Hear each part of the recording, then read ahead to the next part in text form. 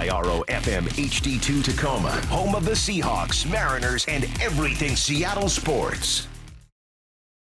Seattle Sports Snapshot. The 49ers added to their quarterback room, signing former Pats first-round pick Mac Jones on a 2-year deal worth $7 million, $5 million guaranteed. Meanwhile, former Pittsburgh starting quarterback Mason Rudolph is signing with the Steelers again. He spent 2024 with the Titans. Steelers still looking for a regular starter, expected to sign Aaron Rodgers.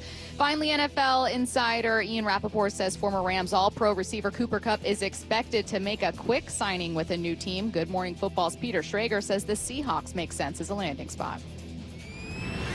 Snapshot, brought to you by Miller Lite. When it's game time, it's Miller time. From the Quantum Fiber Studio, This is Bump and Stacy. on Seattle Sports. Streaming through the Seattle Sports app and at seattlesports.com. Now, here are your hosts, Michael Bumpus and Stacy Ross. Here we go now. The Seahawks made their second big signing of free agency. What DeMarcus Lawrence brings to Seattle, that's how we're opening the show. And obviously, we are expecting all week long maybe some additional signings, some breaking news, whether or not it's in Seattle. Will Cooper Kupp sign with the Seahawks? We'll talk about that a bit later in the show. Where will Tyler Lockett end up? Obviously, we're keeping our eye out for that. Got a couple big free agency questions coming up at 11. We also may hear from some new Seahawks. Spoiler alert coming up at 11. Let's start with one of the newest, though. DeMarcus Lawrence signs a 3-year deal worth up to $42 million with $18 million guaranteed. Some changes to those numbers that Curtis mentioned makes it a little more team-friendly. But, Bump, this was still more, even with those new numbers, more than I expected. DeMarcus Lawrence played just 4 games last year. When Curtis broke the news, I thought, oh, like, some depth. Right. You know what I mean? Adding to that defense. But it looks like they're looking at him to be more than just a role player. What have you seen when you looked at yesterday, spent a lot of time looking at DeMarcus Lawrence's tape? All right, well, I'm going to give a bunch of specifics during 4-down territory, so make sure you guys tune in for that, 11:15, depending on when our interviews come in. But I'm looking at DeMarcus, and you asked him yesterday what I think about the signing. We had like 5 minutes left in the show. Yeah, it was quick. It's like depth. Like, it has to be a depth move. He's 32 years of age, only played 4 games last year. But when you start watching the film, granted, he's only played 4 games last year. There's still some juice left in there. I don't think he's just going to be brought over here for depth. The thing that might be not a challenge but a change for him is that he's going from a 4-3 defense to a 3-4 defense, meaning that in the Cowboys defense, he was mainly on the edge. He did play inside a bit, but on the edge, and didn't really have a linebacker to run those twists with. He was actually running it with that 1 or that 3 tech inside. Now he can probably be a bit more dynamic because you're going to have Boye Mafe or Chinonwosu walking down on the outside, and you can play some games with him. But he's a veteran. He knows how to play football. And what I see a guy who looked like he was in pretty good shape. I'm not going to say he's going to play every single down. He's going to get 10.5 sacks, 11. I'm not going to say all that. You won't promise us double-digit sacks? I will not do that. I will not do that to myself, all right? I've already claimed Sam Darnold last year. I don't know if I can do that with DeMarcus. But what I do see is a guy who understands the leverage and who understands how to get after the quarterback. He's not going to wow you with sacks, but he's smart in the run game. He is aggressive when getting after the quarterback. He understands the timing of hitting the quarterback, too. I was watching him hit Deshaun Watson in week 1, and it is a technique. People don't understand how hard it is to play football on the defensive side of the football, and he's got it locked down. So what do I see? I see a guy who I thought initially was just here for depth, but now I see him as a contributor. Not with a lot of sacks, but control the run game, get after the quarterback. And that's okay. I mean, look, there are some teams that might look to free agency and say, oh, we're going to get our sack leader in free agency, and sometimes that works out. But a team's sack leader is rarely going to hit free agency. Right. You know what I mean? I mean, yesterday, when we were talking to James Palmer about, Eric Williams about how free agency works and, do other teams just do it way better than Seattle? He was like, honestly, like most players become free agents because their team decides you're no longer fundamental to what we're doing. Right. Like, we have decided it is okay to move on from you. Most of the time, that's why guys end up there. Sometimes guys have breakout seasons and a team didn't think far enough in advance to extend them, and then you get like genuinely great players that hit free agency. But it's usually finding older players who used to be wonderful but are maybe a little too expensive now for their current teams who have replaced them with some younger guys. That's kind of where DeMarcus Lawrence found himself. And it's worth mentioning that that's where Jadeveon Clowney found himself a couple times. And with Mike McDonald on Baltimore, he found a resurgence in what was like his 5th or 6th stint with a different team. So I know from past examples that Mike McDonald has been able to get the most out of older guys on defense. I'm curious to see what he might be seeing with DeMarcus Lawrence. Like what kind of hole is he filling when it comes to Lawrence? Like, what do you think he saw with his defense where he thought this guy answers a question for me? Just violence. I mean, he's a big man. If you watch number 90 for the Cowboys, he's big. Now, again, I don't expect a lot of production out of him when you look at the stat sheet, but he's going to be a guy that can get in that rotation and help these guys out. When you lose Roy Robinson Harris and you move on from Dre Jones, you got to fill a void. And the question is, and I'm already going to see it on the text, like, why are you signing him for so much money? And that was my initial response when I saw the deal. And then you look at some of the details in the deal. It's not, I think, as expensive as people think, but I also think that he's 32 years of age, and in 2 years he had 25 sacks. You're paying for that. And the age and the production scares people a bit. But when I watch him on film, I just see a strong individual, and he's got a quick 3 to 4 steps. That's what surprised me the most when I watched the film is he has a burst to his game. I was expecting a more just clog the hole, be stout type of dude. He can do that, but he can move a little bit, and I think expectations are going to be low to start with him. If he can come in and be healthy and be in good shape and maybe pump out 30 plays a game, I think that's a win for the Seahawks. But they had money to spend, and I also think that that's why the Cowboys didn't really rock with him is because the Cowboys got to move money around. You know, Dak Prescott is worth like $500 million this year when it comes to the cap. So you got to move veterans like this around. Yeah. So you mentioned that typically when guys move on from teams, you're thinking, all right, well, they're done with him, time to move on. I think the Dallas Cowboys were like, yeah, we could use him, but we also got to pay for all these other pieces, and our quarterback is extremely expensive. Let's see if we can develop some young guys. So, no, I see a good football player. He can still play some ball. If you're excited about DeMarcus Lawrence in Seattle, great. You probably don't need to hear what I'm about to play, but you'll like it. If you are not excited about it and you're thinking, okay, but like, can you convince me? Can you make me care about this? Can you tell me why they added him? Let's go to some sound from experts. Ryan Clark, cut number 1, talking about Lawrence. He was the one guy on the front left it out defensively that played football like it was supposed to be played. He played on the other side of the line of scrimmage. He was about hat in hands. He was about leverage. He played this game and gave them a sense of physicality that really nobody else did, even with Micah being their best player. What have we talked about a million times when it comes to this team? Where's your identity? Right. What do people talk about a million times when it comes to the defense? Where's the violence? Bump, that's what you saw from Lawrence. Yeah, it's violence. It's old school type of football. I love that clip from Ryan Clark because that's exactly what I see when I put on the film. When you are an edge rusher in this defense, in a 3-4 defense, you play with violence, but you're more quick, you're more skilled. It's a different type of profile, and I think that he can do that. That's what I like about Lawrence when I watch the film, that he can be the guy with the quick hands and the burst and set the edge and all that good stuff, and then he can be violent. It's old school football. When you think about the defenses that McDonald had with Baltimore, that's what we saw. We saw old school violent type of defense. So I think that Mike McDonald wants to tap back into that. You have 2 linebackers who you think can play violent. You have Leo who can get it done. Now you got an old head, 32 old head for NFL, that brings a toughness to this defense. Again, don't expect him to play every down, but when he's out there, he's going to put hands on people. Yeah, I'm going to be looking to the players that Seattle has paid big money to. Leo. Maybe the players that they've drafted high. Devin Witherspoon is like, okay, I'm expecting contributions from you. I'm expecting Pro Bowl play from Devin Witherspoon. You're number 5 overall pick. They're going to pay you big money, I'm sure, next offseason. That's who I'm looking to, saying be impactful. When it comes to DeMarcus Lawrence, I'm saying, can you get some kind of return from this offseason investment? Can you get something back? Can he take some attention away from someone else and let that guy eat? Can he, add a body when someone gets hurt and needs a little bit of help? That's what I'm looking to with this signing. And to your point, to Ryan's point about the physicality he brings, I don't know about you guys, I have way too many moments that I can think of with this defense where a corner's playing way too far back, way too much cushion, people are missing tackles. Like, it's just, there have been too many moments when this defense did not impose its will at all. And I'm very okay with a player that maybe is a little older, maybe he's lost a step coming off a foot injury, but he's got that ability, or at least the willingness and the mentality. Great. Get that in the locker room. Let's go to one more cut on DeMarcus Lawrence. This is going to be cut number 2, Dan Orlovsky. DeMarcus Lawrence was the best player in the Cowboys defense last year outside of Micah Parsons. So this is a great signing by Seattle, another loss by the Cowboys. It's fascinating to hear that, considering DeMarcus Lawrence, as you mentioned, played 4 games.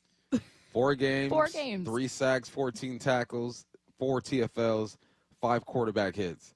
He did all that, and he has the respect of Ryan Clark and Dan Orlovsky, and he has the respect of me. I'm not kidding you, Stacy. When I heard of the signing yesterday, I thought, oh, all right, we'll turn on the film and let's see. And I turned on the film, and I got excited, man. I got excited for the potential of this defense adding him. You have Leo. You have Spoon. You have guys on that second level. This is a good signing, man. He was a Pro Bowler back-to-back years in 2022 and in 2023, and it's not because of his sack numbers. He only had 6 and 4 that past year, but you put on the film, he gets after the quarterback, and that just leads me to believe that his offseason training is on point. If you're 32 years old and playing with the pop that he plays with, you're taking care of your body. I hope he comes here and he's rejuvenated and he looks like the guy that I saw in 4 games last year and helps his defense out and leads, whether it be vocally or leading by example. That's also something you need on this defense. And emotional leader as well. I don't need him to be hooting and hollering and doing all that stuff, but when you play next to somebody, you line up next to somebody who's giving it everything that they have, you have no choice but to elevate your game. The more film I watch, the more excited I am about this dude. I can't wait to tell you guys what I saw in depth when we get to 4 down territory. It's coming up at 11:15. Let's kind of, there's a little bit on DeMarcus Lawrence from Tom Pelissero on with Brock and Salk this morning. As part of this answer, he also talks about MVS. So we'll kind of transition in the last few minutes here to taking a look at what Seattle's done in free agency so far. Cut number 3, here's Tom Pelissero. You go out and you get value with a guy like DeMarcus Lawrence, who only played 4 games last season, but he's a veteran player. He's going to make a difference, from a cultural perspective. And there's also not many human beings that are built like that. You go out and get Marquez Valdez-Scantling, who's not a replacement for DK Metcalf, but he showed in New Orleans last year. He's still got the speed. He can still make plays downfield. That's part of the puzzle here. 2 important things from Tom there to me, and we're going to have some more cuts from his interview with Brock and Salk. Great insight there. He is not here to replace DK Metcalf. So for anyone disappointed going, that signing doesn't do anything to me, I don't care, you just need some depth. That's what it is. You need a body in that room. People are frustrated. I hop on X and I look at our text lines, and that was Schler speaking, correct? Yeah, Pelissero, sorry. Pelissero, sorry. The thing that he said that hits, it's a piece to the puzzle. Those are the pieces that you get when you get DeMarcus Lawrence and you get Marquez. It's a piece of the puzzle. My mom loves doing puzzles, right? And I sit there and I watch her do it. She sets the outline of the puzzle first to set it, and then you start moving things around. And the closer you get to the middle, the more important those pieces are. I look at these moves. They're not the edges, but they're not the middle either. They're somewhere about halfway towards the middle, but they help complete the puzzle. They still got some work to do. Let's not get it twisted. You got to hit the draft, get your receiver, get your offensive lineman, but these are depth pieces, and these are pieces that fit with your defense. You need a run stopper. You need a veteran leader on defense, and on offense, you need a guy who can get down the field and who is a good blocker. Guess what else I'm going to do 4 down territory? I'm going to break down film of Marquez as well and tell you exactly what I see there. So, no, I like it. I think that was the best way to describe it, pieces to the puzzle. I'm okay with Seattle's approach to free agency so far, and that is not me saying that, like, oh, this team has fixed all of its problems. I think that they're going to have to turn to the draft to do a lot of that. And don't forget, it's kind of like I'm really bad at buying clothes and not wearing them. I don't want John Schneider to do that. You need to make the most of the pieces you've already drafted. So part of our analysis of this team and what we expect from this team needs to be, what does Reek Woolen do now? What does Devin Witherspoon do now? You paid Leo his contract extension last year, had a phenomenal season, should have been, a first team, should have been an all-pro, should have been a Pro Bowler, but, like, where does he go now? You got to talk about the pieces you already bought, paid for, drafted, continuing to improve. That's part of the conversation. So no, I'm not looking to free agency going answer every question here. I'm going, all right, you found a quarterback, you needed a quarterback. You found someone to add to your defense, you needed some violence in that room, some personality, you got that. And you needed to add some wide receiver depth. Check, check, check. I'm waiting for the offensive line. That's my one big holdup. Yeah, I mean, you're not answering every question, but you're addressing what's going on here. You address the defensive line because you lost a couple pieces. You address the wide receiver room because DK isn't there. but there's still more work to do. And that's why I encourage people all this week. I'm like, look, just wait and see how this thing plays out. All your questions are not going to be answered in one day with one signing, with two signings. You're going to need 2, 3, 4, 5 of them things and hit during the draft. But so far, I understand the vision and what they're trying to develop over there, especially with that defense and the signing, because we've seen Mike McDonald with the Baltimore Ravens and what type of defense he developed. I've seen Kubiak's offense with the Saints, not impressive film, but I understand the concept. Right. So I understand where they're going with these moves. They still got to perform, but adding pieces to the puzzle, I love it. Someone said hopefully the next two signings are Cooper Kupp and Taysom Hill.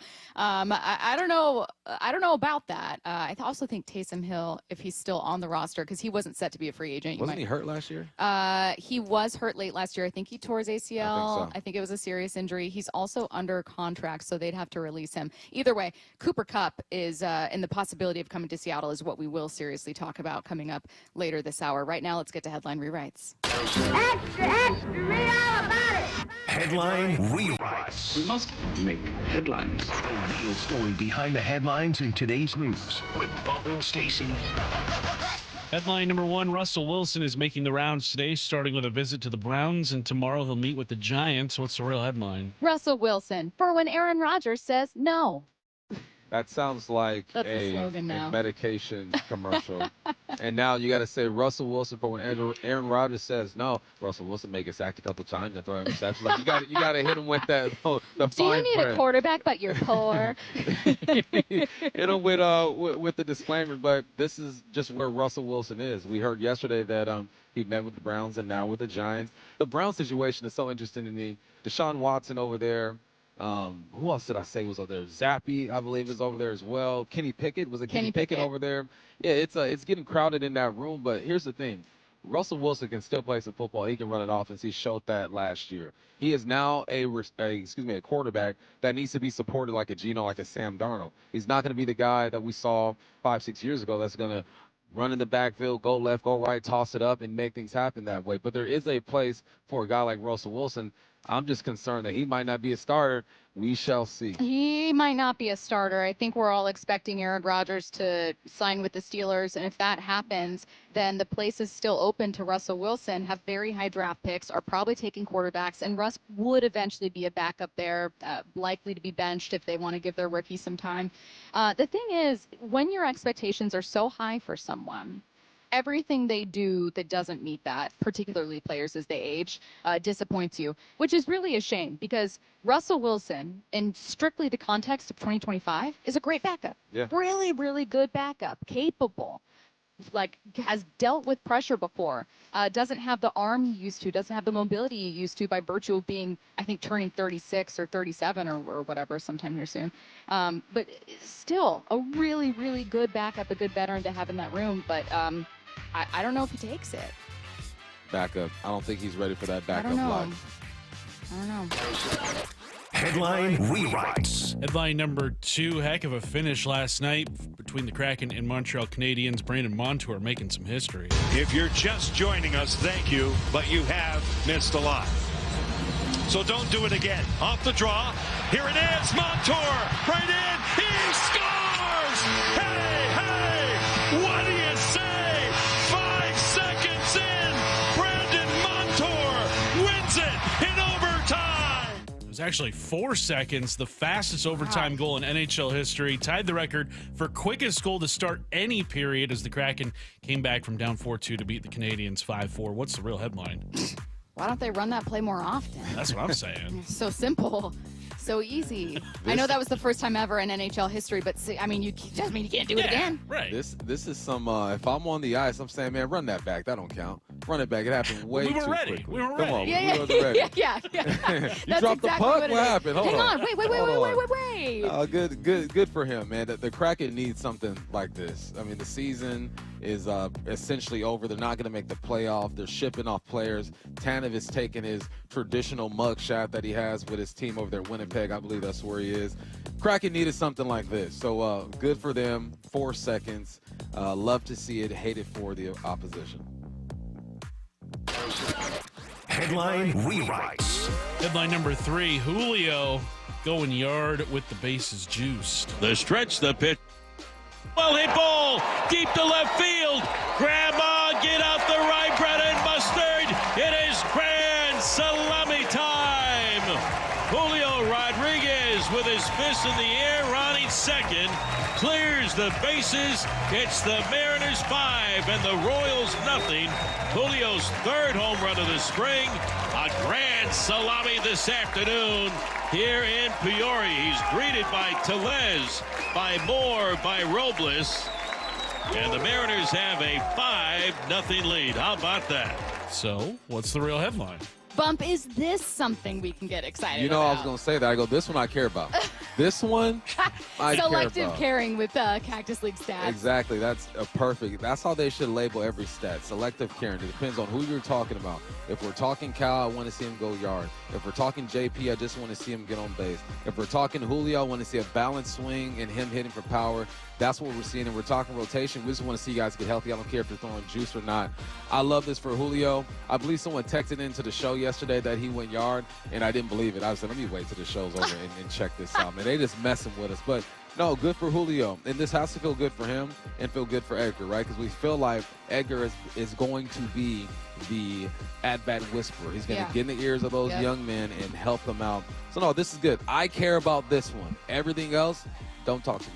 Spring ball, that's the headline, says the 360. And yes, you're right. Ultimately, you're right. Yeah, for sure. You can't read into any spring training stats whatsoever. I mean, JP had a god-awful spring training before, like, his best career year. We've seen great stats in spring training from guys who do absolutely nothing. Spring ball stats don't matter, and that is correct. But Julio really matters to this team. And people more than anything need to see a fast start for Julio. So it's really hard not to read into it. It's really hard not to hope that for Julio, like, you know, Julio can hit home runs. You know, Julio can play well. Like, you've seen him play fine. I think that because I assume with Julio, maybe it's a little bit of a mentality and, you know, something bigger than just mechanics. I do wonder if spring, like a good spring training helps at all. But this is what this is. This is, I go on a guy's trip, a couple every year to a golf course around the country. What me and my homies do before going on that trip, we go to the driving range, we try to dial in the swing. It does not mean that once we go on the golf trip, we're not going to snap hook some drives or spray it the other way. But we feel good about it. Or what? Say it, please. Rip the tee off the sledgeway. Rip the tee off the sledgeway. It doesn't mean that we're going to be perfectly fine, even if we are striping it at Snohomish Valley Golf Range. It means that mentally we are in such a better place. So that's the way I look at spring training when it comes to Julio. It might not happen. He might not hit a grand slam all year. But mentally going into it, he's in a better place, so his chances of playing at a high level are better. After I said rip the tee off the sledgeway, as something I genuinely want golfers out there to say to their friends, and just see if they correct you at all. If they just nod, yeah, man, you ripped that tee off the sledgeway. I'm telling you, I think if I were to say it. If you say it confidently. Nobody would flinch. No. They'd be like, yeah, for sure. Say it confidently. Yeah. But with that, I learned all kinds of golf terms that people were texting in. Worm burner. Yeah. Is that where you hit it into the ground? You hit it low and it I get it. barely gets off the ground, or just because it's the worms are in the ground. I was picking up what they were putting down. Is the smoke surrounding Cooper Kupp to Seattle getting too big to ignore? That's next. Seattle Sports, your home for Brock and Salk. Weekdays 6 to 10. By the age of 26, Sam Darnold had started 55 games before Matt Hasselbeck started one. At age 28, Matt starts to have some success. Sam Darnold had the breakout at the age of 27. If you want to believe that this is the right move, and I want to believe that, you have to believe that last year was not an outlier, that it was the beginning of the real thing. On Seattle Sports and 97.3 FM HD2.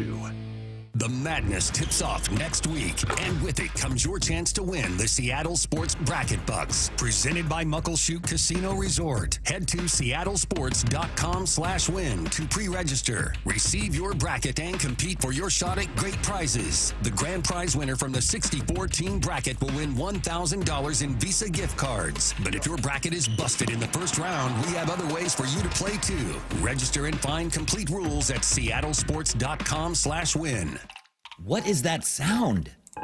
Ugh, that sounds like a plumbing sound. Luckily, there's a company that fixes all the plumbing sounds across Puget Sound. That's All Sound Plumbing. Puget Sound's plumbing experts. Have a sound? Visit allsoundplumbing.com. We at 3 Tree Roofing understand that your home is your castle. That's why our certified technicians use state-of-the-art installation methods to deliver the highest warranties available. Check out our hundreds of online reviews and schedule a free estimate to see for yourself. 3 Tree Roofing, your Puget Sound roofing experts.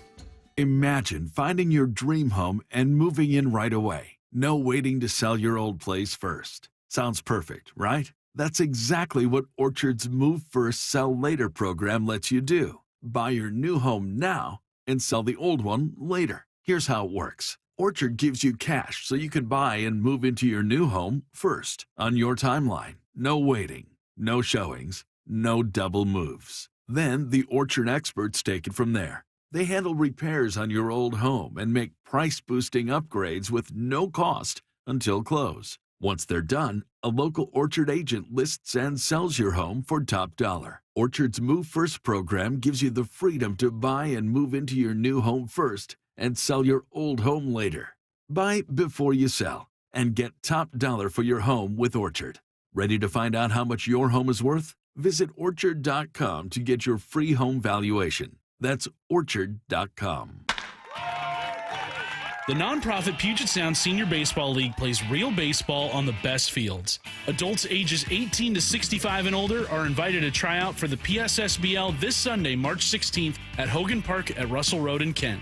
With 10 divisions featuring different age and skill levels, there's room for almost every ball player, from ex-Little Leaguers to high school and even former college and pros. Get all the info at PSSBL.com. That's PSSBL.com. Jackson Hewitt wants you to save money on tax prep. We're saving money by having our intern rap in this commercial.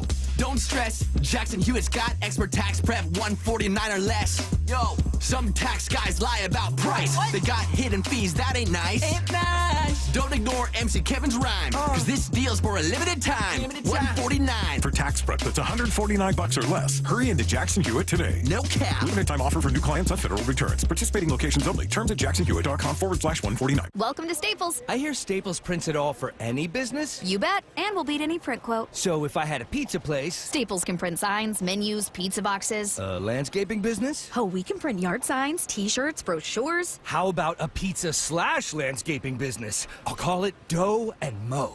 I like it. Right now at Staples, get up to $250 off your print purchase. Ends 4/5, exclusions apply. Visit staples.com/print for offer details. Price match guarantee valid in store and staples.com/print. Visit staples.com/price match for details. Heading outdoors or on the water this weekend? Check in with Joey and Nelly on the Outdoor Line from 6 to 8 a.m. every Saturday on Seattle Sports and the Seattle Sports app. We meet by accident, fixing every last bit, accurate auto body.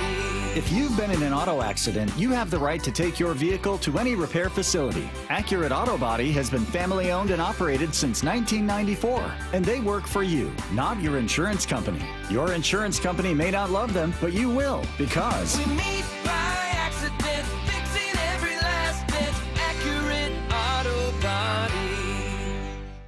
Window Nation customers have been singing our praises for years. With fast, local service and an industry-leading 96% customer satisfaction rating, it's no wonder.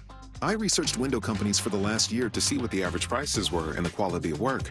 Window Nation nailed both. Get 2 windows free with every 2 you buy. Pay no interest for 2 full years. Hurry, this offer ends soon. Schedule a free estimate now. Call 866-90-NATION or visit windownation.com. That's 866-90-NATION. Shane Company engagement rings are expertly crafted to fit both your style and your lifestyle. My wife's an artist and works with her hands. Shane Company helped me create a ring that's beautiful and sleek. She loves it. Shane Company rings are crafted with care using high-quality materials, and we set each center stone by hand in our jeweler's workshop right here in our store. We also protect your ring, including the center stone, with our unmatched free lifetime warranty. Let us help you find your perfect ring, in-store and at shaneco.com. Shane Company, your friend and jeweler. Luxury awaits at Snoqualmie Casino and Hotel, where comfort meets elegance. It's Mike Salk here, and this summer you can experience breathtaking Cascade views, world-class dining, and of course the best entertainment. Elevate your next getaway by combining effortless style with the utmost in relaxation. The Hotel opens this summer with Deluxe King and 2 queen rooms, premiums, grand suites, signature suites, and the breathtaking views of the Cascades and the Snoqualmie Valley. For more details, go to snocasino.com. Seattle's closest is now Snoqualmie Casino and Hotel. From the Quantum Fiber Studio, you're listening to Bump and Stacy. Weekdays 10 to 2. On Seattle Sports and 97.3 FM HD2. Is the smoke surrounding Cooper Kupp to Seattle getting too big to ignore? 4 different NFL insiders have made a point to connect Cooper to the Seahawks in the last 24 hours. Bump, let's dive in. First of all, cut number 4, Adam Schefter lists the Seahawks as the first team to watch. He's going to have a multitude of options from teams who declined to trade for him and the contract he had with the Rams, but are interested in signing Kupp to a contract of their own. There'll be any number of possibilities, but teams that bear watching here include the Seattle Seahawks, the Denver Broncos, and the New England Patriots, amongst others. Cooper Kupp's going to have options. We should have a decision here fairly soon. You got number 5, Tom Pelissero on with Brock and Salk this morning, asked if it's a possibility the Seahawks sign him. I think there's a chance. I mean, he's a local guy, really good locker room guy. They've faced him, for years, twice a year in his days with the Rams here. But there's a bunch of teams that are in on Cooper Kupp. I wouldn't say that, by any stretch that decision's been made at this point. It's rare for a guy who's 31 years old, which is older for some positions, but a wide receiver, guys can produce into their mid-30s. It's rare for a guy like that just to get dropped onto the market. Not that people didn't know was going to happen. Once that guy becomes free and you're not giving up a draft pick for him, I do think the Cooper Kupp's going to get some money in the marketplace. Does that mesh up with where the Seahawks would have him valued? We'll see. Bump, I'm sensing a pattern here. I got 2 more quick cuts. Peter Schrager on Good Morning Football, cut number 6. I'd like to see him go to Seattle. He is a Washington State guy, and Seattle just said goodbye to 2 really good wide receivers in DK Metcalf and Tyler Lockett. And you insert Cooper Kupp, who went to Eastern Washington, is from the state of Washington, and is in the division with the Rams. And Bobby Wagner did the same thing in the reverse. When the Seahawks were like, we're done with Bobby Wagner, the Rams signed him, and he's like, I cannot wait to play Seattle and beat them twice a year. Right. This is going to be the opposite of that. Cooper Kupp, who's had some of his best days as a pro with the Seahawks, I just feel like Sam Darnold is going there with Jackson Smith and Jigba, and we've got Jake Bobo is the number 2 guy. All due respect to Jake Bobo, Cooper Kupp's a huge upgrade from that. All right, last one, cut 7, Ian Rappaport. You guys mentioned the Jaguars. Makes a ton of sense. Texans make a lot of sense, even though they traded for Christian Kirk. The Saints, what about the Seahawks, who have some familiarity there, just scheme-wise, system-wise, and personnel-wise from the Rams. There's going to be a lot of teams available, and he is at the stage in his career now where he's probably not going to be setting the all-time record in receptions. I don't want to doubt him. Anything is possible, but I'm not so sure that's where he's going to be. But as a valuable security blanket for a quarterback, as a smart receiver who can keep the chains moving, he is perfect, a potential final piece for a really good offense. Cooper Kupp is going to be in demand, and I would agree with you guys. I think it happens pretty fast. Finally, no sound here, but throw on Fox Sports' Eric Williams, who covers the NFC West and knows the Rams very well, who joined you and I yesterday, Bump, and we asked him, is there anything left with Kupp, anything, left to give, and also could he sign with the Seahawks? He said yes and yes. Bump, does the fit make sense? Yeah, it does. Cooper Kupp is the girl who deleted pictures of her boyfriend on Instagram. Everybody's shooting their shot right now, and they should shoot their shot at Cooper Kupp, especially if you already have an established number 1 receiver. He's no longer a number 1 receiver. We saw that last year with Puka Nacua. The knock you're going to see or hear about Cooper Kupp is that he cannot stay healthy, and that's real. I think he's only played a full season once or twice throughout his career. Therefore, you shouldn't rely on him to be a number 1 receiver. But can he assist? Can he be, like I said yesterday, the bridge wide receiver? I think we need to start talking about bridge wide receivers, the guy that connects a young guy to a number 1 receiver, or a Marquez to a number 1 receiver. He can be exactly that. He still runs good routes. He's never been a burner, so his game kind of ages like fine wine, the same way I described Devontae Adams. But he can catch the football. He is smart. He is savvy. He's great in the red zone. He's still got some quicks to his game. 31 years of age. You got to knock on wood if you do sign him. Hope that he stays healthy. But he is a good number 2, number 3 receiver, the bridge receiver that the Seahawks could use. So when I was initially seeing a lot of questions about could Cooper Kupp come to Seattle, I didn't dismiss it simply because people were asking about it, and I thought, oh, it's just a name that we know.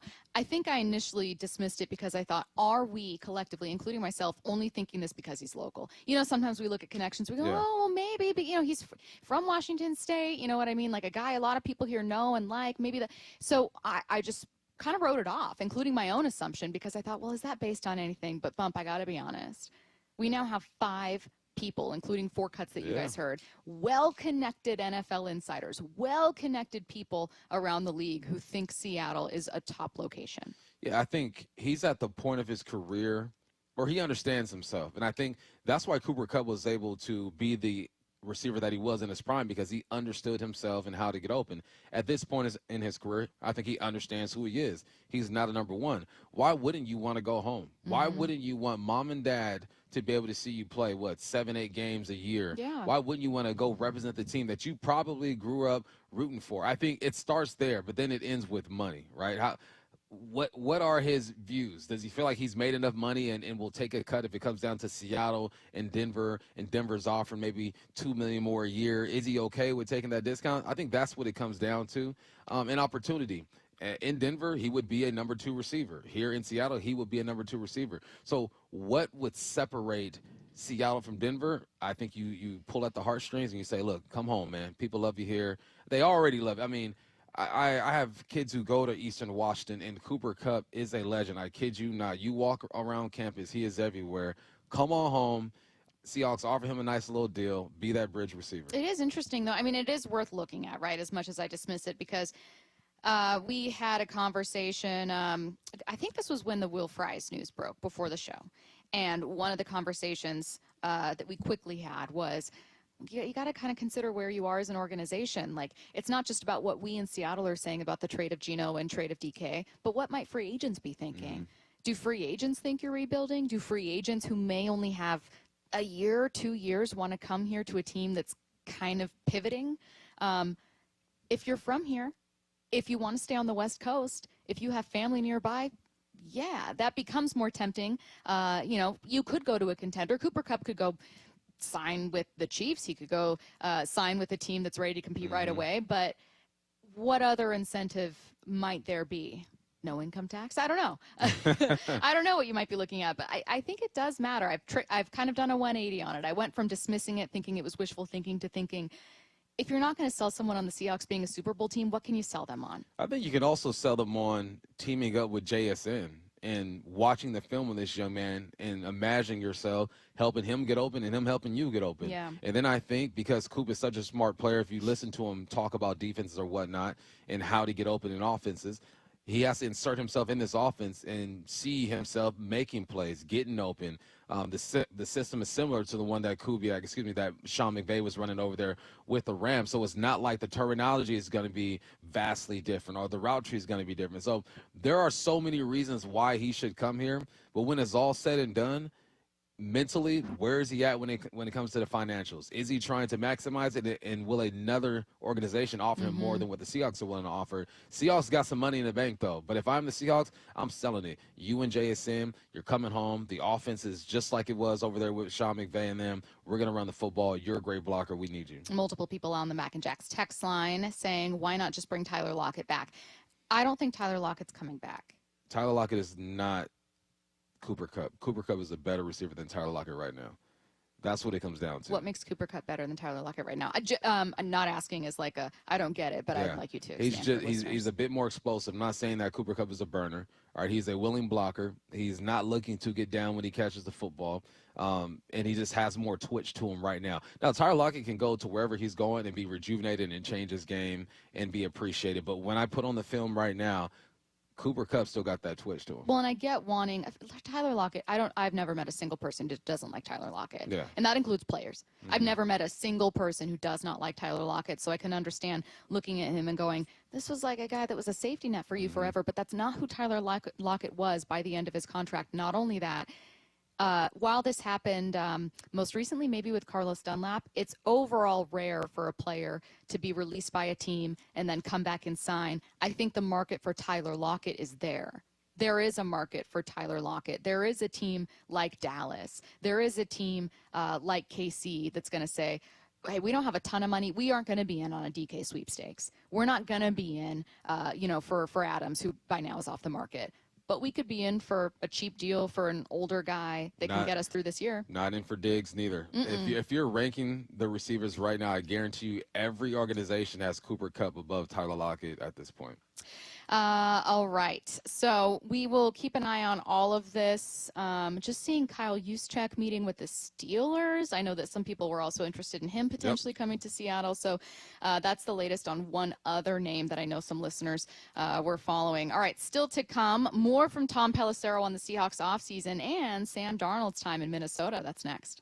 Seattle Sports, your home for Wyman and Bob. Weekdays 2 to 7. Four-time Pro Bowl defensive end DeMarcus Lawrence is now a Seattle Seahawk. This will be his 12th season. It shouldn't be a surprise from the standpoint of, like, last year, the first move they made was D-line, and it was to sign Leonard Williams. They're going to build up that defensive line, and, it's actually looking pretty good. We still have a first-rounder from last year that has yet to explode. On Seattle Sports and 97.3 FM HD2.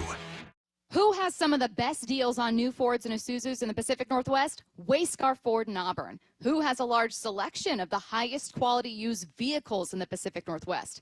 Wayscar Ford in Auburn. What dealership promises no games, no gimmicks, and never any pressure to purchase? You're getting good at this. It's Wayscar Ford in Auburn. How about this one? Who's the only Ford dealer in all of Washington State to offer a 5-day or 500-mile, no questions asked, 100% money-back return policy? Wayscar Ford in Auburn. Who offers a free lifetime powertrain warranty on virtually all their new Fords? And who's the only dealer that will purchase your used car, pay you right up front, and then once they resell your old car, return 50% of the profit back to you?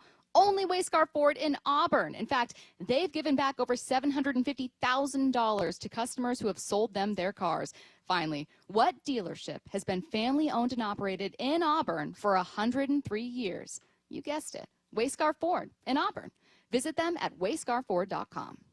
This is Matt Coker from West Coast Men's Health. Has Viagra stopped working for you? Do you hate the side effects? If you've taken Viagra for any length of time, you already know that pills are not the solution to ED. Here at West Coast Men's Health, we have a better approach to ED. Acoustic wave therapy creates blood flow circulation by safely removing the plaque in your arteries and restoring function naturally. No pills, no shots, no surgery. We can also treat Peyronie's disease. Our non-invasive treatment for ED is painless and highly effective. We have treated thousands of men just like you. Stop living with this problem and do something about it. Do yourself a favor, do your partner a favor, and call us today. Call 206-519-6541. That's 206-519-6541. 206-519-6541. Online at westcoastmenshealth.com. HSA cards welcome and financing available. Get in the zone, AutoZone. Welcome to the A to Z savings event at AutoZone. Yeah, happy to be here. Can I get some rotors? Would you like brake pads with that? How much are the brake pads? Free with the rotors. Free. Really? Really, free. Okay, I also need some oil. Would you like an oil filter with that? Yeah, how much is that? Free with 5 quarts of oil. Free? Really? Really, free. It's part of the A to Z savings event. You might as well call it A to free. At AutoZone.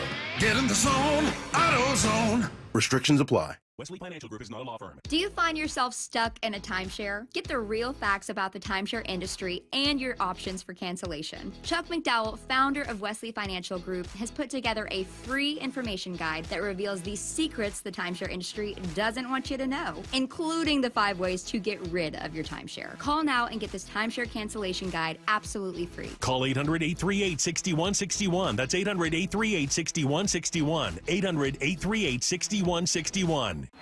Opening day is just days away, and we want to send you and a friend to experience it like never before. Get front row access to the opening ceremonies, player introductions, the first pitch, and more, all from the field. To enter, just open the Seattle Sports app and hit the Win tab for all the details. You can enter once per day, so the more you enter, the better your chances. This contest runs through March 21st. Seattle Sports, home of the Mariners, and your home for opening day. Play ball! The John Schneider Show. Every Thursday until draft day on Wyman and Bob. Listen live Thursdays at 4 p.m. or watch the interviews on the Seattle Sports YouTube page. They say teachers don't impact for a year, but for a lifetime. Hi, this is Rick Riz. Join WSECU, your local credit union, as we celebrate those who give so much with the Teacher of the Week program. Nominate a teacher you feel has changed a life in our community. Each week throughout the season, we'll honor one teacher with a $500 grant, courtesy of WSECU. Teachers are the real MVPs. Find out more and nominate a teacher at mynorthwest.com/teacher. Making fresh produce and food affordable and accessible to all is a mission Safeway is deeply committed to.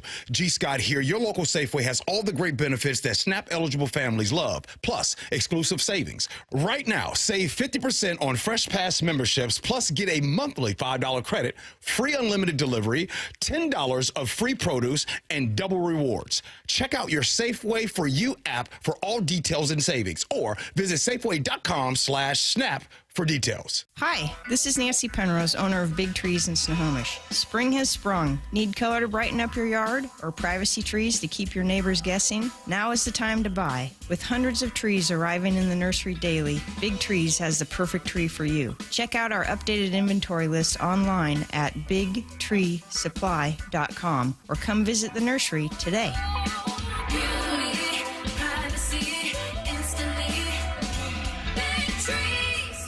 The madness tips off next week, and with it comes your chance to win the Seattle Sports Bracket Bucks, presented by Muckleshoot Casino Resort. Head to seattlesports.com/win to pre-register. Receive your bracket and compete for your shot at great prizes. The grand prize winner from the 64-team bracket will win $1,000 in Visa gift cards. But if your bracket is busted in the first round, we have other ways for you to play too. Register and find complete rules at seattlesports.com/win.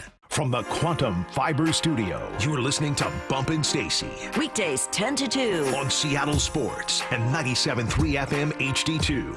Tom Pelissero has been on top of a bunch of breaking free agency news for the Seattle Seahawks, and he was on with Brock and Salk this morning to talk about Seattle's offseason and Sam Darnold's time in Minnesota. Cut number 13, here's what Tom likes about Seattle's approach. I think this is what I like about it, is the fact that not only are you're gaining value and you're getting younger, but also you looked at a 10-7 season, short of the playoffs, but the rare 10-win team that missed the playoffs, and said, rather than looking at that and saying, oh, we're one or two players away, right? Let's make a couple more moves, let's double down, and we're going to get the 12 wins, we're going to get in the playoffs. They're going 10-7 is not the goal. We're competing to build a championship team.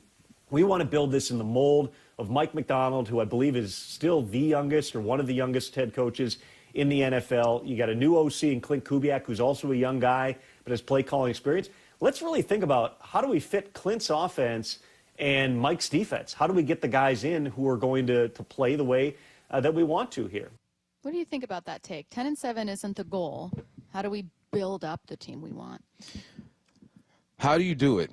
And he also mentioned 10-7, a rare 10-7 to not make the playoffs. The only 10-win team to not make the playoffs last year. So how do you build it? I think one of the reasons why you brought Mike Macdonald over was because of what he did to that defense over there in Baltimore. So what are you doing here? You're trying not to recreate it, but add some similarities to that defense, and we saw that defense play better last year. Why did you bring Kubiak over? To improve this offense, an offense that did not have a run game and was stubborn with the pass. So that's how you do it. You do some things that you didn't do last year, and you try to duplicate some similarities to a defense that was just out of this world when you talk about the Baltimore Ravens a couple of years ago.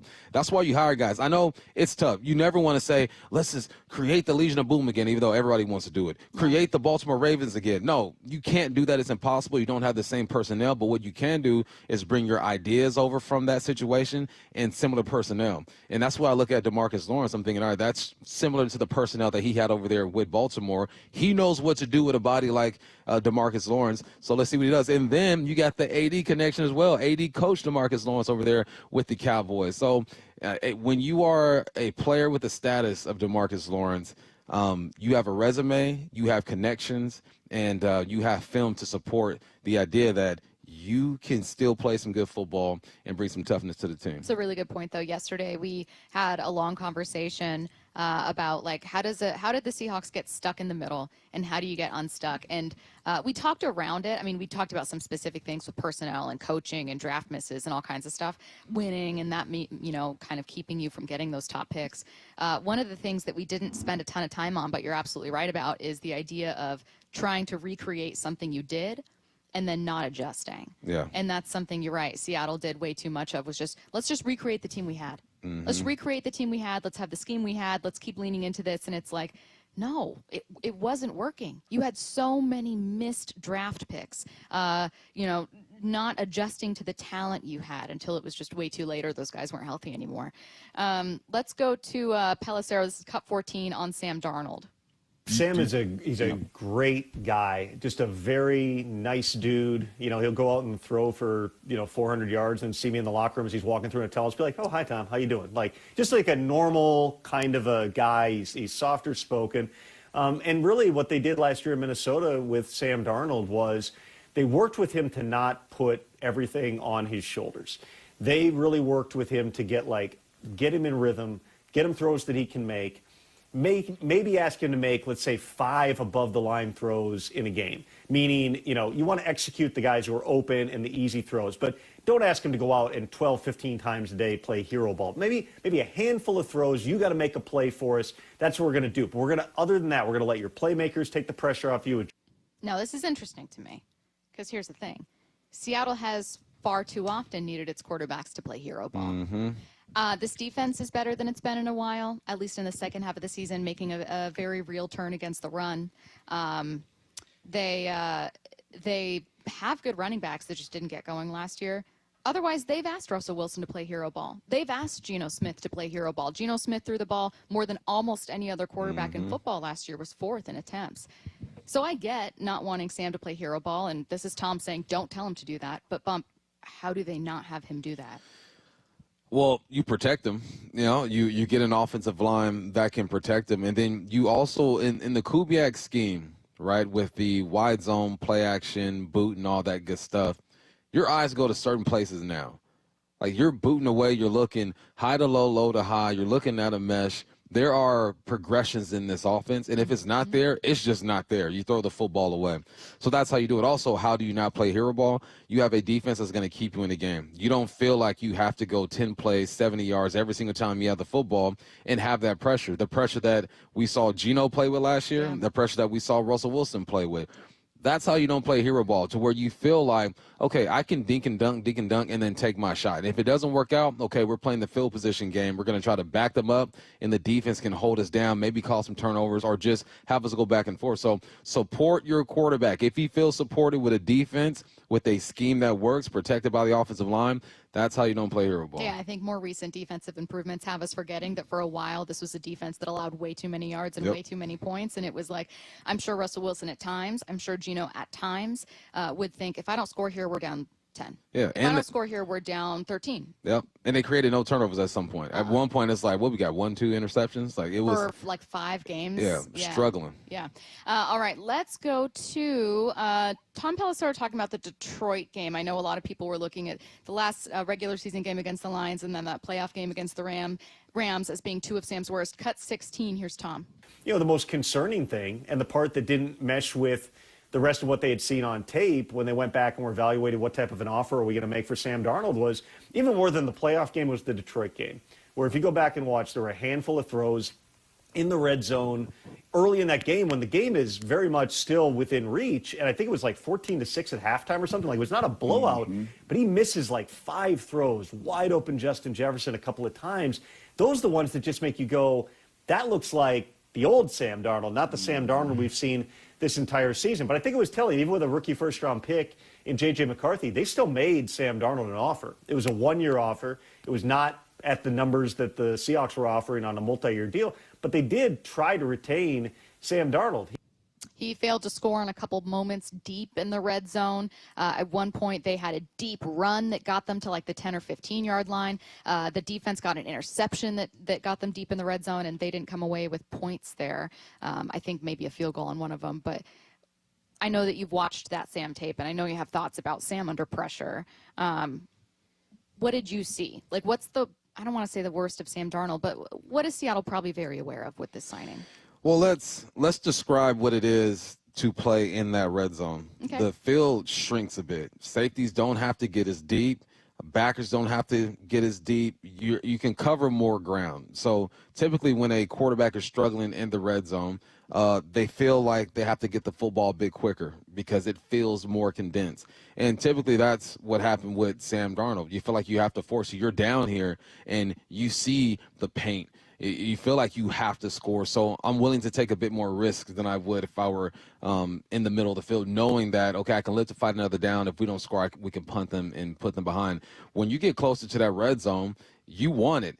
And there's a balance that you have to play as a quarterback. Like, you have to be aggressive down there, but you also have to be responsible. And I think hearing that Sam Darnold struggled in the red zone at some points are going to have these Seahawks fans like twitching, like their trauma is going to come back of Geno turning the football over, essentially losing the game on a pick six, going 100+ yards for a touchdown.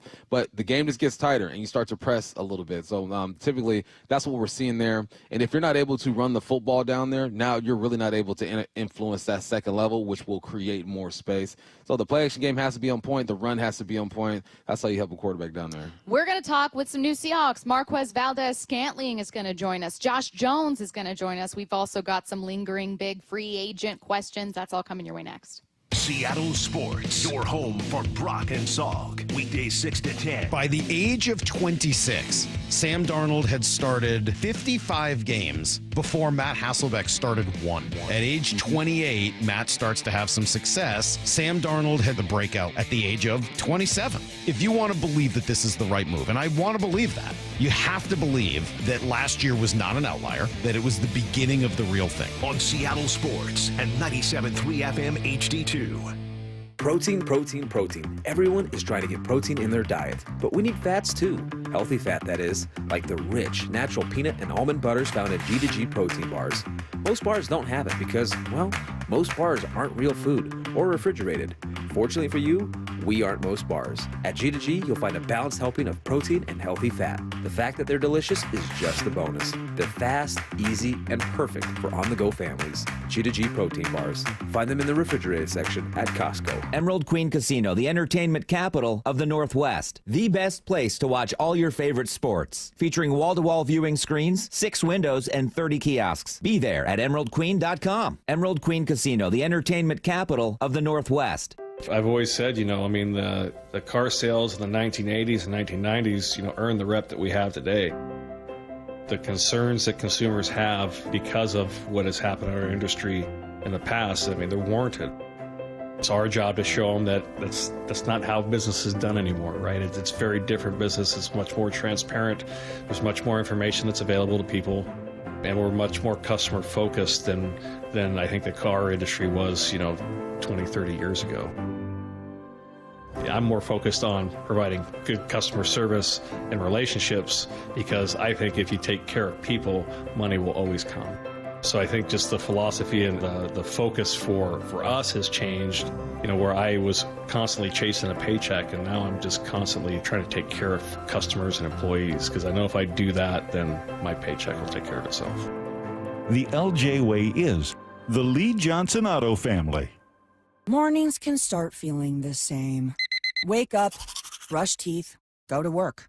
But with breakfast from Wendy's, it's like, wake up, brush teeth, Baconate with a breakfast Baconator. Roll with a sausage breakfast burrito. Buddy it up with a honey buddy. Or get seasoned with seasoned potatoes. And then go to work. Sorry.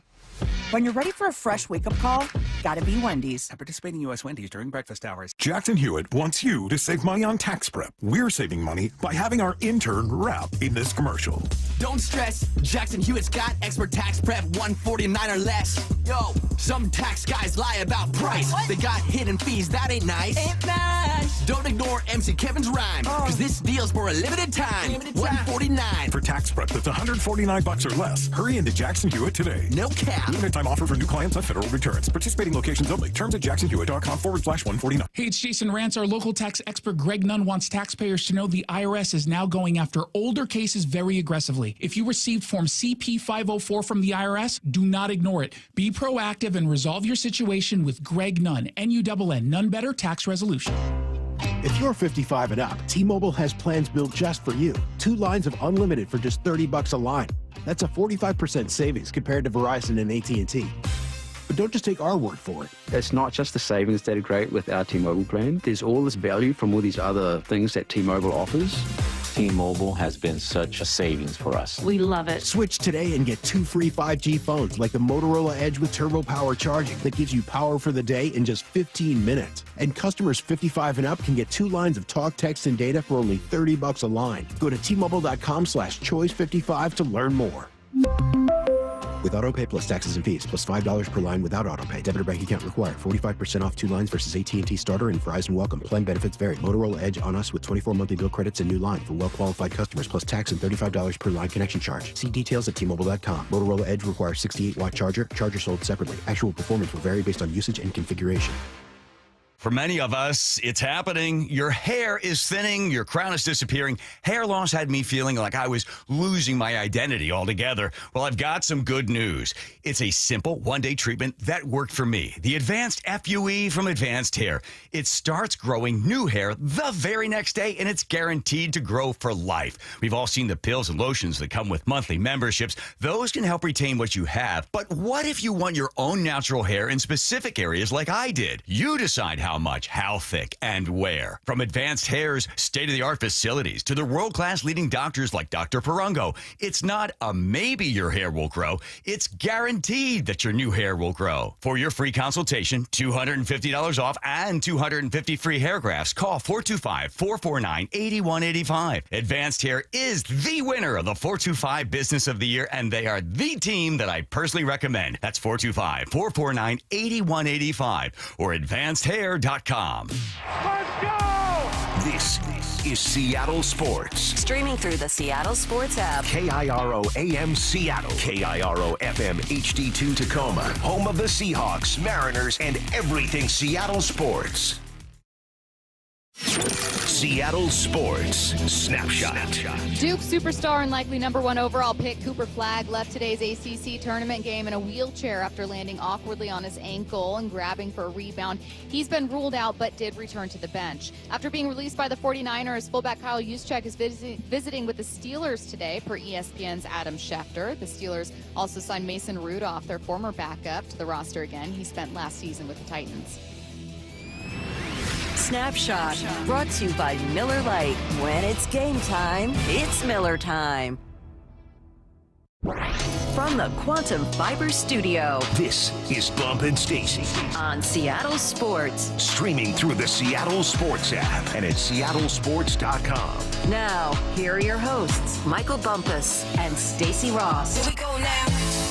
Free agency technically in its second day. I know that doesn't include the legal tampering period. It doesn't include all the rumors that we had about this team and trades by this team over the past weekend. But we do have some lingering free agency questions, which feels funny to say since we're getting started. But I do have some. So, Bump, we're going to go over maybe names that we're watching to come to Seattle, former Seahawks that may sign somewhere else, questions we have about some remaining teams, just kind of taking stock of free agency so far in and outside of Seattle. I am going to start with a Seattle-related one, and my big free agent question when it comes to the Seahawks is whether or not they're going to sign an interior offensive lineman. I am still waiting for that move.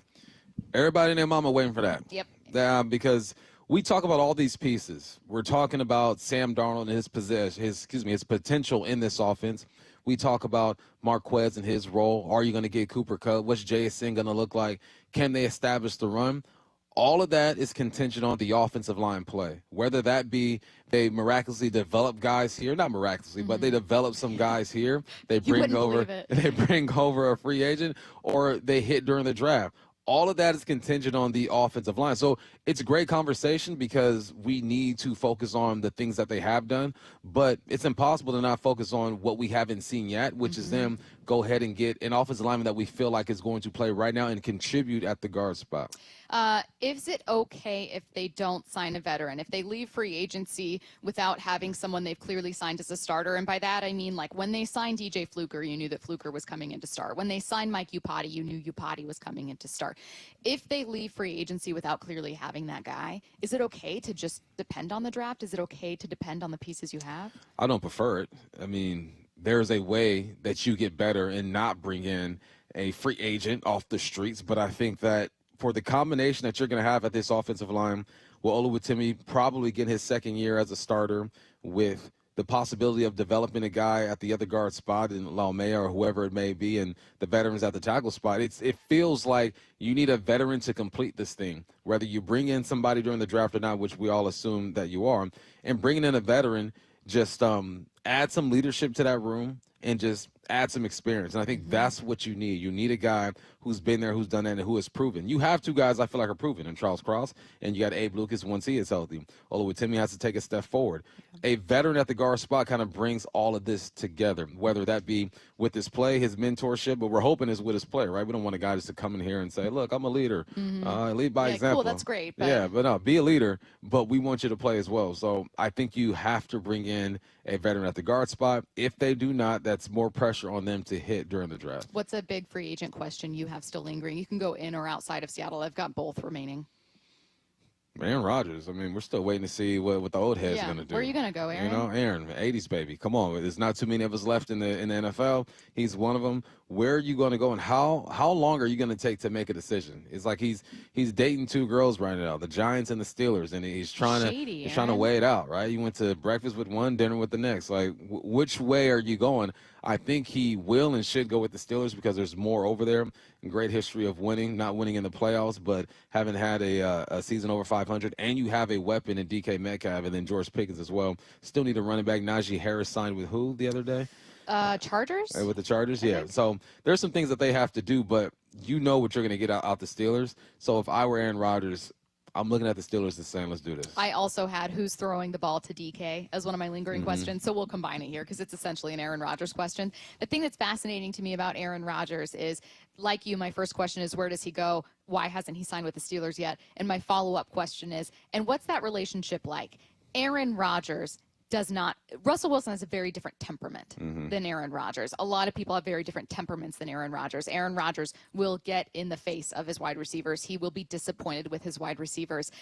And I'm curious to see what that relationship looks like with DK, with George Pickens. Does it become mercurial? Does it become antagonistic? Are there problems? You got, as a kid said, you got some YNs over there with the Steelers. Yeah, careful with that. with DK and George Pickens. You know what I'm saying? They don't know what I'm talking about.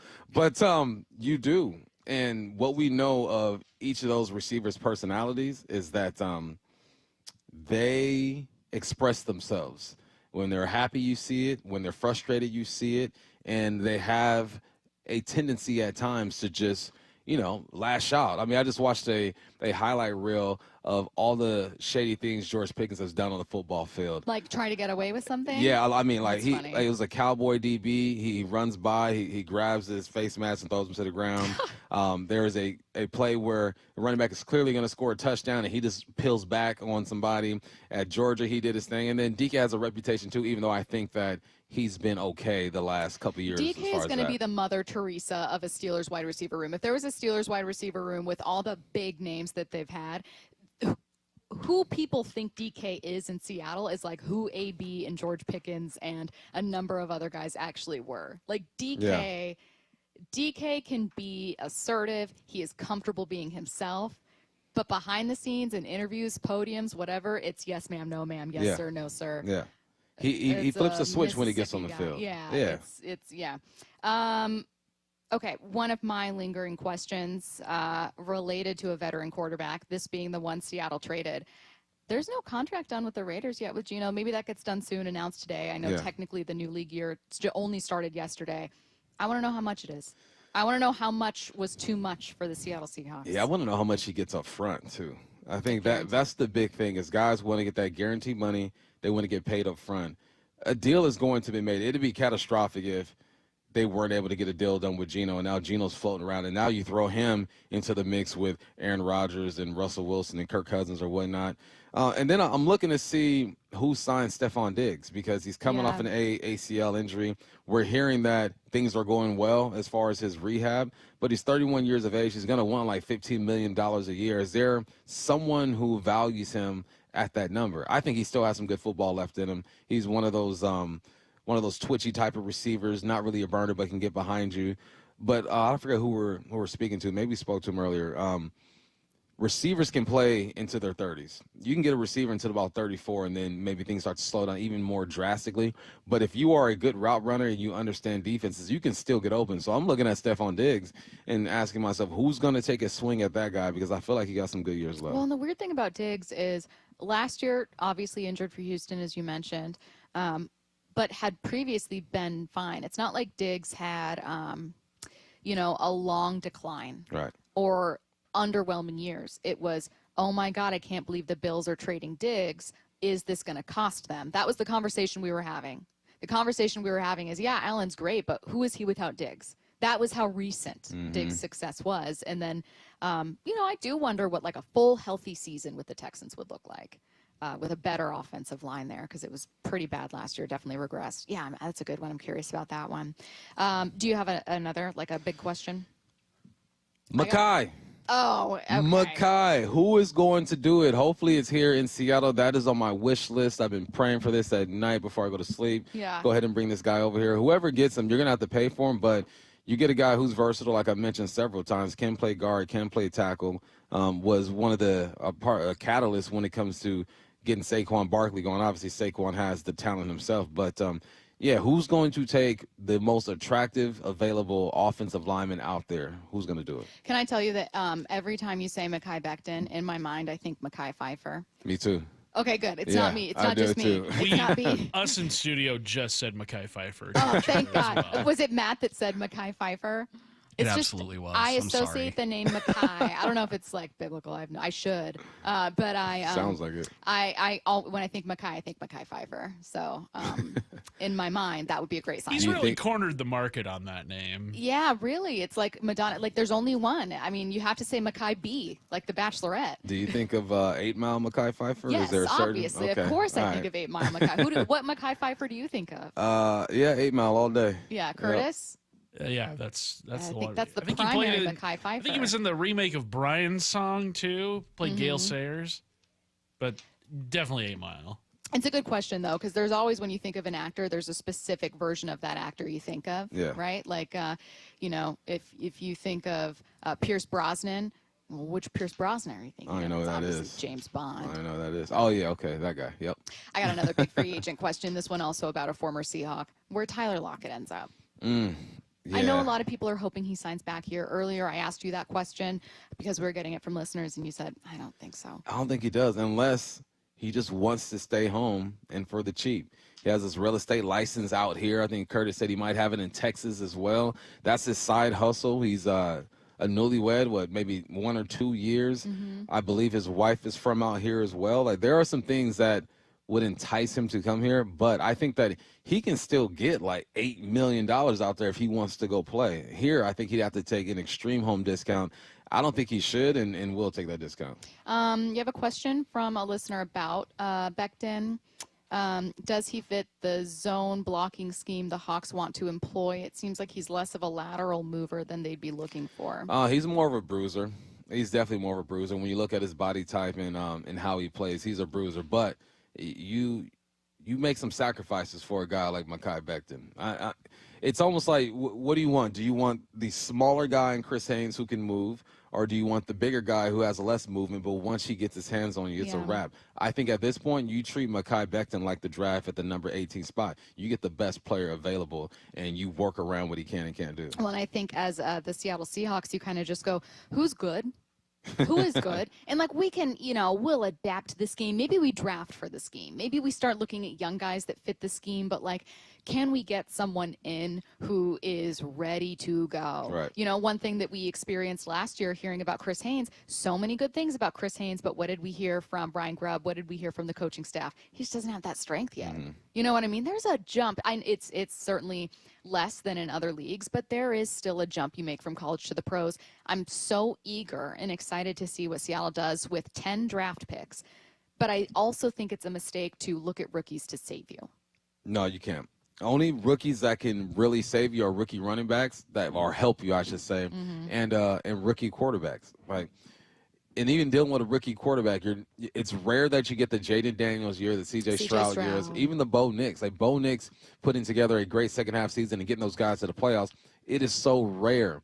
But the save me comes from a number one quarterback pick. You're saying, look, you might not save me this year, but you're going to save this franchise in the long run. Other than that, I look at defensive ends who can come out and contribute right away, and running backs, the two most natural positions in football. Yeah, I think offensive linemen can take a while. I mean, even Joe Alt was a tackle, highly drafted for the Chargers, and even he had some lots of learning moments, learning curves. Like, it just happens. You can have a guy go 5th overall, 3rd overall, 10th overall. There are going to be moments that he has to adapt and learn. It's so difficult. We hear from former linemen and current linemen. I mean, Andrew Whitworth was, who was he talking to? I think the Ringer NFL show, but talking about just that adjustment to the league that a new CBA makes it so difficult for offensive linemen especially, and defensive linemen, interior guys especially, to adapt to the league because you just don't get as much work. You don't. It's less physical. Practices aren't padded up as much as they are in college. You're not doing one-on-ones like that. And there's a tempo to practice that professionals respect. You're not going out there and trying to dominate your teammate like that. At least back in my day, we weren't doing that. And we practice way more than they practice now. So I could imagine that the tempo is just tapered down a little bit. It's more just technique and getting to the right spot because you want your $15 million investment to be ready to go week 1 and throughout the rest of the season. So there's a tempo that you respect. I remember talking to DBs during practice, and we tell each other, all right, plays over. Like, let's chill. Plays going away. Like, let's just show that we know we're doing in the right spot. But, man, we ain't trying to turn it on until preseason for real. All right, we're expected to be joined at some point this hour by a couple new Seahawks, Josh Jones, Marquez Valdez-Scantling. So I may interrupt a couple segments that we have if that happens. We're kind of winging it, these guys, as they're getting accustomed to the building, accustomed to Seattle. Let's jump right now to 4 Down territory. This is 4 Down territory, going inside the game with former Seahawks and Coug wide receiver Michael Bumpus. First down, Bump. What has film study shown you about DeMarcus Lawrence? DeMarcus, if you ever seen Boomerang, you ever seen that movie? It's like an early 90s movie with I know what Eddie Boomerang Murphy. is. No, but it's with Eddie Murphy. And there's this lady Eloise, I believe her name is. And, Eddie Murphy, his name is Marcus. She goes, Marcus. So that's what I hear when I see DeMarcus. Anyway, film study, let's do it. What I've seen from DeMarcus is, again, I was pleasantly surprised when I turned the film on only 4 games last year, but I saw a guy who has a great first step and is okay working on the backside, right? I saw a play where Deshaun Watson is rolling to the right. He's one-on-one with the tackle, has quick hands, and he just keeps going. Sometimes you see veterans, and when the play's away from them, like, they're working, but they're not going 100% trying to get over there. They're just making sure nothing cuts back on the backside. He is still going. Also saw him line up in multiple positions. He's been on the outside in like that 5 technique. He's been at the 3. He's been at the 1. Versatility. I think that's what attracted him to the Seahawks as well. Something that they use Dre Jones for. Jay Jones to sign up at the 3 tech. He lined up at the 5 tech as well. I saw that in DeMarcus. Also, what I saw is the ability to time up stunts a bit. So a stunt is when he starts on the outside, he swoops into like the C gap, and there's another lineman or linebacker that swoops around him. Versatility. You can stunt with this guy. I'm interested to see how they use him here because with Dallas running that 4-3 defense, right, you don't really have linebackers walking down on the outside. It still happens, but you leave the inside open because you have one less defensive lineman. I just want to see how much better or how different he looks with a linebacker that he runs stunts with. So pleasantly surprised when I saw that film, and I knew he was a good pickup, but in those 4 games, he was better than I thought he was going to be at the age 32. Second down. Back in the film room, this time looking at offense. What's the film study shown you on Marquez Valdez-Scantling? I like it. He is he's a player that runs his routes with effort. There are some guys who just look really smooth when they do their thing, and it works and they get open. When I look at Marquez, he's an effort type of guy. I think he understands how to attack leverage, and he knows when he's out to play. There are some plays where there was one where you have a boot going on, right? You got Carr, who fakes it to the right and he rolls around. To the right side, you have Marquez, and he's running like a skinny corner. And when the safety is over the top of that skinny corner, he knows he's not getting the football, but he's still working because he knows he's going to pull that safety with him, and that underneath stuff is going to work for him. Also, what I saw is he is a willing blocker, and that's something you have to do in this Kubiak offense, and he was in that Kubiak offense. When you see him run his routes, he's running his crossing routes, or even just the backside speed out, what I saw, he understands when he's going to get the football, when he's not going to get the football, and the effort is always there. I like smooth receivers, but I also love receivers that look like they are beating up the ground with their legs and the arm pump and all that, because the body language can influence the defense, whether it be a safety, a corner, or a linebacker.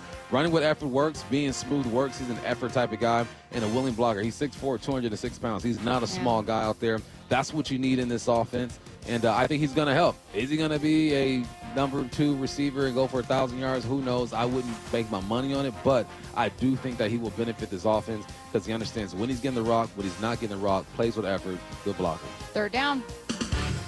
Why do you think Lockett will not be back as a Seahawk? I think that sometimes you just got to turn the page, chapter's over, and just move on, man. And it's not because I don't think he can't play, but I think that for that third receiver, they don't need a Tyler Lockett type. They need a young whippersnapper out there. Like if Tyler were to come back here and they drafted a receiver, he'd be pushed down to be like the 4th receiver. And I think that he's at a point of his career where he still thinks he can play. And that would almost be disrespect to Tyler Lockett, putting him at that number 4 receiver when you go across the league and you think he can still play. And also, it's the money situation. I know Lockett is financially secure. He's got a business that he has going, but you don't want to disrespect him with a low ball offer. So I understand people want to see it. We've seen it a lot on the text lines. Can Tyler Lockett come back? There's a possibility that he does. But Tyler Lockett is not a number 3 anymore. He's not a number 4. I think not here at least. He can be that somewhere else. But I think he sees himself as a number 2 receiver who can still get open and still make plays. And the type of receiver they need is one that wants to get yards after the catch. And it seems like Tyler Lockett is in self-preservation mode, which is fine. I've seen a lot of receivers do that. It's just time to move on. So I don't think he'll be back. Fourth down, I only saved you 30 seconds. What team would be a good fit for Diggs? 49ers. All right. I don't like that. I don't like the answer. We'll explore more of it later. Josh Jones is joining us next. Don't go anywhere. When you're running the hurry up and don't have time for your favorite Seattle sports shows, listen to the podcast on demand. How about that? Unbelievable. Who would have thought? Every hour, every interview, every look behind the scenes. He is your new Seahawks head coach, Mike McDonald. We want to play a certain way, and you're just going to chisel away at it every day. Find us on seattlesports.com, the Seattle Sports app, or wherever you get podcasts. All signs continue to point to it being the right hire. Never miss a minute of Seattle sports, the home of the Seahawks. You're free now. Free to stream beyond your wildest dreams. Rom-coms, slasher-coms, space operas. Free to fill your feed with impossibly chonky chonkers. Cats, corgis, babies on demand. Free to make your smart devices do silly things. Bowl of chips on the Robo-Vacuum. Free to open a world of remote work and Gametopia. Who's the boss now? Free to be everything you imagine. That's how it feels to have Quantum Fiber Internet. Your world unleashed. Learn more at quantumfiber.com. Limited availability, service in select locations only. The madness tips off next week, and with it comes your chance to win the Seattle Sports Bracket Bucks, presented by Muckleshoot Casino Resort. Head to seattlesports.com/win to pre-register. Receive your bracket and compete for your shot at great prizes. The grand prize winner from the 64-team bracket will win $1,000 in Visa gift cards. But if your bracket is busted in the first round, we have other ways for you to play too. Register and find complete rules at seattlesports.com/win. I just had Asset Roofing come out and do a full inspection on my roof because I wanted to be proactive and handle any small problems before they became big problems, and they were extremely professional with their communication and recommendations. You really need an expert on your side, and Asset Roofing is on mine. Allow them to work for you, too. You can find out more at AssetRoofingCo.com. That's AssetRoofingCo.com. Certified work that's never in doubt. Asset Roofing, excellence is on the house. Free consultations, no fee guarantees, 5-star reviews. J.P. Pendergast with Pendergast Law explains the importance of going beyond these familiar offerings. Accident victims want an attorney, Tom, that satisfies their needs. Someone who handles those needs with the highest degree of care. Pendergast Law offers the no-fee guarantees and free consultations, but these only scratch the surface. Okay, explain more. We make sure that every member of our team is genuinely passionate about helping others. Customer service and communication are our top priority. It's how we take care of our clients so they always feel one step ahead of the insurance companies. Our strong reputation for high standards provides comfort and confidence when it's needed most. Pendergast Law offers the free consultations, the no-fee guarantees, and, of course, they are 5-star rated. But what really makes them different is their genuine passion for helping others. I can't recommend them enough. If you or a loved one has been injured in a car accident, call Pendergast Law. We can help. That's PendergastLaw.com. When you switch to Progressive, you could save bundling your home and auto. Then you could put that money towards some of the surprisingly more expensive things in life. Attention passengers, we've reached 10,000 feet and internet is now available for purchase. I just paid hundreds for this flight, and you can't even throw in internet? I'll just take the free pretzels. Sorry, but I do have snack boxes for sale. I'm just gonna sleep. In that case, we are selling pillows and blankets as well. I'll just breathe. That's free, right? Life costs a lot, so bundle and you could save with Progressive. Progressive Casualty Insurance Company, affiliates, and other insurers. Not available in all states. Hey, Green Gobbler here. So you've got a clogged drain in your bathroom. Water in the sink's overstaying its welcome. You're spitting today's toothpaste on top of yesterday's toothpaste. You hope that it go away. Yeah, clogs don't just go away. I make them go away. I'm Green Gobbler, the only clog dissolver you need. I'm bleach-free, safe for your pipes, and I work. Guaranteed or your money back.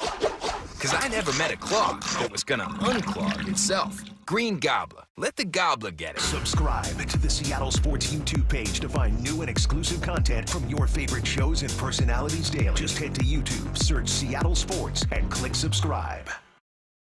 Imagine finding your dream home and moving in right away. No waiting to sell your old place first. Sounds perfect, right? That's exactly what Orchard's Move First, Sell Later program lets you do. Buy your new home now and sell the old one later. Here's how it works. Orchard gives you cash so you can buy and move into your new home first on your timeline. No waiting, no showings, no double moves. Then the Orchard experts take it from there. They handle repairs on your old home and make price-boosting upgrades with no cost until close. Once they're done, a local Orchard agent lists and sells your home for top dollar. Orchard's Move First program gives you the freedom to buy and move into your new home first and sell your old home later. Buy before you sell and get top dollar for your home with Orchard. Ready to find out how much your home is worth? Visit Orchard.com to get your free home valuation. That's Orchard.com. Hey guys, did you know that half of men over age 50 have erectile dysfunction on some level? Whether you have mild, moderate, or severe ED, West Coast Men's Health can help. We don't prescribe pills and hope they work. Instead, we treat the root cause of the problem with acoustic wave therapy, which breaks down plaque, unclogs arteries, and restores blood flow. We have treated thousands of men across our 11 locations nationwide and have established ourselves as a leader in the industry. So whether you have ED, Peyronie's disease, or suffer from chronic pain, such as neuropathy, carpal tunnel, or Dupuytren's contracture, West Coast Men's Health can help. No pills, no shots, no surgery, just results. With clinics in Redmond and Tacoma, call West Coast Men's Health at 206-519-6541. That's 206-519-6541. 206-519-6541. Online at westcoastmenshealth.com. From the Quantum Fiber Studio, you're listening to Bumpin' Stacy. Weekdays 10 to 2. On Seattle Sports and 97.3 FM HD2. One of the newest Seahawks, Josh Jones, joining us right now in studio. We are live from Seahawks headquarters at Virginia Mason Athletic Center. Hi, Josh. How's it going? Well, hello. How you doing? I regret to inform you that this is not your first time ever in Seattle, right? You probably played here a couple. Yeah, I've been here. Okay, I was going to say you probably played here a couple times, veteran, but you did come here during the worst time of the year. I will apologize in advance. I promise it gets so much better. Today's pretty nice though. Yeah, it's okay. The sun's out. Not in here. Not in here. The sun's out though. Yeah, the sun is out, but once you get to OTAs, when you get to training camp, I promise you're in for a treat. I promise. Yeah, so I was excited, watched your film with the Baltimore Ravens, and the reason why I'm excited is because you know what running the football looks like over there with the Baltimore Ravens. What do you think is the best part of your game, and why are you excited to be a Seattle Seahawk? I feel like the best part of my game is me being able to be so versatile. I got to start at every position on the line except center. So I've been able to be like versed at guard or at tackle. So being able to come in and be able to play any position, that's really like a testament to my like athleticism to be able to go out there and just be able to play. I'm excited to be a Seattle Seahawk because I'm starting something new. I can come in here, we can have a good opportunity, come out here and play, win some ball games. What's it like heading into a new locker room? You've done it a couple times, right? And every player around the league does. I am not good in like first situations, so I always am so impressed when guys are like, I just pop in, introduce myself. I mean, is that typically pretty easy for you? Well, football is still a game, so you still bond around it, you know? So it's like there's kids like in middle school, elementary school playing this game, and that's how you meet a lot of your friends. Yeah. And it's still some of my friends I've had from high school to college, so it's like doing the same thing, you know? Yeah. So 2 different organizations. I know you just got here. This is your first time in the facility today. Yeah. What was the vibe like walking into this? Because Seattle has a great reputation, right? Everyone says it feels like family. Did it live up to what you were expecting? Honestly, it was very welcoming. Everybody was at the front to meet me. Mike was down there to meet us as soon as we came in. It was like, you know, walking into being home, you know? A lot of your old family members, I ain't even meet nobody yet. So it was awesome. Speaking of family members, you're from Houston. I mean, what do you find yourself missing most when you've played? Because you did have a year with the Texans, but like when you were with the Cardinals, you know, in Baltimore, what did you miss most about home? Honestly, just my family. Yeah. Just being around them each and every day because I kind of got spoiled when I was down there in Houston, having my family there all the time. Friends, everyone you know. Yeah, me being born there. But honestly, they're such a good support system, so I'll be able to reach out to them anytime. So that's probably the main thing I missed. What do you know about this Kubiak offense so far? So it's kind of on the same tree, kind of like what we ran when I was in Houston. And honestly, like I'm kind of versed to it, just being in that year. So I think it's a great offense. I'm gonna have you move this just right up. Oh, sorry. No, you're good. Okay. Oh, you're a pro now. Okay, yeah. Now we're here. I know that as we kind of get into the season, as we talk to you on the huddle, which we do during the regular season, I'm sure we'll have you for an interview and it'll be, tell us about this game. But we're not there yet. So I think a lot of Seahawks fans just want to know about you. So what's maybe one of your favorite things to do in your spare time? Like, what do you like doing? Honestly, I like traveling. I'm getting more versed. I'm getting a lot of stamps on my passport now. Okay. Yeah. Where are the latest places? Toronto. Okay. I went on my birthday last year. I plan to go to Vancouver since it's being so close. It's gorgeous. It really is. I'm excited to do that. Been down to DR. Been down to Puerto Rico, Tulum, Cancun, Cabo. So just getting get my wings. What's the next one? What's the next passport? Honestly, I think I'm going to Greece. I think I'm going to Greece. I think I want to go check out the Maldives, see what that's like. Experience those. Yeah. Stamps in that passport. I'm filling up. Yeah, gotta fill it up. When I go, Germany, what was that? 2 years ago, Nats went to Germany. Yeah, that's the last place I only travel when the Seahawks travel. It seems like I'll be working, but I'm gonna try to catch up to you. Oh, what do you know about have you met any offensive linemen yet, or I have not. No, not yet. Yeah, I have not. Have you played against, or have you known anybody that's on the offensive line, or are you just fresh, first time meeting any of these dudes? I don't think I've met anybody yet. I know there's another guy that we signed that was with me in Baltimore, Sala. But besides that, I don't think I've met any of the guys yet. Okay. What do you know about the Seahawks from the outside? Like, what was your impression of Seattle, let's say last year? I know it's changed a little bit, right? Gino wasn't here, but last year, honestly, I heard a lot about Gino and just a testament to like how he took like the fortitude of the team. And honestly, he was out here balling, trying to win a lot of games. So that's what I heard a lot last year. And previously it was all about defense, which is crazy. Because who was here? I couldn't even just name you everybody that was here. But just a kind of like a fortitude of when you come out here, it's going to be a tough game. And I'm excited to see that. You know what blows my mind now, Bump, is when you get guys that are, I know you're a veteran, but young to us, is when you get guys that like late 90s, early 2000s, like I grew up Legion of Boom. That's crazy. Yeah, man, that's some good football. I know it was, but how old were you in, 2013? So Legion of Boom when they were at their peak. Were you like middle school? 2013, I was freshman to sophomore in high school. Okay. You do this every time. I know, because it messes me up every Because you ain't time. almost 40. That's why you ain't touching that. You I know, making that's me right. old. I'm sorry. So when the Hawks signed you, obviously I go to Ravens Twitter. I'm like, all right, what are they saying about this dude? And they said, we loved it when he checked in as eligible. So what them hands like? If they throw you the rock, you going to come down with I'm it? going for a touchdown. 60 yards. I probably did a spin move, hurdle somebody, didn't score it. I took a lot from Derek, so I was like, let me go ahead and just score it. And if I got the opportunity to touch the ball.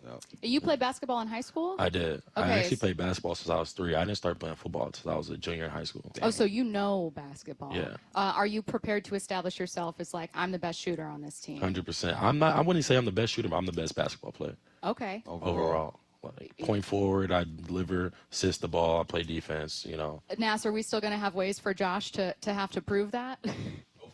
Hopefully.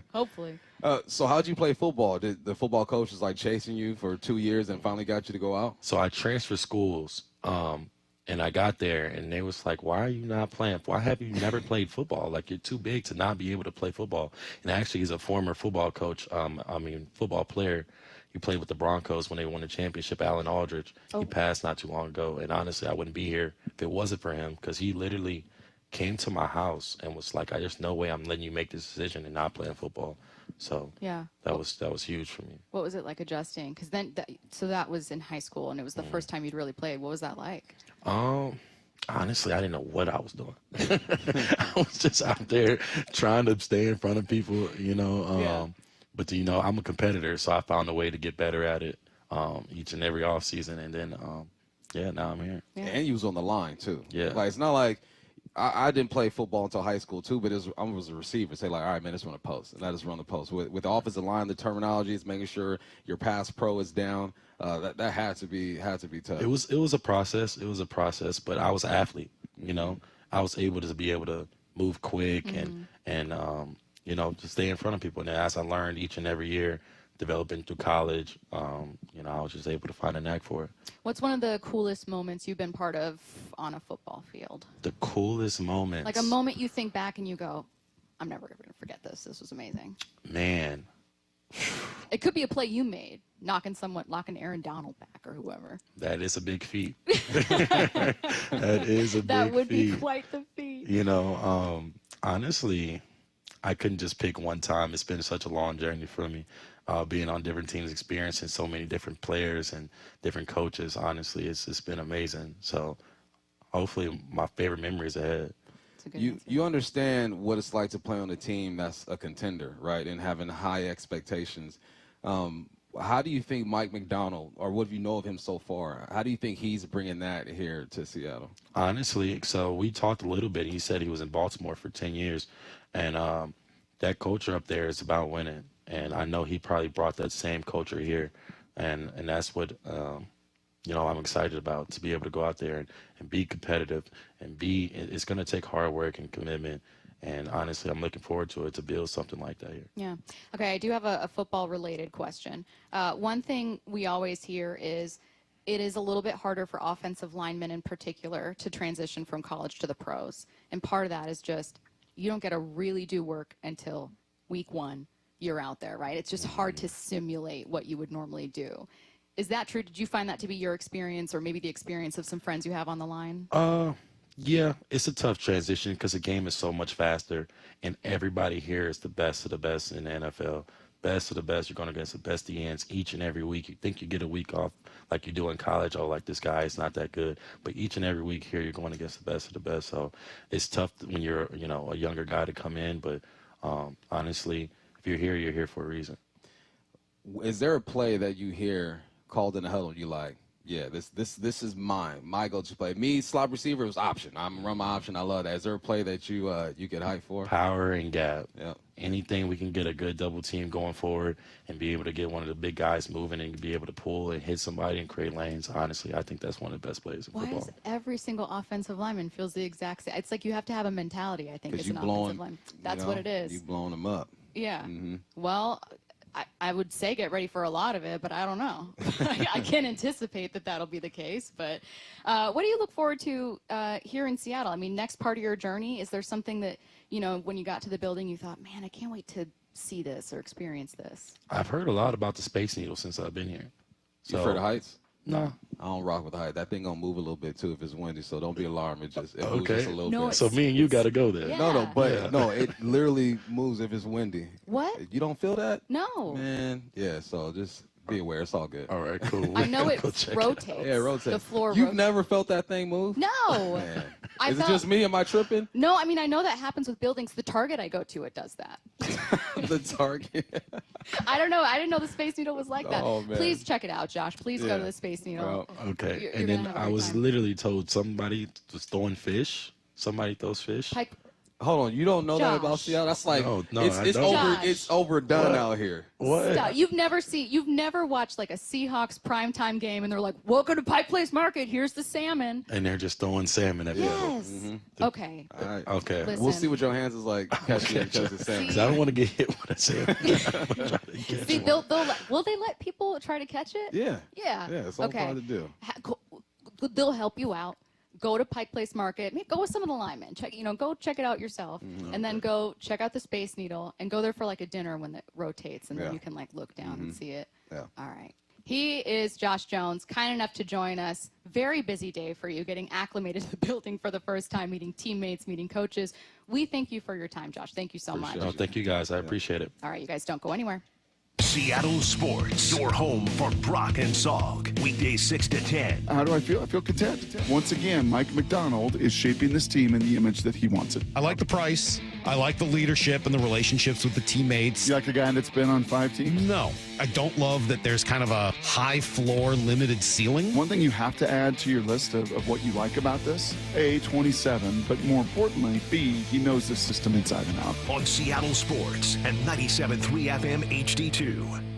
Hey, Brock Hewitt here for my friends at PCF Group, or People Come First Construction Group, and that's exactly what they did when we made the call a couple years ago. We wanted to redo our outdoor space, wanted to add a deck, an outdoor living, a television, and a kitchen. And PCF Group, wow, they more than delivered. And if you're interested in building a stunning outdoor area like we did, I cannot recommend them enough. Reach out before the good weather arrives, and their schedule, well, it's going to fill up. So whether you're looking for a complete outdoor living space or a very specific project like an underdeck ceiling, deck, patio cover, railings, PCF has you covered. Design now and pay later. In fact, get 12 months, no interest and no payments, and up to $6,000 off and a $1,000 Amazon gift card. Request a complimentary design and estimate consultation at 425-629-8476 or project ideas. Explore photos at pcfgroup.com. That's 425-629-8476. The LJ Way is the Lee Johnson Auto Family. Hello. Welcome to Lee Johnson Auto Family. This is King. This organization's a special one. They call it the Lee Johnson Auto Family, and it's not just a name, it's not just some cliche. They foster an environment for us to become a family, to work together, to really become close, and they show us in a lot of different ways that they do value us. Is it perfect? No place is. But I've been very thankful to be here in the almost 10 years and have every plan to stay here for a lot longer and just watch it continue to grow. He's fun and professional, which explains why so many people visiting Lee Johnson Kia ask for him by name. The LJ Way is the Lee Johnson Auto Family. If you've been in a wreck or a fender bender, you have the right to take your vehicle to any repair facility, not just where your insurance company tells you to go. Accurate Auto Body has been family owned and operated since 1994, and they work for you, not your insurance company. With over 25 years of auto repair work, they'll exceed your expectations. we meet by accident, fixing every last bit. Accurate Auto Body. At Accurate Auto Body, all their work is performed by certified technicians, only using OEM parts to guarantee the safety of you and your family. For the best in auto body collision repair and customer service, give them a call at 425-883-2450 or AccurateAutoBodyWA.com. Your insurance company may not love them, but you will, because we meet by accident, fixing every last bit. Accurate Auto Body. Bonneville International radio station contests are open to participants 18 years of age or older that are residents of Washington State unless otherwise specified. Employees or agents of the station, Bonneville International Corporation, other area radio stations, or any entity associated with the contests are not eligible to win unless the station otherwise specifies at its own discretion. Persons who have won in the last 60 days from a station contest or event may not be eligible. Full general contest rules are available on seattlesports.com or in person at the station during regular business hours. The John Schneider Show. Every Thursday until draft day on Wyman and Bob. Listen live Thursdays at 4 p.m. or watch the interviews on the Seattle Sports YouTube page.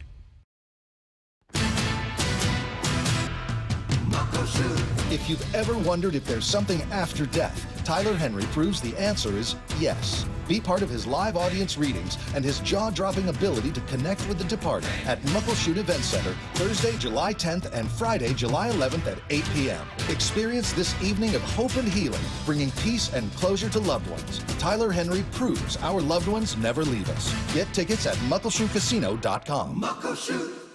Making fresh produce and food affordable and accessible to all is a mission Safeway is deeply committed to.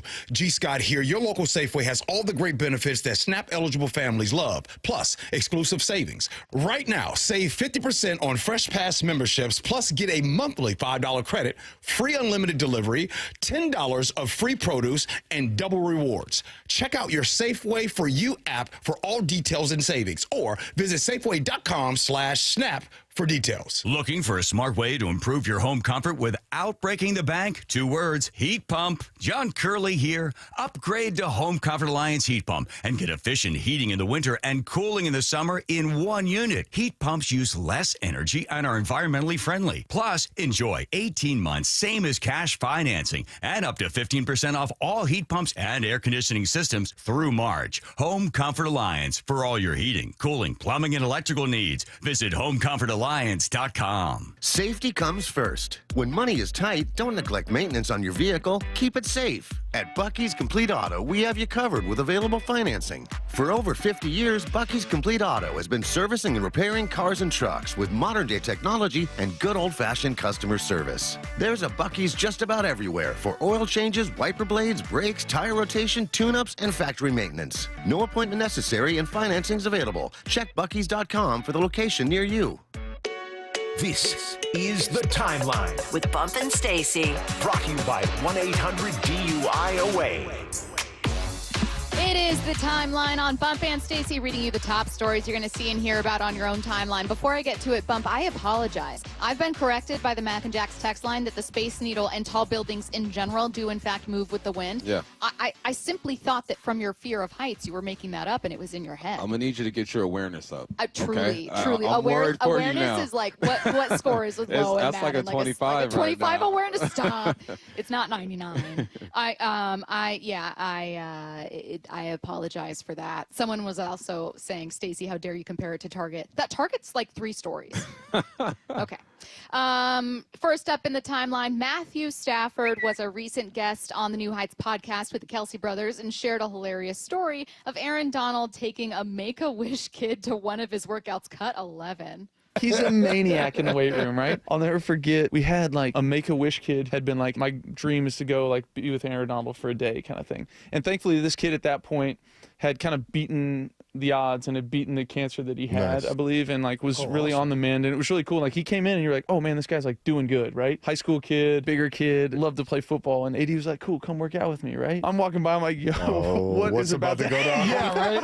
I'm over there doing like banded something, and like 30 minutes in and AD's just ripping curls out. Next thing you know, this kid is puking in the trash can. Oh my God. And I'm like, AD, can you please like have a little couth, a little understanding? Like, the kid got what he wanted. You want to be AD, you got to work like AD. It was been on chemo for months, AD.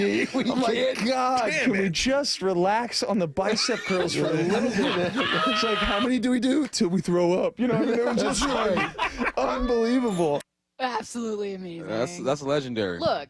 And it doesn't surprise me. No. Not at all. Like, Aaron Donald is the fittest defensive lineman I've ever seen. He's the first person that's touching 300 pounds or close to it that is more ripped than a guy who's a $175.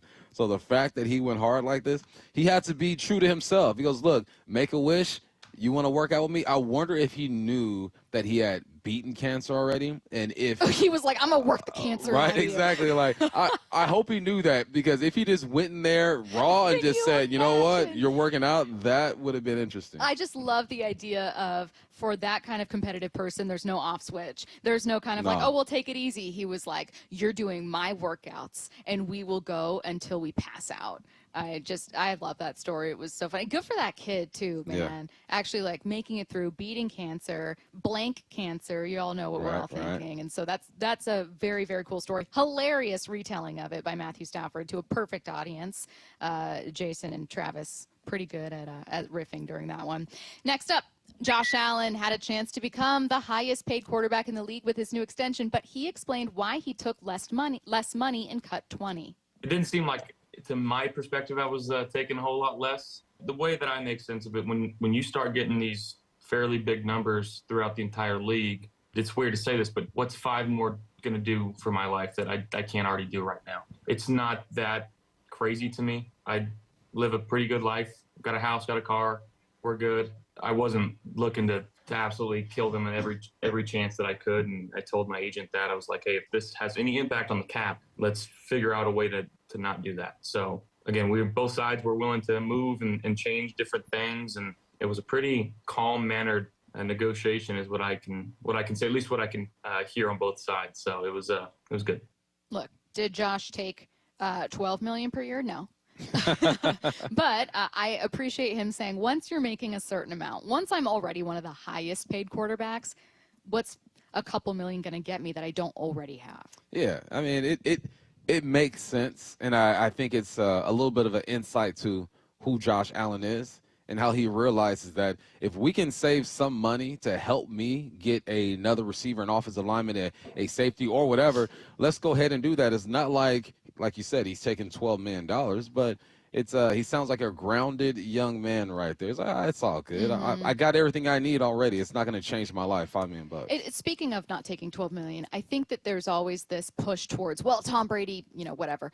Tom Brady at almost every point was still the highest paid player on his roster. He still accounted for a good portion of the cap percentage. In hindsight, that number is very low, but I don't know a single great starter, franchise starter, that took significantly under market value. I think we tend to romanticize that because as fans, you want your team to win, and as fans, your team can build a better team when they have a lot of money to spend elsewhere. So we kind of romanticize the idea of a guy taking a huge cut.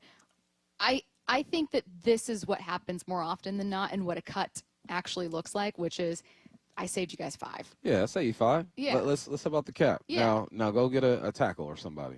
Next up, someone at UNLV forgot to do the math on new head coach Dan Mullen's contract. The school admitted Wednesday they only have the money to pay the first 2 years of his 5-year contract. His average annual salary comes out to $3.5 million, but the school's athletic department budget is somewhere between $26 and $31 million in debt. Oh, snaps. Purposeful pause. That's negligence. Like, you have to know what's in that bank account at all times, especially when you're signing a head coach. But I'm sure they're going to work something out. They have something in plan to make sure that he gets his money. But that's irresponsible. Who's your numbers guy or numbers girl? Who's your capologist? You gotta. I don't know. They might not have a job here pretty soon. It is really wild. Not only were they also wrapped up in I forget the quarterback's name, but this isn't the school itself, but still, UNLV boosters, not giving NIL money to the quarterback who ended up leaving, and people were upset about that. And now your athletic department, which is in debt, can only afford the first 2 years of your head coach's contract. Then what happens? Then what happens? What happens if it's a really solid 2 seasons for UNLV? You go to your boosters and ask for more money. That's how you handle that. God, that's insane. Just a crazy story. Next up, the Tampa Bay Rays are walking away from a $1.3 billion stadium deal with the city of Tampa. The team had agreed to foot $700 million of the total cost by the end of March. Instead, they're nixing a plan that already had approval from the city council. Why? The Rays don't want to pay any more than the $700 million, even though damage caused by Hurricane Milton is going to increase the total cost of a new stadium. The Athletics' Evan Drellich reported earlier this week MLB could force Rays owner Stuart Sternberg to sell the team. Goodness. Weird situation happening with Tampa Bay right now. Yeah, that's weird. It's unfortunate because of how that stadium got ruined. It was a hurricane over there, and all of this could have been avoided. But now what? You know, what's your next move? It sounds like Evan might have to sell the team, and interesting. I'm up on game on most of the stuff on the timeline, but I didn't know that one was going down. So Tampa Bay, you want to go half on the Tampa Bay Rays?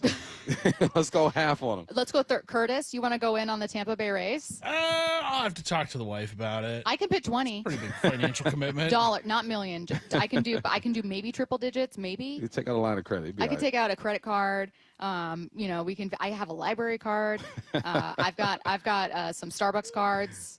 We can throw all kinds of stuff on this. We can make it work. Maybe we can maybe we can work with him and make up the difference with whatever this stadium is going to cost. There we go. Okay, we can become minority owners. That's how we do it. I like that. All right, we're going to learn a bit more about another new Seahawk, DeMarcus Lawrence, with ESPN Cowboys reporter Todd Archer next. Seattle Sports, your home for Brock and Salk. Weekdays 6 to 10. DK Metcalf traded, Geno Smith traded. I will say I love this. I really do. The goal isn't to build a good team. The goal is to build a great team. And that is going to take some risk. You feel like you're just stuck in the middle. You just don't want to be stuck. We're in the business of doing what's best for the organization. And these moves this weekend were ultimately what was best for the organization. On Seattle Sports and 97.3 FM HD2. Hey, it's Jason Rance. I'm here with our local tax expert and advocate, Greg Nunn of None Better Tax Resolution. When you're dealing with business owners and the idea that they owe money to the IRS and they feel like they might be letting their staff down, and it just spirals out of control. One thing I see with businesses, it's really tough because they have employees and maybe they're having a difficult time with the cash flow of the business. Then unfortunately, what a business often does is they quit making their payroll tax deposits, which is really about the worst thing you could be doing. I mean, it's a telltale sign if you're doing that. Hey, get someone that can help you kind of look at your business and see if things can be changed so that you can operate your business better and make those payroll tax deposits. Because let me tell you this, the IRS is on those right away. If you're having trouble with the IRS, you have to call Greg Nunn of None Better Tax Resolution. From stress to success with IRS Solutions. 425-947-1967 or Google NUNN. None Better Tax Resolution. Hi, Justin Shirley, CEO of State Roofing and Exteriors. For over 55 years, you've trusted us for roofing, siding, windows, decking, and gutters. Call 866-ROOF-ROOF or visit stateroofing.com today to schedule a free estimate. State Roofing and Exteriors. Emerald Queen Casino, the entertainment capital of the Northwest. The best place to watch all your favorite sports. Featuring wall-to-wall viewing screens, 6 windows, and 30 kiosks. Be there at emeraldqueen.com. Emerald Queen Casino, the entertainment capital of the Northwest. This is the story of the one. He's responsible for keeping a leading healthcare facility clean and safe. And he trusts Grainger's high-quality HVAC cleaning and safety products, combined with their world-class supply chain, to consistently deliver, ensuring he's covered inside and out, so he can focus on keeping his facility clean to help protect the health of everyone inside. Call 1-800-GRAINGER, click Grainger.com, or just stop by. Grainger, for the ones who get it done. Patrick was way behind on his IRS taxes. I was in way over my head. The total amount ended up being somewhere just over $30,000. $30,000. Then the IRS came to collect. Started getting letter after letter. A lien had been filed against me. They were going to basically hang me completely out to dry. He had to do something. That's when I reached out to Optima Tax Relief. Patrick's life quickly got a lot easier. It was very easy, pretty much hands off. They picked up the ball and ran with it. And how'd it go? I couldn't believe it. I had to ask 2 or 3 times. I saved an incredible amount of money. How does Patrick feel about Optima? Couldn't be happier. They definitely helped me. Optima Tax Relief, the best place to call. They're the best in the business. Do what Patrick did and call Optima Tax Relief for a free consultation. Call 800-343-6460. 800-343-6460. 800-343-6460. Optima Tax Relief. Testimonial from an actual client. Some restrictions apply. For complete details, please visit OptimaTaxRelief.com. Wesley Financial Group is not a law firm. An important message about your timeshare from Chuck McDowell, founder of Wesley Financial Group. If you receive an unsolicited phone call or mail piece to discuss selling, renting, or especially canceling your timeshare, don't fall for it. Contact your timeshare resort or Wesley Financial Group for assistance, and I'll send you our timeshare exit information kit free with the straight facts about timeshare cancellation. Call 800-292-7788. 800-292-7788. Tired of hearing scary radio ads about the IRS? Tax Relief Advocates is different. TRA is here to tell you that if you owe money to the IRS, whether it's $5,000 or $500,000, we have a solution. TRA can eliminate or reduce what you owe to the IRS with zero risk to you. We have over 1,000 5-star reviews on Google and an A+ with a BBB. End your tax nightmare today by visiting TRA.com or call 800-275-1728. That's 800-275-1728. Hey, it's me, second base at T-Mobile Park. In my view, it's pretty sweet. I can see the big dumper flashing his platinum glove, firing a perfect throw right at me. Here comes the tag. Oh, got him. Another strike him out, throw him out for Cal Raleigh. Then there's Julio, stomping on me on his way to a stand-up triple. That dude is unreal. Swinging a line drive, Julio round to third with a 2-out, 3-run triple. And JP, smooth as silk, snaring line drives out of thin air. And he takes a hit away! Come check it out for yourself. There's nothing like being this close to the action. Although I'm still waiting to get invited to the wind dance. A base can dream. Mariners baseball. Trident's up. Mariners opening day is on deck. Don't miss the festivities at T-Mobile Park on March 27th, including a ceremonial first pitch from Hall of Famer Ichiro. The fun continues all week with Randy Arozarena Cross-Armed Hoodie Night March 28th and a Julio Bat Flip Bottle Giveaway March 31st to April 2nd. Lock in your seats today at Mariners.com. Let's go! This is Seattle Sports. Streaming through the Seattle Sports app. KIRO AM Seattle. KIRO FM HD2 Tacoma. Home of the Seahawks, Mariners, and everything Seattle sports. Seattle Sports Snapshot. The 49ers added to their quarterback room, signing former Pats first-round pick Mac Jones on a 2-year deal worth $7 million, $5 million guaranteed. Meanwhile, former Pittsburgh starting quarterback Mason Rudolph is signing with the Steelers again. He spent 2024 with the Titans. Steelers still looking for a regular starter, expected to sign Aaron Rodgers. Finally, NFL insider Ian Rappaport says former Rams All-Pro receiver Cooper Kupp is expected to make a quick signing with a new team. Good Morning Football's Peter Schrager says the Seahawks make sense as a landing spot. Snapshot brought to you by Miller Lite. When it's game time, it's Miller time. From the Quantum Fiber Studio. This is Bump and Stacy on Seattle Sports. Streaming through the Seattle Sports app and at seattlesports.com. Now, here are your hosts, Michael Bumpus and Stacy Ross. Here we go now. ESPN Cowboys reporter Todd Archer joining us now on the Emerald Queen Casino Sportsbook Hotline. Todd, we're happy to have you, and we have a brand new Seahawk to talk about. Obviously, former Cowboy DeMarcus Lawrence signed a 3-year deal worth up to $42 million yesterday with Seattle. I'm going to start with asking you what the status of DeMarcus and the Cowboys was prior to this signing. Was the idea in Dallas he'd stay there? What was going on? No, I think they were prepared to move on because they knew he would probably get a deal like this, that they just didn't want to go to that point for a guy who's entering his 12th year, 32 years old, coming off a foot injury. So I think that they knew that he would be a little too rich for their taste at the moment, and they kind of entered free agency thinking he would be playing elsewhere. Not that they wanted to lose him, and maybe they were hoping that they could, if something didn't materialize with him, he could come back and be an option, but that was a deal he just couldn't pass up. Like you mentioned, he's 32 years of age, only played 3 or 4 games last year. What did you see in those 3 to 4 games, and what should we expect here in Seattle? Yeah, he was off to a really good start before he had the foot injury, a Liz Frank sprain that cost him the rest of the season. I think if the Cowboys were in playoff contention late in the year, he could have come back, but it really didn't make sense for him to come back once they were so far out of it and needed so much help to get in. So I think he just kind of shut it down and said, we don't need to risk the injury. It's better off for him to get fully healthy. But he was a guy that he was reliable. He was consistent. It's funny, he cashed in the first time with a franchise tag and then won a $100 million deal because he had back-to-back years with double-digit sacks, made the Pro Bowl. And then he never reached that status again, and you would think, well, he got the money and he didn't do anything. He is a total, and that's wrong. He is a total defensive end. He can rush the passer, affect the quarterback. He's great against the run. He has great situational awareness. He knows how to read blocks. He's a really, really good player that when people would just look at sack totals and think that he's not impacting the game, they'd be fooled because he does a lot of things for a defense. And I think the fact that Adam Dirty's there as a defensive coordinator, he was a defensive line coach for a couple of years in Dallas. I think that might have played a part in him. In addition to the $14 million guaranteed or $18 million guaranteed, that might have played a part in him going up there.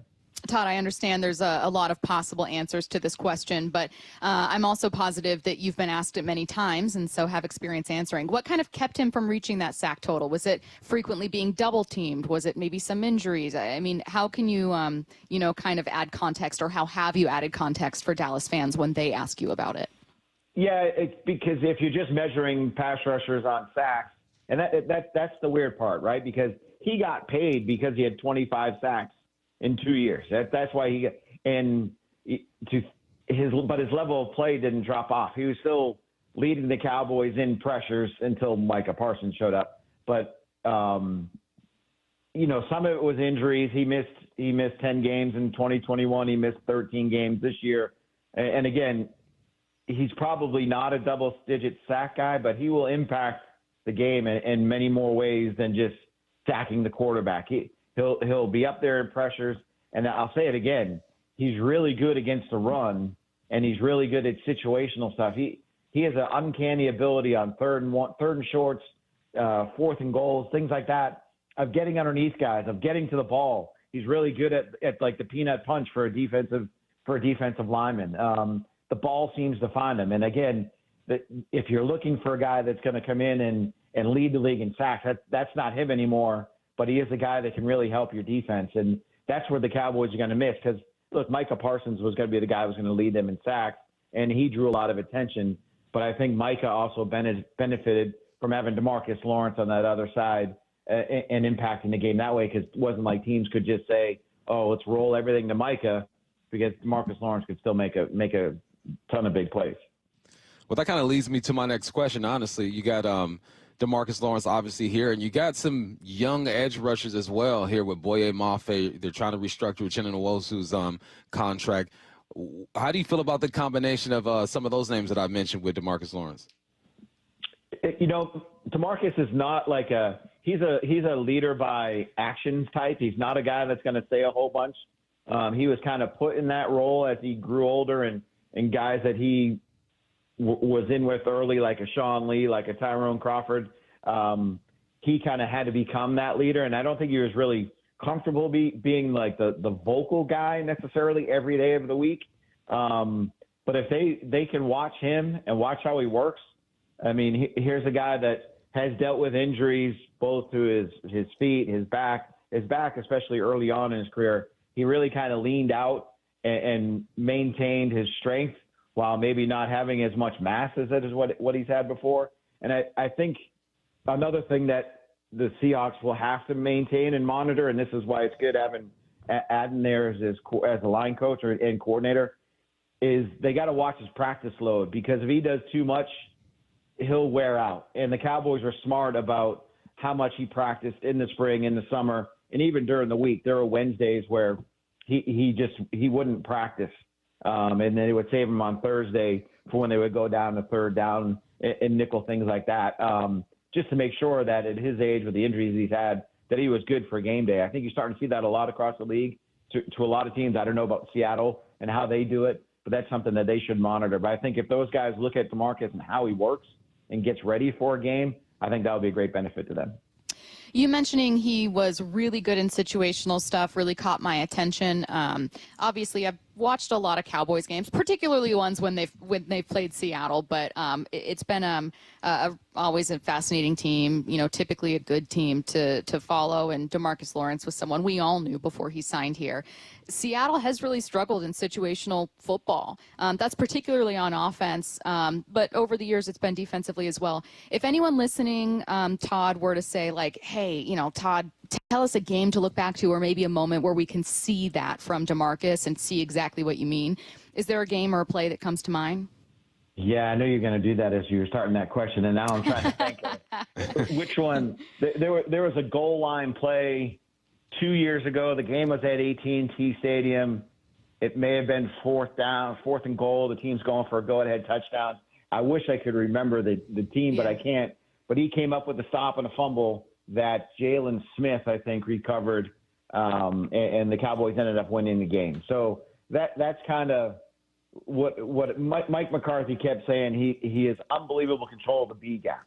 And Mike, you can help me out and explain what that means. But he's a guy that really knows the game and understands the game, and again understands certain situations and blocks. He probably showed up to the Cowboys as just an athlete who could play football, and then turned into a football player who was also an athlete. So where he might not be at his physical best, but could still read situations, read linemen, the alignment that the guys are using, understand quarterbacks' cadences, and where to get jumps and things like that. That's kind of what I'm getting at. He's really become an all-around player in that respect. But that one play where they had they were down on the goal. I wish I could remember the team. Now I can. Was it like the play, Bucks or the Eagles? I feel like that sounds. It may have been the Bucks a couple of years ago. Yeah. But yeah, like it was a really one of those moments. Like, how did he know that they were going there? But he talked to him. He's like, I know this was their tendency coming on the film. This was their splits up front. And this is how I knew could get inside and where they would go, and I could beat the guard there, all that kind of stuff. So he's a really intelligent football player, understands all sorts of situations. Really cool. Well, Todd, as you know, you got a polarizing figure over there with the Dallas Cowboys, the owner, the GM, the head coach, the offensive coordinator, Jerry Jones. And, there's personality there. Plays in a while, though. Coming over here to Seattle, it's a bit different. I think these two organizations are probably extremely opposite. How did DeMarcus Lawrence kind of handle the spotlight over there in Dallas? You mentioned he's not really a vocal guy, and how do you think he'll be able to handle just the low keyness, if that's a word, of the Northwest? I think he'll be fine because he understood the noise that came along with this team, the good and the bad, and kind of tried to stay away from all that stuff. And then I'll admit it, there were times where he didn't speak to us, whether it was good or bad times. So he knew how to pick his spots of when to say things, what to say. And, I think there's a lot of – when you play for the Cowboys, you better learn how to compartmentalize. And because of the headlines you're going to see every day on ESPN, the tours coming through the building, the nature of Jerry Jones and the attention that everything he says that they get, obviously the history of the franchise, he might view it as a breath of fresh air a little bit, that it is, mostly going to be about football. And that might be something that at this stage of his career where he's kind of like, okay, this is pretty good. And maybe he gets rejuvenated that way. Not that he wasn't, into it here by any stretch. I'm not trying to say that, but it might be refreshing for him to go to someplace else where there's not so much attention on every little thing that gets magnified to the nth degree. I'm going to step away from Lawrence for a bit. And out of curiosity, we wondered if the Cowboys, as did everyone else in the league, would try to make a move for DK Metcalf. DK now clearly with Pittsburgh. But, Todd, had you heard that the Cowboys were interested at all at any point in DK? No, I think, again, it's weird to say this when you talk about the Cowboys, the most valuable franchise in the world and blah, blah, all that kind of stuff. But it was too expensive, right? Like, it wasn't – if it was the draft pick and they didn't have to give up that kind of contract because they already got CeeDee Lamb at $34 million. It's hard to have two $30 million receivers plus a $60 million quarterback and plus a pass rusher, Micah Parsons, that's going to, I assume, be close to $40 million now after Myles Garrett. So, they weren't in on that one. The one that I'm actually looking at from Seattle to see if there's a reunion of sorts is Tyler Lockett with Brian Schottenheimer. Obviously, they had some success together. Maybe that could be a possibility as you look at the Cowboys needing wide receiver help opposite CeeDee Lamb. If it is, you will love Tyler, Todd. We promise you that. All right. I'll call you guys back if he does. Please do. Feel free. When a football player reaches the age of 30, all of a sudden they become ancient. And I watch film on DeMarcus Lawrence. I'm actually watching film as we talk, and I'm looking at him play against the Cleveland Browns. And there are some plays where he's running sideline to sideline, and that tells me, one, his work ethic is on point and his offseason training is on point. He comes in ready. Would that be an accurate assessment of how he prepares for a football season? Absolutely. Yeah, I mean, he is a guy who puts the work in. And again, during the season and during the training camp, you got to watch how much he works because you want to make sure he's good for a full year at this point in his career and with the injuries that he's had. But there is never a question about how hard he was going to work, especially on the field and what he was able to do. If you think about, okay, when he came in, Rod Marinelli was his defensive line coach. I want to say that's right. And then became his coordinator. And for people who don't, Rod is a guy that if you loaf, you don't play. And DeMarcus learned that from an early age, and he's always been that guy. And that's why I said, again, for the young guys up there, just watch how he moves. Just watch how he plays. Just watch the effort. You mentioned, the Cleveland game. I specifically remember him getting Deshaun Watson in one situation that early in that or later in that game when the game was out of touch and Cowboys were up, that he was still playing lights out. So he's a sideline to sideline guy. And again, don't look for 10, 12, 15 sacks, but look for a guy who's going to make a bunch of impact plays. I'm sorry if I repeated that about 1,000 times. Oh, no. Last one here for me, and this is more to aid us when we start to take a look around the NFC to start the season. What's your own expectation for the team? I know that will change as moves are made in free agency and in the draft, but locally in Dallas, what's the local expectation for the Cowboys this year? I have not seen the Cowboys fan base as down on their team in the 20-plus years I've been covering them. Wow. Coming off 7-10, a season in which they did nothing in free agency. They extended Dak Prescott, they extended CeeDee Lamb, but really didn't make any key additions to the roster and led to 7-10. Now I'll say this: Brian Schottenheimer coming in. You guys probably know him better than we do here at this point. I think they're going to be better than people think. Does that mean 11-6 and going to the playoffs or getting to an NFC Championship game? I don't know about that, but I do think there's something about Schotty that we've seen early on as the head coach and the staff that he's put together, that they're going to be in a position to surprise some people.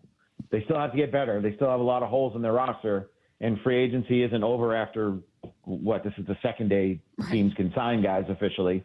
They still have to get them some help, but I do think a healthy Dak, a full season of CeeDee Lamb and an off-season program, skipping training camp, a better offensive line situation than what they had in terms of coaching, a different defense with Matt Eberflus running things. I think you see the Cowboys be a better team than many expect. That might be 9-8. That could be 10-7. But I wouldn't put them up there as a top 3-4 Super Bowl candidate by any stretch in the NFC. He is ESPN Cowboys reporter Todd Archer, kind enough to join us, talk a bit of DeMarcus Lawrence here. Todd, thanks so much for your time. Thanks, Todd. You got it. Thanks. Appreciate it. Have a good one. Let's get to headline rewrites. Extra, read all about it. Headline rewrites. We must make headlines. The real story behind the headlines in today's news with Bump and Stacy. Headline number one, Russell Wilson making the rounds today, starting with a visit to the Browns, and tomorrow he's going to the Giants. What's the real headline? Russell Wilson for when Aaron Rodgers says no. Hey, Curtis, you just had a bar, making rounds, visit with the Browns. Let's go, baby. All right. But, Russell Wilson, man, it's a weird place for him to be right now. Yeah. You played a decent season last year. You showed that you still got some juice left. You didn't lose 4 in a row, but they didn't put Justin Fields in for you. That let you know that Tomlin and them had more belief in him than Justin Fields, yet Justin Fields has a job. Why? Because he's younger, and they think he can still develop. I think Russell Wilson can still play in this league, but where? Do you really want to go to the Browns?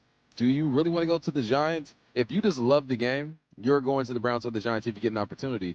But if you're trying to win, you ain't going there. But there's nowhere else for him to go. I just don't see it. He's either there or he's a backup somewhere. I need him to go somewhere else because I need to win our donut bet.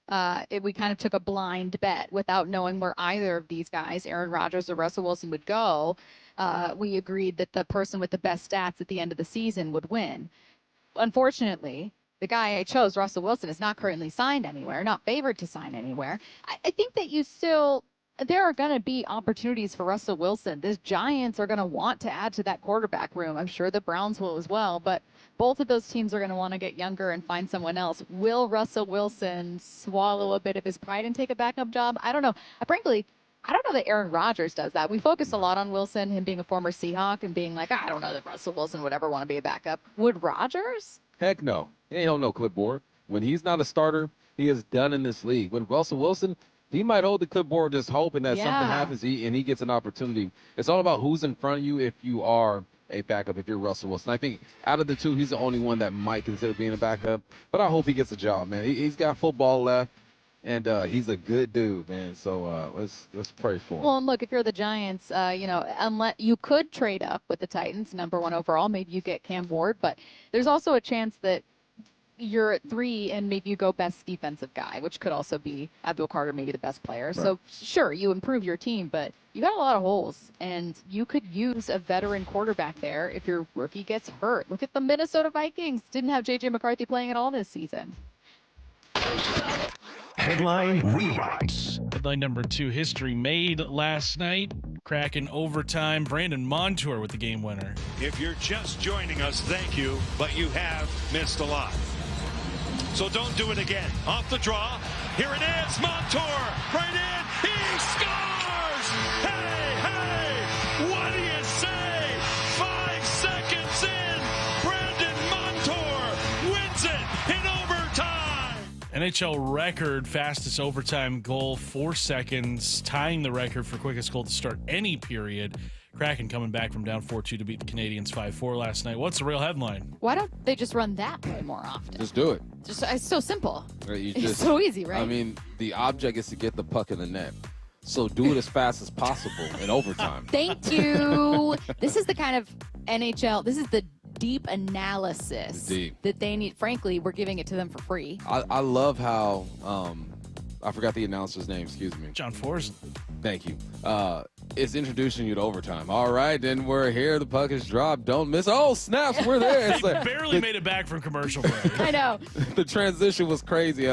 That's fun, but good for Montour. And the Kraken needs something to cheer about. And you just made history, young man. So no matter what happens this year, the Kraken have the fastest goal in NHL history when it comes to overtime. Can you imagine one being scored in like 3 seconds in a quick game, and we're like, really?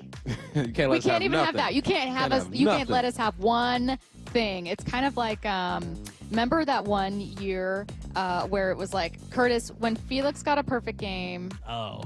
The White Sox had a perfect game against the Mariners too that year. Yeah, there was like a couple perfect games in the same year, and then there was nothing, and then there wasn't one for years and years and years and years and years. Check this out. My buddy Mike Miller, you need a home, Windermere Real Estate. He says, I was at the game, didn't get back from the restroom in time. I just missed the overtime goal. He went to the restroom and missed it. Come on, Mike. You know better than that. Headline rewrites. Headline number 3, Julio with a grand slam. Here's how it sounded. The stretch, the pitch to Julio, swinging a well-hit ball deep to left field. Grandma, get out the rye bread and mustard. It is grand salami time. Julio Rodriguez with his fist in the air, running second, clears the bases. It's the Mariners 5 and the Royals nothing. What's the real headline? Bump, is this something we can get excited about? Yes.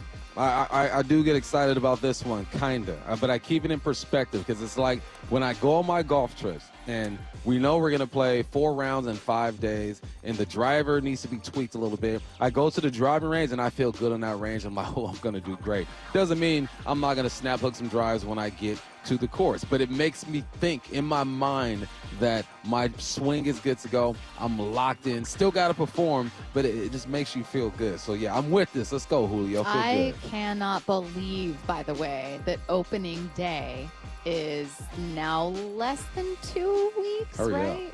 No, not less than 2 weeks. The 27th. I can't do math quickly enough. What's today? The 13th. 13? I wish I could tell you guys. I wish I could tell you how many days until the 27th. That's just not my job. It's simply not my job. It's not my I was under the strength. assumption it was 14.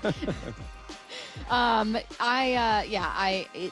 so excited for it to start, and I already know that we're going to do the thing we do through spring training, which is we're going to have a week of games, and I'm probably going to read too much into them, despite doing this every single season and telling myself not to read too much into things early. I do want to approach this season differently, though. I do think that for the Mariners, it is fair to apply pressure or to be concerned far earlier than you'd normally feel comfortable doing so as a baseball fan. We said this before. There's no more it's early, okay? I don't expect them to come out and win 10 in a row, okay? But let's get 5. Let's see what's on tonight. What's on tonight with Bump and Stacy, brought to you by Caesars Sportsbook at Muckleshoot. Now, here's what's on tonight. Conference tourney play, Arizona and Kansas. Bear down. Face off in the Big 12 quarterfinal, 6:30 p.m. on ESPN. Seattle U taking on Abilene Christian at 6 p.m. on ESPN+. The Steelers are bringing back a former starting quarterback, though it's not Russell Wilson. Plus, Adam Schefter, like all of us, is tired of waiting on Aaron Rodgers. That's next. Seattle Sports, your home for Wyman and Bob. Weekdays 2 to 7. Your two most prominent players on offense said, I want out of here. If you ask the texters, they would say both of them have attitude problems. You know, we'll see what Geno signs for. If he signs for somewhere in around 40 to 45, what does that say about how he felt about Seattle? You got to put a lot of faith in John Schneider and Mike McDonald. John said, we're not going to do anything that hurts the team. The team is number one, the player is number two. On Seattle Sports and 97.3 FM HD2. I've always said, the car sales in the 1980s and 1990s, earned the rep that we have today. The concerns that consumers have because of what has happened in our industry in the past, they're warranted. It's our job to show them that that's not how business is done anymore, right? It's very different business. It's much more transparent.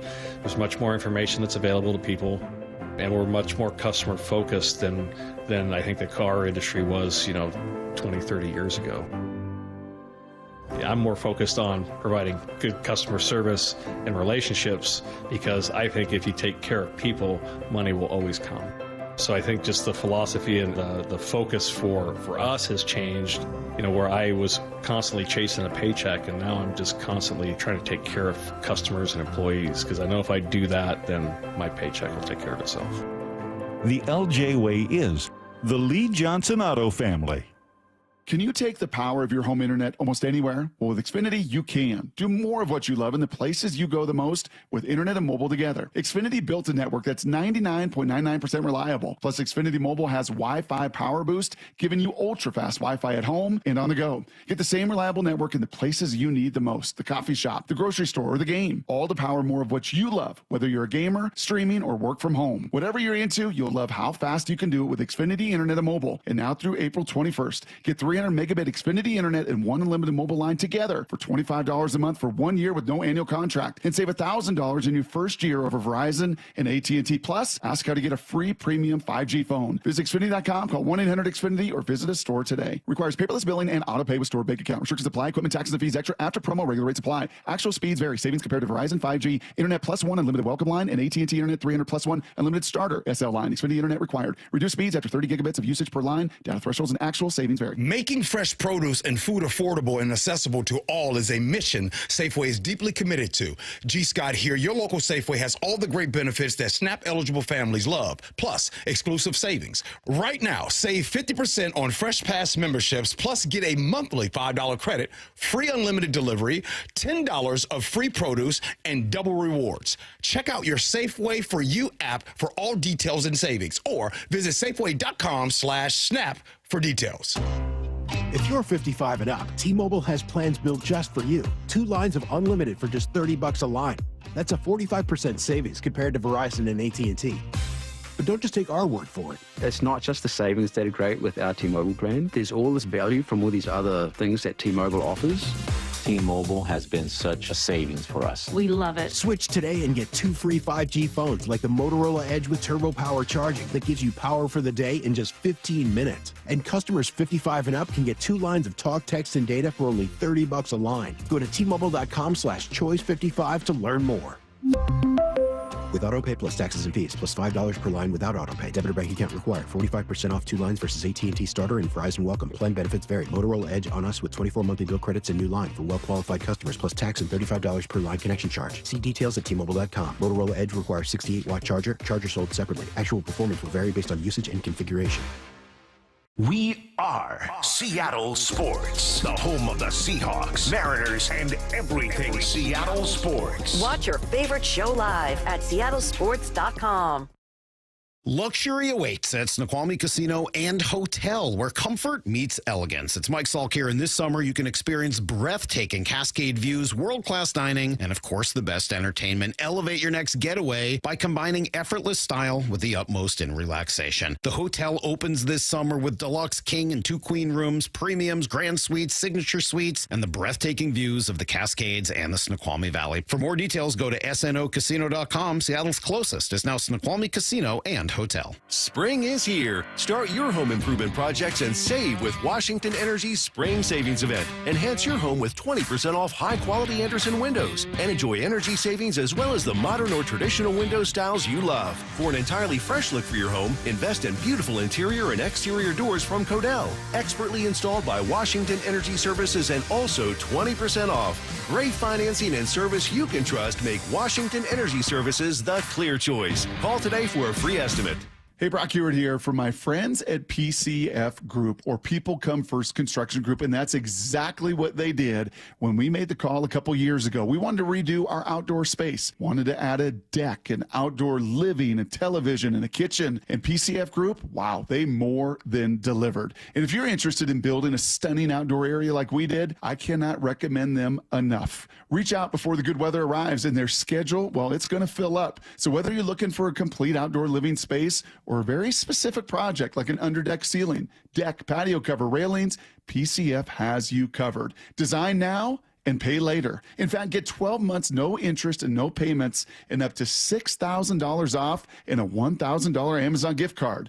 Request a complimentary design and estimate consultation at 425-629-8476 or project ideas. Explore photos at pcfgroup.com. That's 425-629-8476. From the Quantum Fiber Studio. This is Bumpin' Stacy. Weekdays 10 to 2. On Seattle Sports and 97.3 FM HD2. Taking a look around the NFL, we are going to start with Aaron Rodgers. ESPN insider Adam Schefter, like all of us, is tired of waiting to see where the former 4-time MVP is going to make a decision about where he wants to play in 2025. Cut 12. To me, this shouldn't be that hard, right? Like, the Steelers want you.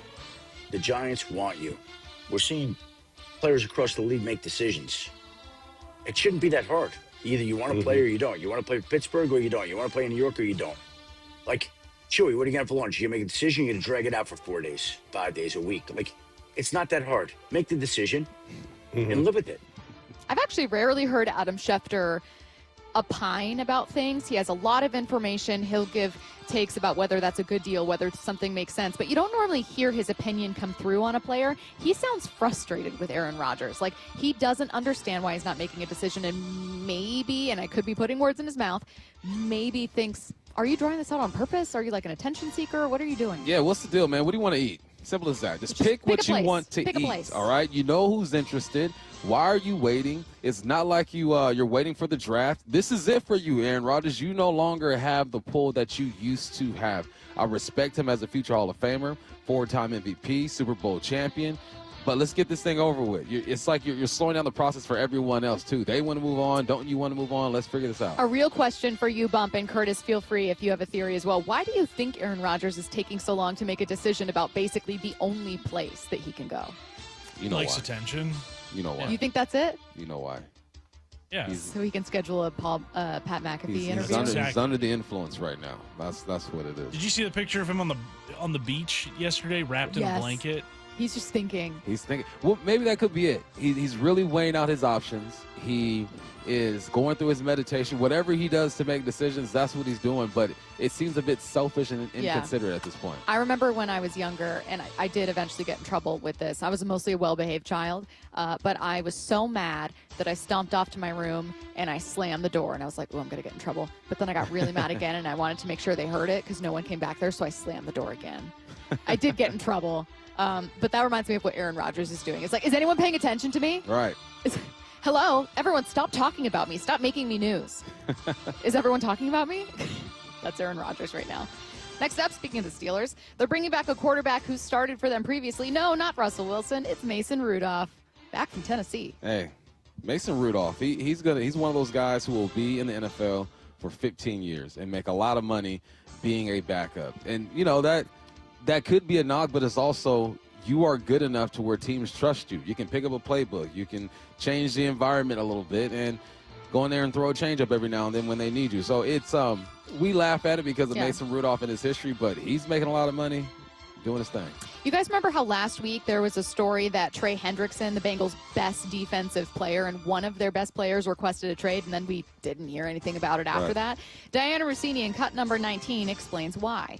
I've spoken to a bunch of teams who want to do it. That's not the problem. The problem is the Cincinnati Bengals. Their asking price, one GM even said to me, just was ridiculous, is how it was described. So I think until Cincinnati's willing to wiggle on that a bit and change their price, and we see it all the time. I mean, look at the DK Metcalf situation where they originally were looking for a first and a third, and they came down off that price. So you ask for the most, you see how everything shakes, and then you go from there. While Cincinnati's also trying to get a deal done with T. Higgins. We're waiting to see how this is progressing. I'm continually told that they're trying to get this done, that they're trying to make this a priority, as well as obviously Jamar Chase's deal. But Cincinnati definitely has a lot of business that they need to address. And I think teams like Washington, for example, are watching this Trey Hendricks situation, hoping that they can jump in here and, and make a move. I'm guessing it means they're asking for a first, if not, maybe a second and something else. If you were Cincinnati, what would make you sleep easier at night? What kind of return could you get in a trade of Hendrickson? Let's assume that you can't go the Myles Garrett route where you just throw money at him. You have to trade him.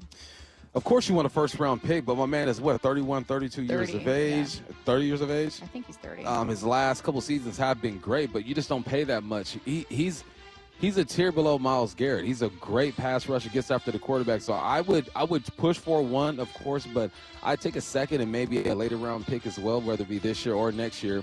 But they're trying to find the best deal, and it feels and sounds like the market isn't as great as they were hoping for Trey Hendrickson. Why hasn't Geno Smith signed an extension with the Raiders yet? Tom Pelissero answered that question with Brock and Salk this morning, cut 21. It's coming.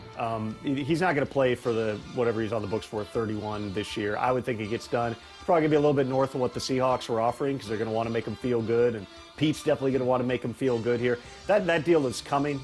There's probably no rush on it at this point, but I do anticipate he's going to get an extension. Is it a little odd, though, that it hasn't come yet? I would have expected when that happened. It would hope right away. The trade didn't even become official until yesterday at 4 p.m. Okay, so they technically can't do it until then. And, I mean, remember this, too. Gino's got, I'm sure, an introductory press conference at some point here. Mm-hmm. I would think you want to do that immediately and not end up doing the Broncos one press conference when you acquire Russ and one where you give him an extension 3 months later and then regret the whole thing. The question isn't about whether an extension happens. It's about how much it's going to be. Tom Pelissero is saying, I think it'll be a little bit more than what the Seahawks were willing to offer. What if it's a lot of bit more? That means they're running out of options, and Geno has all the leverage, and that means they don't want Aaron Rodgers. It means they don't want Russell Wilson. It means they're looking at Geno, and they're playing poker at this point. Geno wants to be there, but, he's going to take care of himself and make sure he gets paid. So this is an interesting situation. It is going to get done, but the longer this thing goes on, the more I think Geno has the leverage. Next up, Kenny Pickett, now with the Browns, says he's been told Cleveland will give him the opportunity to compete for the starting job.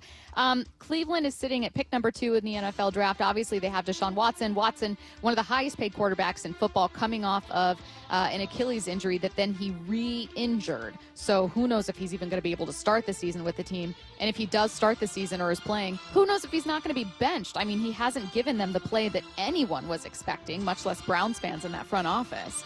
I don't know what Cleveland is doing at quarterback. No, I don't either. They don't either. They don't. They're looking at Deshaun Watson and saying, we got to give him a chance if he comes back healthy. And it takes 4 to 6 months for Achilles to get done. They're looking at Kenny Pickett and saying, right now we have no other option. We want to talk to Russell Wilson, but we have to keep Kenny engaged in the situation. If they were just to say, no, it's a wrap, man, we're going to go elsewhere, we're going to ride with whoever, it just changes the mental of Kenny Pickett. You have to make these guys feel like they have a legit opportunity. Well, if Arizona Cardinals fans were hoping by now to be able to get a Marvin Harrison Jr. Jersey, they won't have to wait much longer. That Fanatics lawsuit with Harrison was finally settled. It's a 10-month legal saga that prevented his jersey from being sold. Per ESPN, now that the two parties have come to an agreement, Harrison's number 18 Cardinals jersey is expected to go on sale, quote, pretty soon. That's what a source told ESPN. So who knows when that's actually going to be, but you're actually going to be able to buy the jersey, wear it to Cardinals games this year.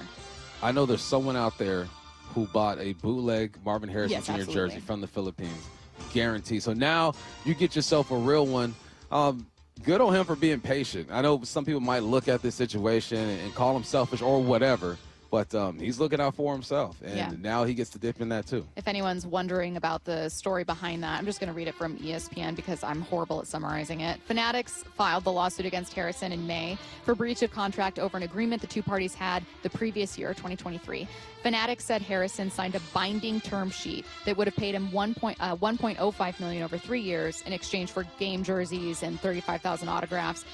But over the last 10 months, and this is why the lawsuit's been ongoing, Harrison and his lawyer said that agreement is not legally binding. So we don't know the terms of the settlement. We don't know exactly what happened, only that the saga is over. And thank goodness for that, because it's kind of a boring lawsuit. Yeah, it is. Anyway, I love it. I love a juicy lawsuit. You know, what's going on with Blake Lively and Justin Baldoni? Wait, and where does Ryan Reynolds come in here? It's not really sports news, but those are the lawsuits I'll listen to podcasts about. This one, not so much. No, not so juicy. Yeah, not necessarily for this one. Hype Train, coming your way next. Blue 88 on Brock and Salk. Who were the final suitors for DK? Teams that were willing to pay $33 million a year for 4 years on extension, $150 million total. It was really just New England and Pittsburgh. Every day at 7:45. Good for him. God bless him, and I absolutely have no issue and no problem with him going and getting even more of that generational wealth. But there were not many teams that were going to load up the Brinks truck. Blue 88, answering 3 football questions as only Brock Heward can. Springtime has me thinking about taking a nice trip somewhere to unwind, relax, but also have a little bit of fun at night. Now, I'm not talking about getting on the plane. Why would you go through all that trouble when you have plenty to explore here in the beautiful Pacific Northwest?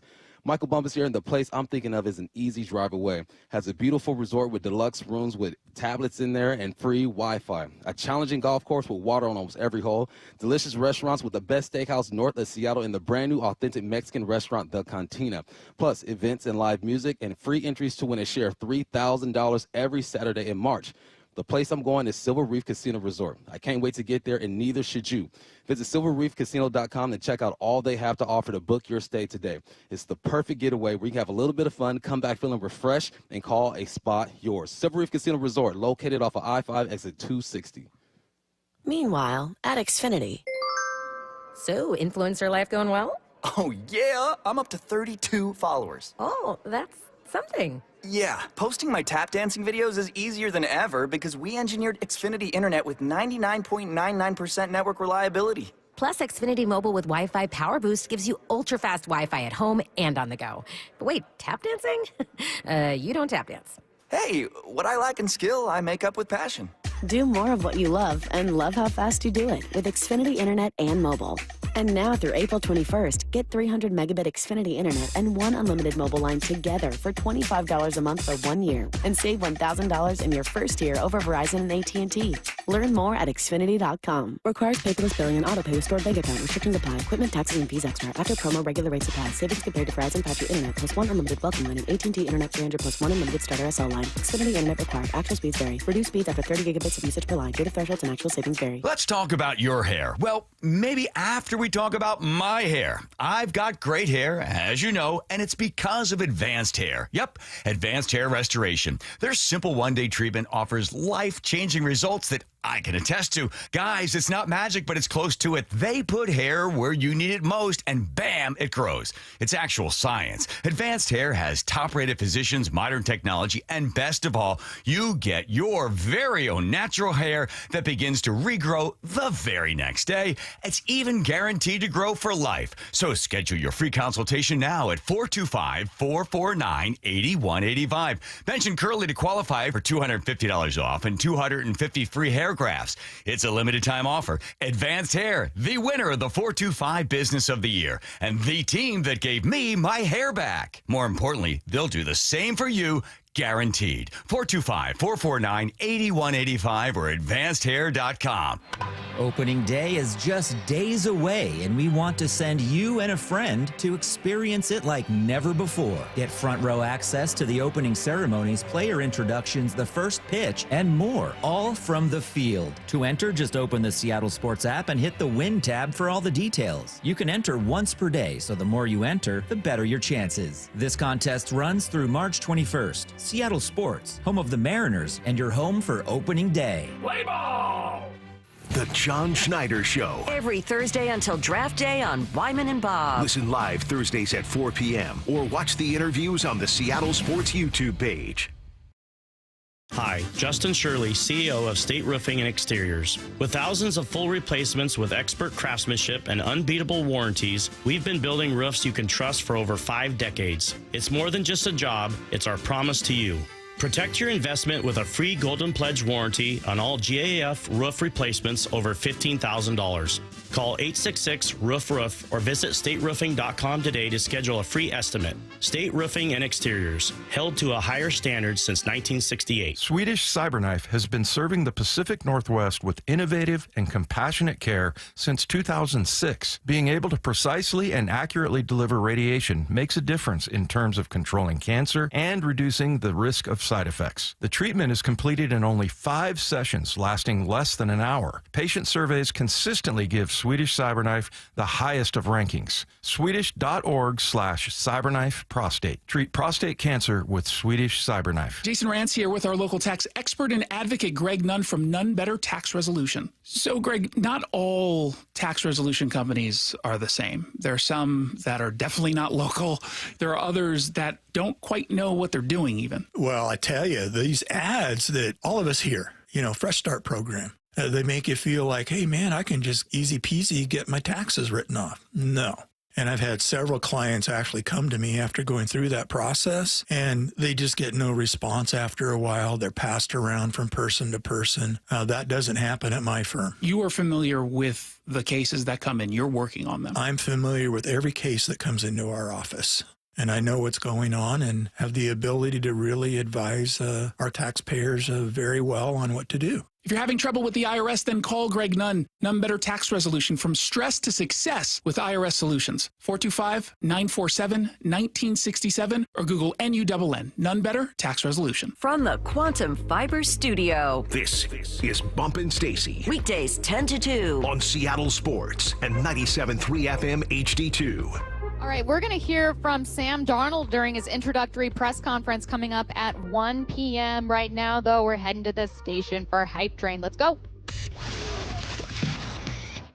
First one in. Earlier in the show, we listed out 4 different analysts and then added another, Eric Williams, who think that Cooper Kupp could be a Seattle Seahawk, that at the very least the Seahawks make sense, maybe a good fit, the Seahawks could have interest. I'm just going to make it definitive for the purposes of this hype train. Cooper Kupp will be a Seahawk.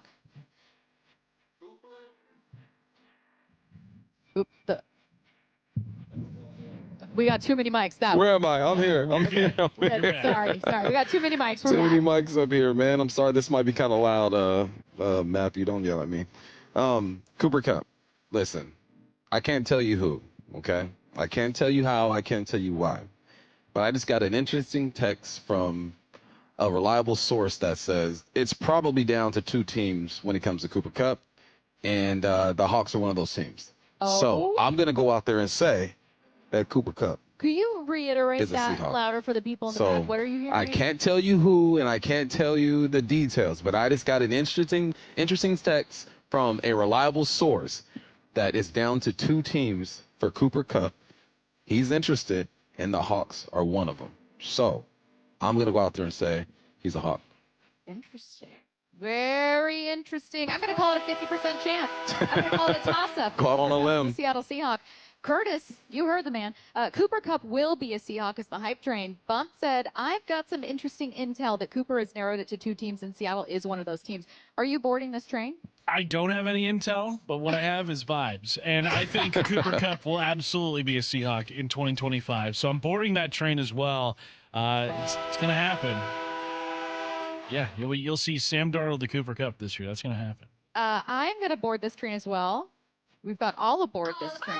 And I'm doing it not only because of what Bump just said, not only because Curtis is getting some vibes, but because I think that Daniel Jeremiah and Peter Schrager in particular are usually really well connected or kind of have like a really good read on things. And the fact that Daniel Jeremiah, maybe the only analyst I saw say, I wonder if the Seahawks consider trading Geno before it happened, thinks that Seattle would be an interesting fit for Cooper Kupp. Those kinds of tweets from people like that make me think they're calling their shot, trying to get ahead of it without committing. So yes, all aboard that one. Next type train.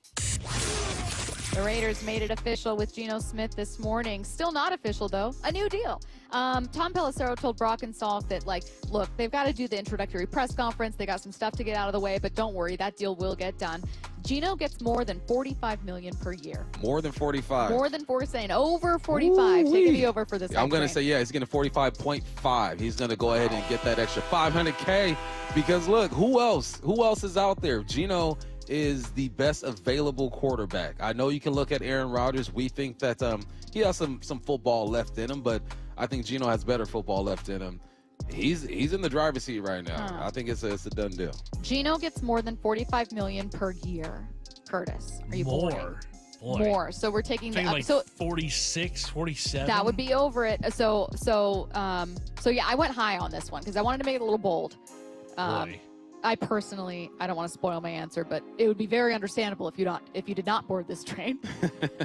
I don't think he eclipses 45. I think he gets 45 right on the nose. I'm not boarding this train, even though I feel like if Pete Carroll could, he would give Geno Smith the world. That man loves himself some Geno Smith. He does. He's the son that he's never had, even though he has 2 sons. Can you imagine? You're sitting in an office, poor Nate and Brendan. He's like, Geno, you're the son I never had. Geno, I love you.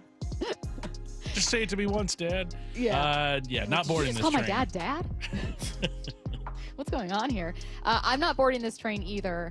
I think so for 2 reasons. One, while I think Geno is going to get more than the Seahawks were willing to offer, I agree with you, Bump, and with James Palmer, who we had on yesterday, that what might have happened is that the Seahawks gave him an offer. Let's say it was 40. Let's say they were like, we want to give you 40. Are you good with that? 41. Are you good with that?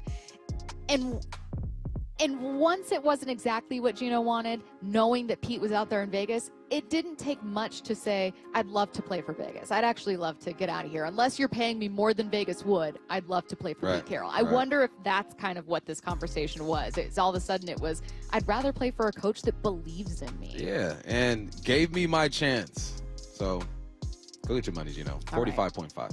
Next up. We're all waiting on Aaron Rodgers to make a decision. Even Adam Schefter. Adam Schefter says, hurry up and make your choice so I can tweet this. It's Uncle Schefter to I you. know. He was real disappointed. Not mad. He was disappointed in Aaron Rodgers for drawing this one out. Aaron Rodgers makes a decision before Saturday night. Before Saturday night. Before Saturday night. EOD Saturday is what we call it in the business world. Oh, yeah? All right, here we go. Aaron Rodgers. Let's get this thing over with. You're done with your boating excursion. You are on dry land now. You're weighing out your options. You know what he's doing? He's doing this to mess with Russell Wilson. He's being petty right now. He goes, yeah, he's got to wait on me. I run this. I hold the power. He's all about power. Think about it. He is about power. He goes, you know what? I hold all the power. Russell's going to wait on me because I'm the future Hall of Famer. You're giving Russ more power by stretching out your own decision and your own life just to spite him, if that's true. Yeah. So that's a weak-minded move. I'm going to say no. He's not going to do it. Okay. Aaron Rodgers makes a decision before Saturday, EOD. I'll call it Saturday at 11:59 p.m. Curtis, are you boarding this train? No, and because it's going to happen Sunday, so that the very first thing all the sports talk shows are talking about on Monday is Aaron Rodgers. This man knows how to play the media game. Yep. And then on Tuesday, he'll make his rounds on Pat McAfee. This is how it gets formulated. This is how the sausage gets made, folks. I'm peeling back the curtain. You heard it here first. Aaron Rodgers signed Sunday. That's exactly what's happening. Yeah. That is exactly what's happening. So he can jump on the next news cycle. I'll never forget that interview he had with Pat McAfee. Just for the record, I used to love Aaron Rodgers. He was like my favorite quarterback. So I'll never forget him with Pat McAfee saying, like, you can't be out here like making news. We need to be focused on the right thing. And it's like, you do this all the time. All the time. All the time. Who you are. And Curtis is right. That's the game. That's how the game's played. Yeah, it's going to drop Sunday, maybe Sunday evening where it's still fresh. People still want to talk about it first thing on ESPN Monday. It's wow, almost brilliant. like Curtis is a producer. It's almost like you know how the game is played. Next up. Well, let's say Aaron Rodgers does make a decision Sunday, like Curtis called, and it is the Steelers, as is widely expected. That doesn't leave really a starting job for Russell Wilson. This is your next hype train. Russell Wilson signs as a backup somewhere. Oh, man. Here's the thing. We've narrowed it down to Cleveland and the Giants, correct? If Aaron Rodgers decides to go to the Giants, the Steelers aren't bringing Russell back. I think they're going to be like, look, we tried that, it didn't work out. So I'm going to say, because I have to stick with what, I believed in a couple days ago, that Russ is going to be a backup. And one more thing to say. Happy birthday, Elena and JC. They're married, they have the same birthday. And he goes, she took everything in the marriage, even my birthday. So dang, big ups to Elena and JC. Did he text in and say that? Yeah, he texted in and say that. Oh, wow. Happy birthday. But does that mean they broke up? No, I think they just have the same birthday. Oh, she took everything in my marriage. Uh-huh. Okay. I thought it was he's saying like she took everything, but that's adorable. Yeah, that's like actually that. really cute. Like Okay, that. happy birthday. So Russ, guys. back up, and happy birthday. All right, Russell Wilson will be signed as a backup. You don't have to pick the team. If you're boarding the train, it's because you believe it's not going to be as a starter. He's going to be QB2. Curtis, are you boarding? I mean, if he's deciding between Cleveland and New York, the two teams at the top of the draft outside of Tennessee that could be in play for Cam Ward and Shedeur Sanders, obviously if you take one of those quarterbacks, that's your future. It's not Russell Wilson. So I think Russ does end up a backup this season. So I'm boarding that train. I think he signs as a backup. And what a fall for that guy in just, 3 seasons? Sheesh. I'm going to board this train as well. I think that it's going to be a situation where you draft your rookie. Maybe you let him sit for a little bit. At no point can you bench your rookie. So I think it's kind of the opposite of what happened with the Steelers, where Justin Fields started, then Russell Wilson gets out there to kind of settle things down.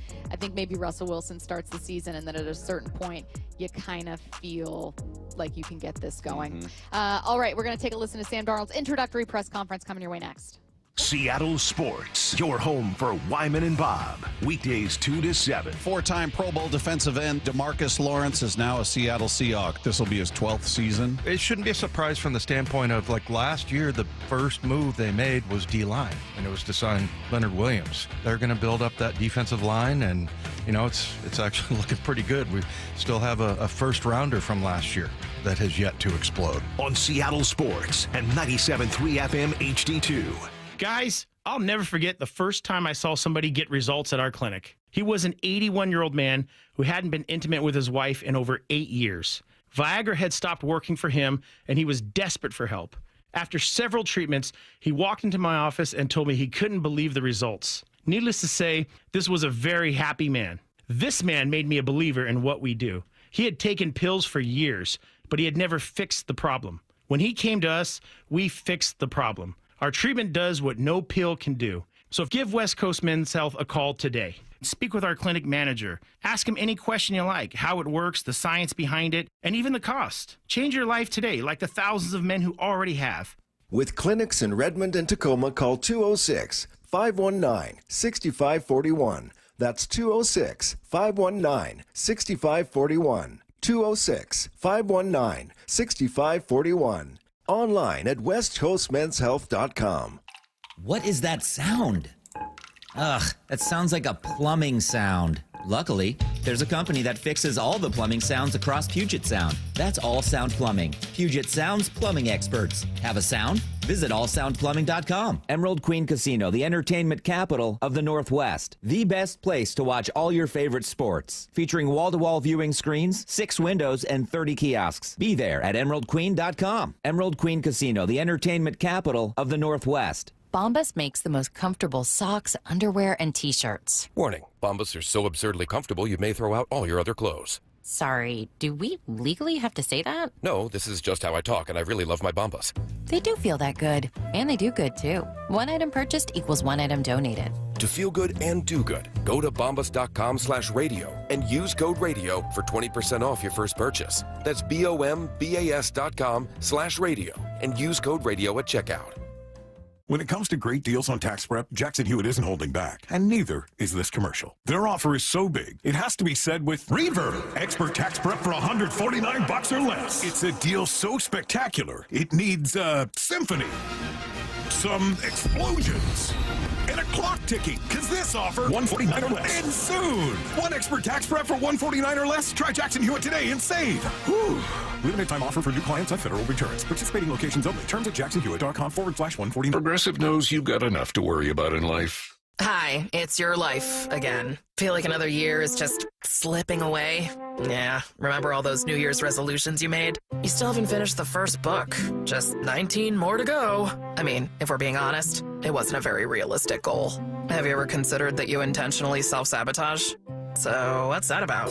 So let Progressive protect your home and auto, because you've got enough to worry about. Progressive Casualty Insurance Company affiliates and other insurers not available in all states. Is that a new Samsung Galaxy A15 5G? Yeah, I got it for free when I joined Cricket Nation. Sounds pretty great. At Cricket, anyone can get a new phone when they switch. Whoa. With a high-quality camera, meaning more flattering selfies for all. And super fast 5G, so you can post them for all to see. Your friends, your family, your ex. Free phone! Free phone! Okay, I'll switch. Welcome to Cricket Nation. Cricket 5G is not available everywhere. Must bring your number to Cricket on a $60 a month voice plan. First month service charge and tax due at sale. Fees, terms, and other restrictions apply. See cricketwireless.com for details. Are you trying to buy a new home, or are you a local real estate agent seeking financing for a client? We're all tired of dealing with banks, credit unions, and endless guidelines. Wouldn't it be nice to go back in time when we had common sense lending? Hi, I'm Scott Rureka, CEO of Legacy Group Capital based in Bellevue. We are one of the largest local private portfolio lenders in Washington. We've helped thousands of home buyers and real estate investors reach their financial goals by leveraging the Legacy Common Sense borrowing platform. What that means is we lend our own money, we make our own decisions. If your deal makes sense, we'll get it done. Whether you're purchasing a new piece of real estate or refinancing an existing loan, bridge loans, construction, or regular home loan, it doesn't have to be as difficult as banks and lenders make it. If you're trying to grow wealth through real estate acquisition, come talk to the experts in private lending.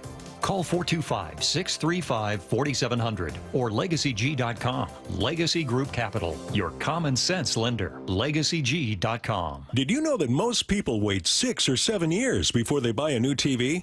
That's a lot of time in front of one TV. So why not get one of the best sets for the next 7 years, like one of the top-rated Samsung, LG, or Sony models?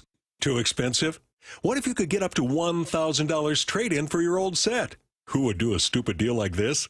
Right now, at Video Only, you can get big bucks for your old set as a trade-in and a hot price on the new models. Don't be sorry. Check out Video Only. Let's go! This is Seattle Sports. Streaming through the Seattle Sports app. KIRO AM Seattle. KIRO FM HD2 Tacoma. Home of the Seahawks, Mariners, and everything Seattle sports. Seattle Sports Snapshot. Duke superstar and likely #1 overall pick Cooper Flagg left today's ACC tourney game in a wheelchair after landing awkwardly on his ankle after grabbing a rebound. He's been ruled out but did return to the bench, so that's good news. After being released by the 49ers, fullback Kyle Juszczyk is visiting with the Steelers today, per ESPN's Adam Schefter. Snapshot, brought to you by Miller Lite. When it's game time, it's Miller time. This hour is brought to you by Mazda of Everett. From the Quantum Fiber Studio. This is Bump and Stacy on Seattle Sports. Streaming through the Seattle Sports app and at seattlesports.com. Now, here are your hosts, Michael Bumpus and Stacy Ross. Here we go now. All right, we are waiting to hear from Sam Darnold. He's about to take to the podium at Seahawks headquarters, Virginia Mason Athletic Center, to have his introductory press conference. I realized that despite him being a former #3 overall pick, despite him having played in what was formerly the Pac-12, I don't know much about Sam Darnold. He likes watching birds. He likes watching birds. He put together a heck of a season last year. First-time Pro Bowler. He threw 35 touchdowns, 12 interceptions, about 4,500 yards. Those things we know to be true. You know, those are true, but no, you're right. I couldn't even tell you what his voice sounds like. Well, we're about to find out right now. Here's Sam Darnold. Appreciate everybody coming in and spending the time with us, but really excited to introduce Sam Darnold as our new quarterback, and this is exciting times, man. Just it's been a whirlwind couple weeks here, as you guys well documented, but as this thing started to come together, feels similar, like the way I felt, introducing Clint was just, looking into Sam and obviously gone against him in my career and here last year at Lumen against the Vikings.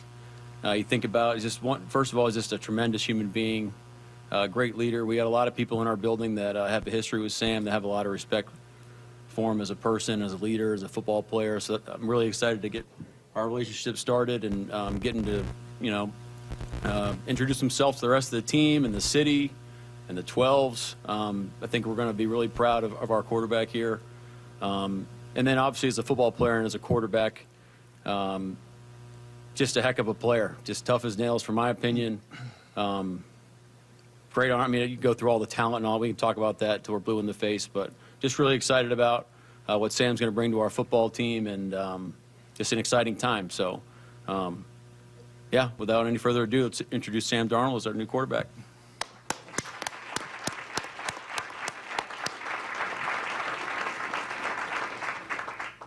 Appreciate it, guys. Appreciate that, Coach. First and foremost, I'm just excited to be here. Excited to, get to know this organization. I've already met, I think most of the people, not most of the people, but some of the people I'll be dealing with on a day-to-day basis. So excited just to meet my teammates.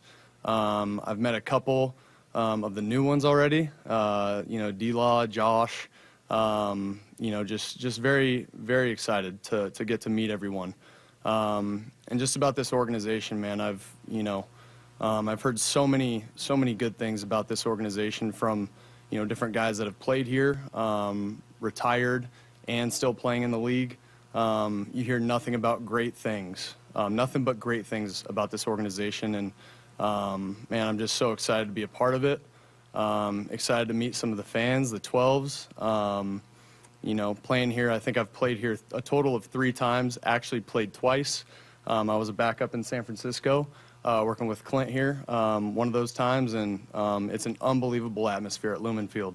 And I'm so excited to finally have those 12s on my side this time. Yeah, man, just really looking forward to this opportunity to be here with my teammates, with these coaches.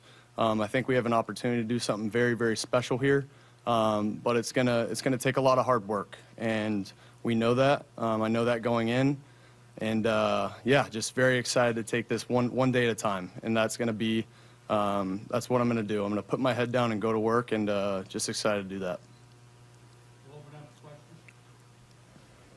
Sam, can you just take us through kind of the process for you of, I guess, once you learned you weren't going to stay with the Vikings, I guess, and just kind of how the Seahawks got into it? Yeah. Just kind of talking through, obviously heard the Geno news. When that broke, I kind of understood that this could potentially be a spot for me. And then, what was it, Monday? Just kind of, letting my agents and these guys kind of figure out, what would be a really good fit for me. And that kind of, came to fruition a little bit. And then finally on Wednesday, finally getting to talk to some of these coaches and, even have some of the players reach out to me, guys that I play with at USC, having Jackson reach out as well. Just so eager. I met Jackson at the Pro Bowl, and just so eager to get to know each other and, get working, talking about when we're going to throw with each other and stuff like that. So just very excited, man, about this opportunity and just to go to work with these guys in the building every single day. Clint, you worked with Sam in 2023. You obviously saw what he did last year. What about his game fits what you want to do on offense? Yeah, Sam is extremely talented, obviously a great thrower of the football. His mobility sticks out, his toughness, his maturity. I think one thing about Sam that really sticks out is just he's an A-plus teammate. Elevates those around him, and the guys he plays with respect him, because when your best players are your hardest workers, that's what you really strive for. It's what you want as a coach, and Sam has that in spades. Sam, why is this scheme good for you? Yeah, obviously, working with Clint a little bit in San Francisco, very familiar with the scheme.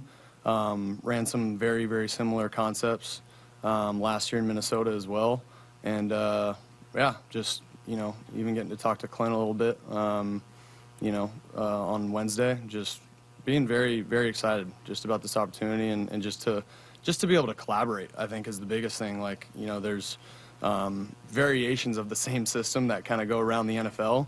And being in one of those last year and kind of getting to morph a little bit of that with obviously most of the stuff that we did in San Francisco, and then I know he grew on his system a little bit last year in New Orleans. So again, just very, I know I keep using this word, but very excited to just get rolling on kind of what this system, what the offense is going to look like next year. What particularly about the system, Sam, fits your skills? What are the specific Yeah, I think, aspects? first and foremost, I think maybe Clint could talk a little bit more about that in detail, but I know it, foundation is the run game. And we're gonna run the rock. I know Clint's big on running the rock, and you got to do that, and building that off of play action, keepers, and dropping back when you have to. How much was the system an attraction to signing with Seattle?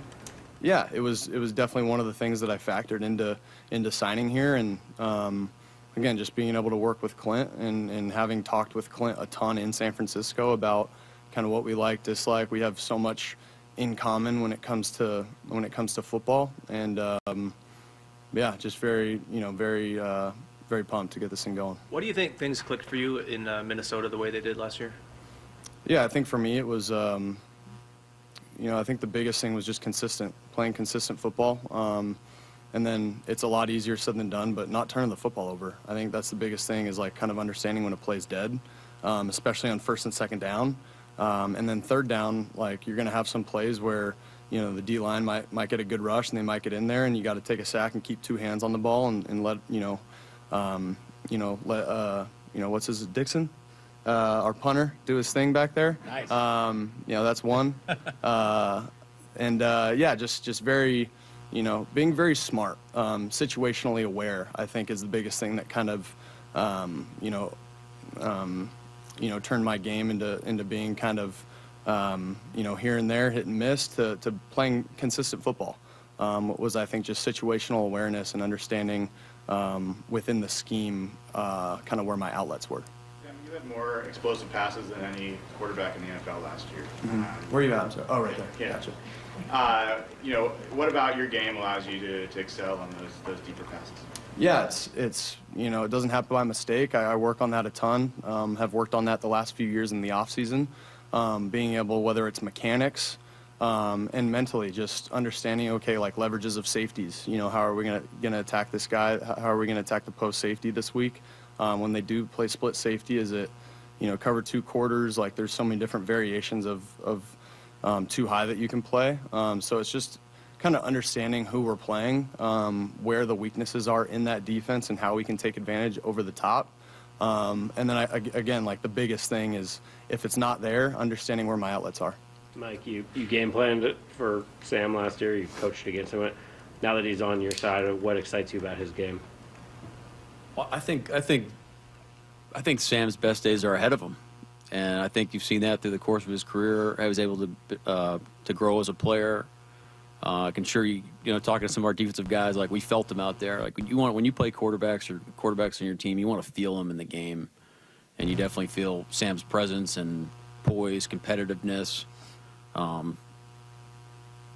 Accuracy, all the downfield threat. That's definitely a part of it. And then being able to run the show too operationally. Sam can do it with the best of them as well.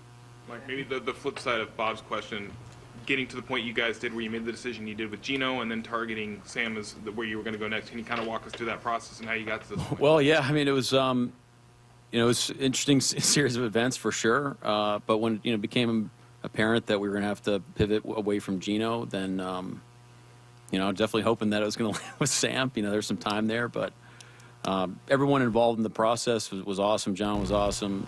Joey Lane was awesome. All of our pro personnel people were on it. So just really fortunate that it worked out the way it did. And there's some great quarterbacks out there that that we looked into, but it really apparent that Sam was our guy. What were the dynamics having to make that choice? Well, I would say like once we decided to make the move with Geno, understanding who was out there, definitely Sam became the number one focus pretty quickly. Success in Minnesota partly to being smart and not turning the ball over, but it was more than just that. You threw 35 touchdown passes, getting over 4,300 passing yards. Statistically, just leaps and bounds better than previous years. Do you feel like you found something in your game going to that year, or was there film or coaches that unlocked something? Yeah, I think you learn from experience, good or bad. I learned a ton being in New York, learned a ton being in Carolina, learned a ton, going to San Francisco, and Clint was a huge part of that. Just kind of understanding, okay, like, and I really, thank Brock a ton, Brock Purdy, for, just his style of play and how he kind of described his style. Was like, we got a ton of great playmakers on offense. Like, my job is just to play point guard and get the ball in their hands and let them go do great things with the rock. And when I started to change my thought process as a quarterback to kind of just getting the ball in my guys' hands, then that's kind of where it unlocked for me a little bit.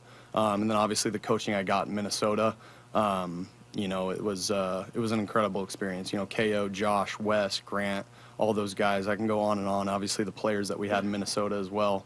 But yeah, it's a credit to everything, man. I can't necessarily point to one thing, but my entire journey has been about growing as a person and as a player, and that's kind of where and I'm just so thankful that it's led me to this point here in Seattle. After the season ended, where was your head at in terms of possibly returning to Minnesota or testing free agency? Yeah, we were kind of looking at all possibilities, to be honest, and I'm just very happy that all roads kind of led to Seattle. Mike, you guys have obviously made some big moves with DK and Tyler since then as well. I know you're not done, I guess, but the offense right now, kind of, what's your vision for that going forward, and with the changes you've made and without having DK and Tyler? Well, I think the vision for our offense has stayed the same. Those are big shoes to fill, and you can't do it just by like one person. But I think like the synergy involved that's gonna be needed in order to do it is exciting. As we start to build this, the guys are in the building, the possibilities of people that we can either acquire in the draft or throughout the whole process. So vision maintains the same, and excited, just like Sam's talking about, his mentality with of this growth mindset of like trying to build our football team and take it to the next level. That's there, man. Like, this is great. I'm happy everybody's here. Can't wait till we actually start doing some real football. Sam, 11 months ago, Sam, when you were in Minnesota and they draft J.J. McCarthy 10th overall, and if someone had told you you'd have 3,500 yards or 4,300 yards and 35 touchdowns and now a contract with Seattle and be the franchise, what would you have said then, 11 months ago? It's tough, man. Like, whenever you get into hypotheticals, that's always kind of a world I try to stray away from a little bit, or stay away from. But yeah, I knew the possibilities of going there, and that's one of the reasons I signed there, was the potential to, to have success, and not just have success, but again, like, this whole journey's been about, for me, it's been about learning and growing, and I knew I was going to have a chance to do that there, and was able to just play, like I keep mentioning, I was able to play consistent football on a weekly basis, and just happy to be able to do that here now. Dan, you mentioned learning from experiences. What did you learn from the end of last season? What do you feel like you can grow from, just from having that success and then reaching that hurdle and not being able to get over that? Yeah, again, I was waiting for someone to bring that up, by the way. I appreciate that. No, it's fair, man. Like, you get all the way to that point, you have the season that we had offensively as a team, and then, you run into, at the end of the day, like, only one team can win the Super Bowl. And unfortunately, we weren't that team. But I learned a ton from those last two games, especially playing Detroit and playing LA. We're going to see LA twice a year, obviously, playing in this division, and really looking forward to that. But yeah, it's just continuing to learn things about yourself, what they did schematically, and yeah, that's basically all you can do, is just learn from those experiences. Clint, your oldest starter, at least now, is 27, and the longest tenure is 3 years on the team. How important is the leadership you're going to be looking for Sam in this offense? Yeah, it's very important, and Sam, he's going to lead through his production. All the players are. They got a job to do, and they got to go play the game. And I want his natural personality to come out, and that's why he's here, because he has that natural ability to lead. But most importantly, he's a great player, and he's going to go lead with his production, and we're going to help him as a staff. And as a team, it's not all about Sam. It's about who the guys he's throwing to, the guys he's blocking for him. tight ends, running backs. It's all a team thing. And I'm glad that he's leading the charge. But we're going to have success when the team has success. You've coached quarterbacks a long time, Clint. Just that position in particular, are people maybe too quick to just kind of write a guy off when they've got just everything that goes into that, and then we see someone like Sam do what he did that part of his career last year?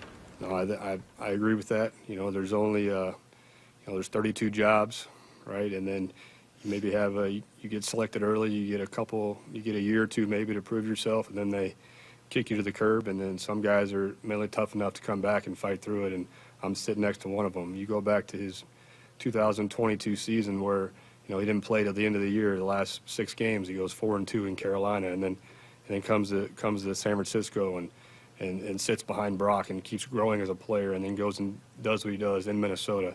That's just really impressive to have that kind of to be that kind of a fighter and to stay in the fight, and then when you get your chance again and be ready. And Sam was ready, and Sam earned this job here. Can you talk about the value of situational awareness in quarterback? I know Sam talked about it, but as an offensive coordinator, how important is that? Well, it's critical, right? And Sam touched on it. That comes with experience, and Sam's had a lot of experience and was really well coached in Minnesota. Having you can only remind a quarterback so much before that button goes off and you can't talk to them anymore. So they got to have it ingrained in them. Those are things you talk about in the meeting room, but to have a guy that can go execute that on game day with 70,000 people screaming at him, it's not easy to find. We got the right guy here. Sam, Mike said he thinks your best days are still ahead of you. Where's somewhere you see you want to make a step forward and even beyond what you did last year? Yeah, I think, I kind of look at those last couple games. I think being able to get the ball out a little bit quicker on some of the drop back stuff that we had those last couple games, and understanding where the outlets are. And even if a guy's covered, even if my back's covered on a check down, just throwing it at his feet. I felt like I was taking some unnecessary sacks last year, especially those last few games, and just going to continue to work that however I can in drills and drill settings, early April, and even later this March. But when we start to get into those team periods and start to get into training camp a little bit, I'll definitely be thinking about that, keeping 2 hands on the ball in the pocket at all times, and just doing all the little fundamental things, and I think, but that's a big one, is being able to just get the ball out on time. Mike, when you do something as seismic as trade your quarterback, trade someone as productive, and establish a DK, and cut someone like Tyler, it can create the perception you guys all those are things rebuilding. happen. Yeah, it can create the idea that you guys are rebuilding. How would you explain why that's not the case? Well, I don't think that really showed up in our mindset throughout the whole process. I think you're always looking all these moves is as serious as they seem to be, and they were as they happen. It's all through the lens of what's best for the team now and in the long run. So just seemed that they happened all kind of sequentially back to back to back, which was necessary at the time. But we're rocking, man. We're rolling. I think we're really excited about our future. And these are like the kind of the dull days of March with your team. It's a dead period and all that. So we're building right now behind the scenes. So when the guys show up, we hit the ground running 100 miles an hour in April. Mike, how do you, the defense, you got Jaron and Ernest re-signed and DeMarcus Lawrence, how do you kind of feel about those moves and what they've done? I feel tremendous about those moves. We got to meet those guys today, or we got to meet D-Law today. And, just getting those guys back. Jay Reed, such a great leader on our team. We all saw what happened to our defense when Ernest walked in the door. There's no secret about it. The guy's a force multiplier. And then you've seen the tape with DeMarcus. He's a dynamite player. We obviously have a relationship with him and AD, being from Dallas, so with a lot of respect for him. I know Clint's had the game plan against him, which probably isn't a pleasant experience. So I think we're building something really cool on defense. Mike, where are you on the offensive line and at wide receiver from where you want to be right now? Will we ever be where we want to be? Probably not. As a football team, we're never going to sit up here and be like, hey, we're satisfied. That's not going to be our mentality. But it's an ongoing process about where we're at. Turns out, I don't think we have to play for another 5 months or so. So there's plenty of time to develop the guys we have in-house, and there's going to be opportunities to add guys when necessary that fit us and are the right moves in those times. So that's where we're at. Sam, I know you like to score, but which would you prefer, long 6-minute drive or a quick strike? Say that one more time. In scoring, which is your preference? A 6-minute drive or a quick strike? With the clock being, all things being even. Sure. I mean, I feel like that, I don't know, it's scoring a touchdown is, I mean, you'll take it however it comes, whether it's a long, like you mentioned, like if it's a 6-minute drive, 15, 16 play drive, those are great. I know the big boys up front might not appreciate that answer, but that's always a fun one. Coming off to the sideline, some of those guys getting oxygen, and those are always fun drives for me because you're handing the ball off, you're just methodically moving the ball down the field, maybe converting a few third downs. But then you have sometimes the 98-yard touchdowns that happen, and those are always fun too when you get to run down the field with your boys and celebrate as you're running down the field, hearing the echo in your helmet. There's nothing like it, man. There's nothing like scoring a touchdown, whether it's me throwing it or whether it's someone, whether it's a running back, fullback, whoever running the ball in. There's nothing like hearing that noise, especially in a place like Lumen, to be able to hear that after a score. There's nothing like it in the world. Sam was one of the best play-action passers in the game last year. Talk about how important that is for your offense. Yeah, it definitely stands out on tape. Seeing Sam turn his back to the defense and find deep crossers and hit guys in stride is definitely a strength of his game, one of many strengths, throwing on the run. But to be an elite quarterback, you got to be at your best on third down in the red zone. And I think that's too where Sam really makes his strides. So that's the part we're most excited about. What do you remember specifically? We're going to be back with more from these three next. For Wyman and Bob, weekdays 2 to 7. Your two most prominent players on offense said, I want out of here. If you ask the texters, they would say both of them have attitude problems. We'll see what Geno signs for. If he signs for somewhere in around 40 to 45, what does that say about how he felt about Seattle? You've got to put a lot of faith in John Schneider and Mike McDonald. John said, we're not going to do anything that hurts the team. The team is number one, the player is number two. On Seattle Sports and 97.3 FM HD2.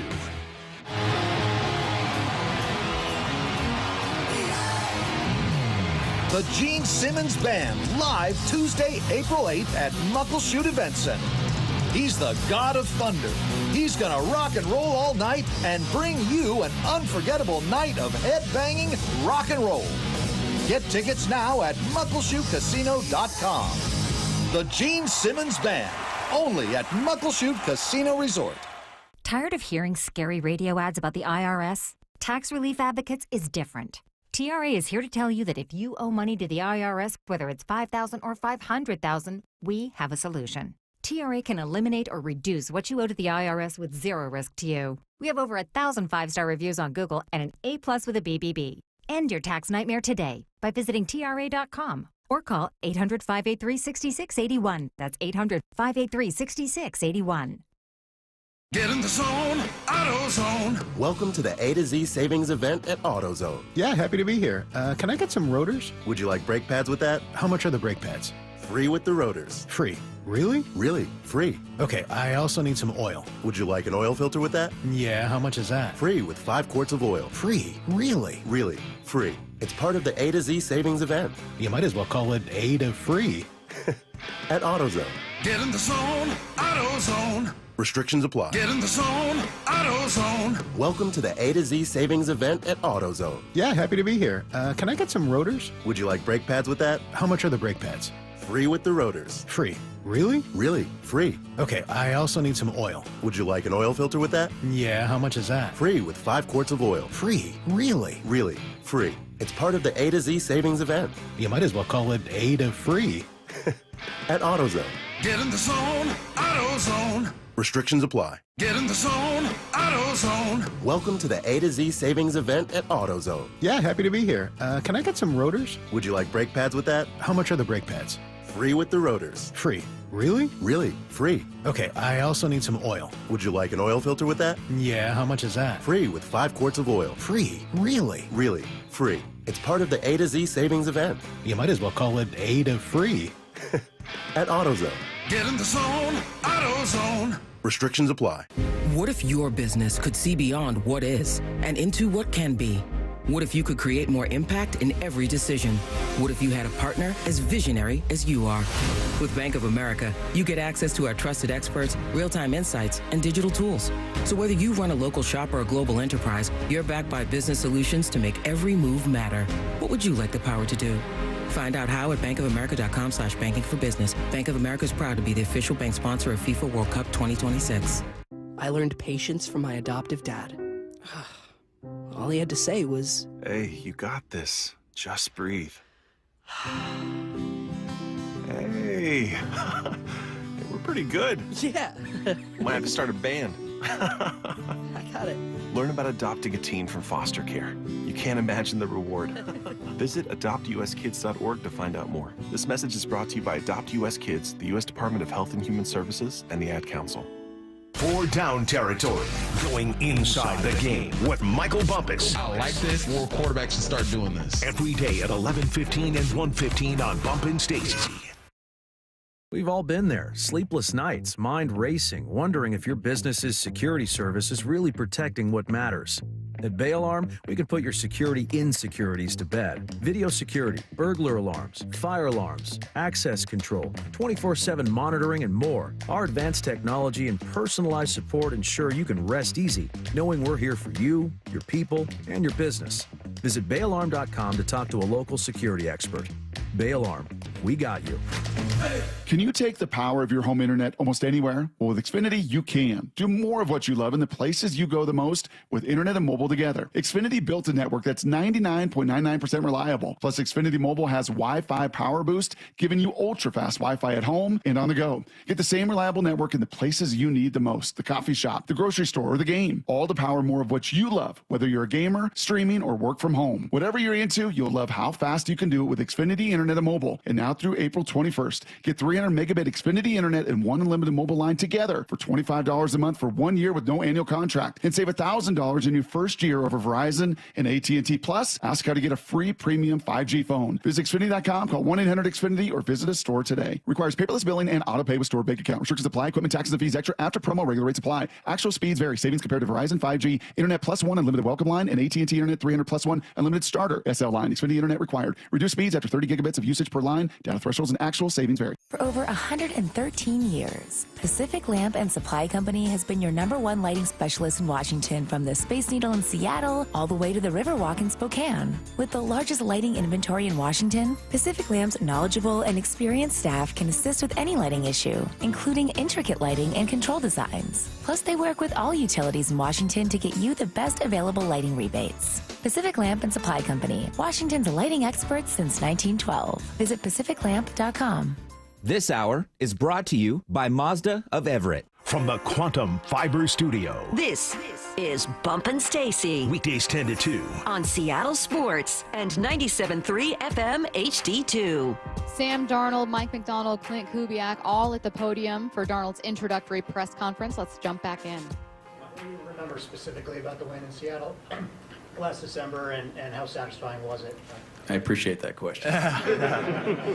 I'm excited to talk about this. How long have we got? We got an hour? No, it's incredible, man. Whenever you can come to an atmosphere like this and you know, everyone kind of goes quiet. You know, I'm not, hopefully that doesn't happen here anymore. But no, man, it was a special game. I felt like we, you know, as an offense, we weren't clicking the way that we wanted to, you know, and that's a huge credit to Coach and their entire staff for putting together a really good plan for us. And we were able to stay in the game just long enough to make that comeback at the end and have that touchdown. And, yeah, and, you know, our defense, I feel like, was able to kind of put it away there with the late turnover. But, yeah, that's pretty much all I remember. I remember that touchdown, the one to Jets down the sideline. That was one that will be in my memory bank for as long as I live. So, but yeah, that was a, no offense, Coach, but I keep rambling about this. I asked you how long I had, because I'll keep going. But no, it was just a special moment to be able to win that football game. Yeah. Mike, same question for you. Apologize, but can you evaluate his performance in the fourth quarter of that game? And is there any extra weight that you put into what you see with your own eyes in evaluating whether you want to bring a guy in versus what you see on film for the rest of the game? Yeah, first part of the question is, we talked about it, but definitely felt Sam throughout the game. And, you're calling a game against the quarterback, the personnel, your people, the person calling the plays on their team. So it was a heck of a battle. I mean, it's a knockdown, drag-out fight to the end. And to Sam's credit, they kept battling and found a way to win in the end. So a lot of respect for obviously what he did in the game. But the second part of the question was, I think absolutely, to see it in person and see him perform and scout him throughout the week. You're watching a lot of tape of, pretty much every snap throughout the season. And so probably wouldn't have had that exposure going into the whole thing if we hadn't played Sam. The revelation that you had in San Francisco about being the point guard, do you feel like earlier in your career you put more pressure on yourself to be more than that, being the 3rd overall pick? It wasn't necessarily, being the 3rd overall pick. I think even going back to college, I felt like if something wasn't there, like if a concept wasn't there, I was so eager to run, get out of the pocket. I'd been doing that since high school as well, and it was always easier for me. I felt like I could do that at ease, and you get to this level and it's not that easy. And, I think that's where kind of the troubles came a little bit early in my career, was just thinking I could run around and make plays if something wasn't there. But, yeah, I think that's just kind of where that stemmed from a little bit. Sam, certainly we've talked about all these moves over the last week for this team. What does it mean, for this city, for its fans, that you can help lead this new chapter of Seahawks football moving forward? Yeah, again, I'm not necessarily, I can't think about the big picture like that. I think it's a lot easier for me to think about it as, okay, what do I have to do next? And what am I doing right now? Like me and Clint were talking about certain plays and, kind of getting the playbook and starting with formations, and that's kind of where my mind's at right now. Is I'm not too worried about the big picture of things. All of that will kind of take care of itself if I just do my job and help this team the best I can, just win football games. How much of what you're teaching him right now, or about to teach him, is the same he learned in San Francisco 2 years ago? Yeah, I think we'll keep some common things. Those are some conversations Sam and I will have going forward. But like Sam said earlier, throughout the league, we're running a lot of similar things, right? It's just about how we deploy our 5 eligibles and getting Sam on the same page with his receivers and tight ends and running backs. And we're going to do what Sam does best and what his teammates do best, regardless of what may have been done in the past. So it's just important that we have a heck of an off season from middle of April through June and get to know each other really well and get our offense going and be on the same page. Anything else? Thank you. Thank you. All right, we have our introduction to Sam Darnold. A lot to take away from a long press conference. He was asked a lot of questions about how his game has evolved, particularly in last season with Minnesota, but also some things that he might want to change. He said he looked at the last few games for a step forward. He wants to get rid of the ball more quickly, knows that he took bad sacks in that game. Said a lot of the things you want to hear. Bump, what stands out to you? I like when he talked about his journey and who he learned from, and pointed out Brock Purdy, his time in San Francisco. Kubiak was there as well, but learning from Brock Purdy just to take what the defense is giving him, that's music to an offensive coordinator's ears. Like, I'm not going to force it. Then I like how he ended that thing. Like, look, in high school, I used to run around and make plays. I learned real quickly. This is the NFL. I can't just do what I want to do. I'm not that type of football player. And then, he's just a quarterback. His tone is even kill all the time, and I'm just excited to see him out there and to see how he can evolve from the player that we saw last year. Mike Macdonald and Clint Kubiak also spoke for part of this press conference. Mike Macdonald says he thinks Sam's best days are ahead of him. That is obviously something that you want to say as a head coach, something that any head coach in any organization would say about any free agent young quarterback that they brought in. So take it with a grain of salt. However, I'm going to flip it as a question. How can the Seahawks ensure that Sam Darnold's best days are ahead of him? Making sure that he's prepared and surrounding him with the talent that he needs. You have JSN, you have Marquez right now, and obviously we're looking at the offensive line and wondering what they're going to add and how they're going to call plays to fit him. Sam did a good job with play action and being under center. How much of that is going to go down, we figure a lot. He was actually decent in shotgun as well. He did face a lot of pressure the last 2 games. So it's just about understanding who he is as a quarterback and calling plays that he's comfortable with. I mean, that's the goal of every offensive coordinator out there. So it's just learning them, man. The more they know about him, the more they understand the way that he thinks, the better they'll be able to make sure he makes great decisions. I think there's just so much pressure, not just on Kubiak this season, but also on them establishing that run game. Even though Sam Darnold had a phenomenal season last year, 35 touchdowns, 4,300 yards, 12 interceptions, you said. I mean, his best career year. I think the reason people weren't especially high on a 14-win Vikings team is because the narrative had still been set. Now, the good thing for Sam is that he can only exceed expectations. That's all he can do. All he can do is continue to surprise people. So it does feel like there's more of an onus on John Schneider to get these picks, on Mike McDonald to get that defense going, and on Clint to make sure that they actually do establish the run. If you don't do that, there's too much on Sam. Yeah, exactly. You can't ask him to throw the ball 40 to 50 times. Now, there might be some games where you have to do it. Maybe you're behind, the defense has an off day. You got to step up and do it, but it's about consistency. And you want to consistently be second and 5, second and 6, so the playbook is wide open. Once that playbook narrows, it's just easier to attack any quarterback, and let alone a quarterback who realizes that he's just not as mobile as some of these guys. We're building, and we're watching this all take place in true time, in real time, and it's about the draft now. Well, it's more to do in free agency, but draft too. Well, and again, it's the focus has clearly been, you've mentioned this, on team building now.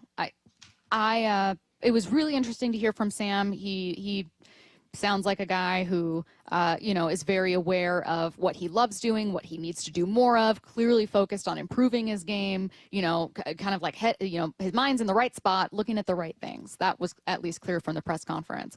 But it's become clear from the offseason that that this is going to be about the moves they still have to make, to your point. Yeah. So we'll see what those moves are. So we've got a couple different possibilities here. We're going to go for what I need to know. Get your questions in, 866-979-3776. We may be joined by Marquez Valdez-Scantling, who's here in the building. We'll see if we can grab him. But if not, get those questions in, 866-979-3776. That's next. Seattle Sports, your home for Wyman and Bob. Weekdays 2 to 7. Four-time Pro Bowl defensive end DeMarcus Lawrence is now a Seattle Seahawk. This will be his 12th season. It shouldn't be a surprise from the standpoint of, like, last year, the first move they made was D-line, and it was to sign Leonard Williams. They're going to build up that defensive line, and, it's actually looking pretty good. We still have a first-rounder from last year that has yet to explode. On Seattle Sports and 97.3 FM HD2.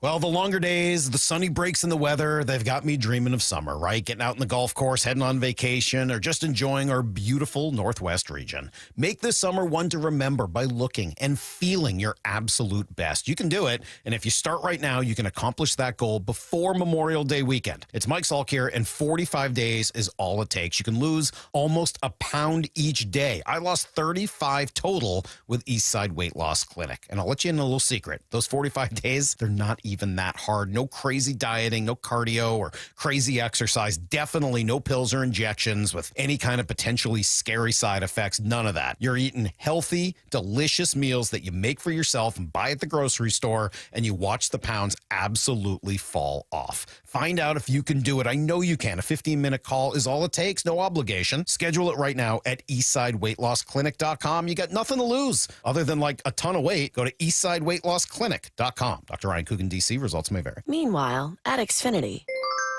So, influencer life going well? Oh, yeah. I'm up to 32 followers. Oh, that's something. Yeah, posting my tap dancing videos is easier than ever because we engineered Xfinity Internet with 99.99% network reliability. Plus, Xfinity Mobile with Wi-Fi Power Boost gives you ultra-fast Wi-Fi at home and on the go. But wait, tap dancing? You don't tap dance. Hey, what I lack in skill, I make up with passion. Do more of what you love and love how fast you do it with Xfinity Internet and mobile.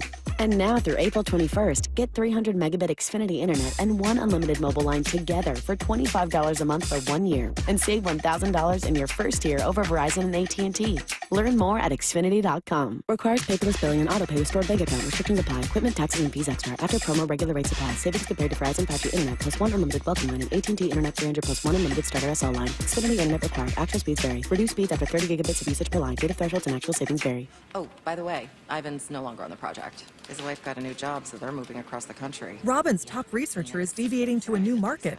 This isn't standard. And now we're short-staffed. Who's going to finish all these projects? She needs a cluster of new data analysts, and there's no margin for error. I need Indeed. Indeed you do. Put our matching platform to work so you can spend less time searching and more time connecting with talented candidates. Visit Indeed.com/credit and get $75 towards your first sponsored job. Terms and conditions apply. Progressive knows if you have to choose between everyday life and your boat, boat wins. What are you going to do? Take the boat out for a spin or go mail something? Boat wins! Are we cleaning the patio or taking the boat out fishing? Boat wins! And are we skipping that eye exam to go sailing? Boat wins! Rescheduling eye exams can be a nightmare. All right, fine. Eye exam, then boat. Yeah! With Progressive, you can bundle your boat with your home or auto and save with a discount and spend more time enjoying those savings on your boat. Progressive Casualty Insurance Company, affiliates, and other insurers. Not available in all states and situations.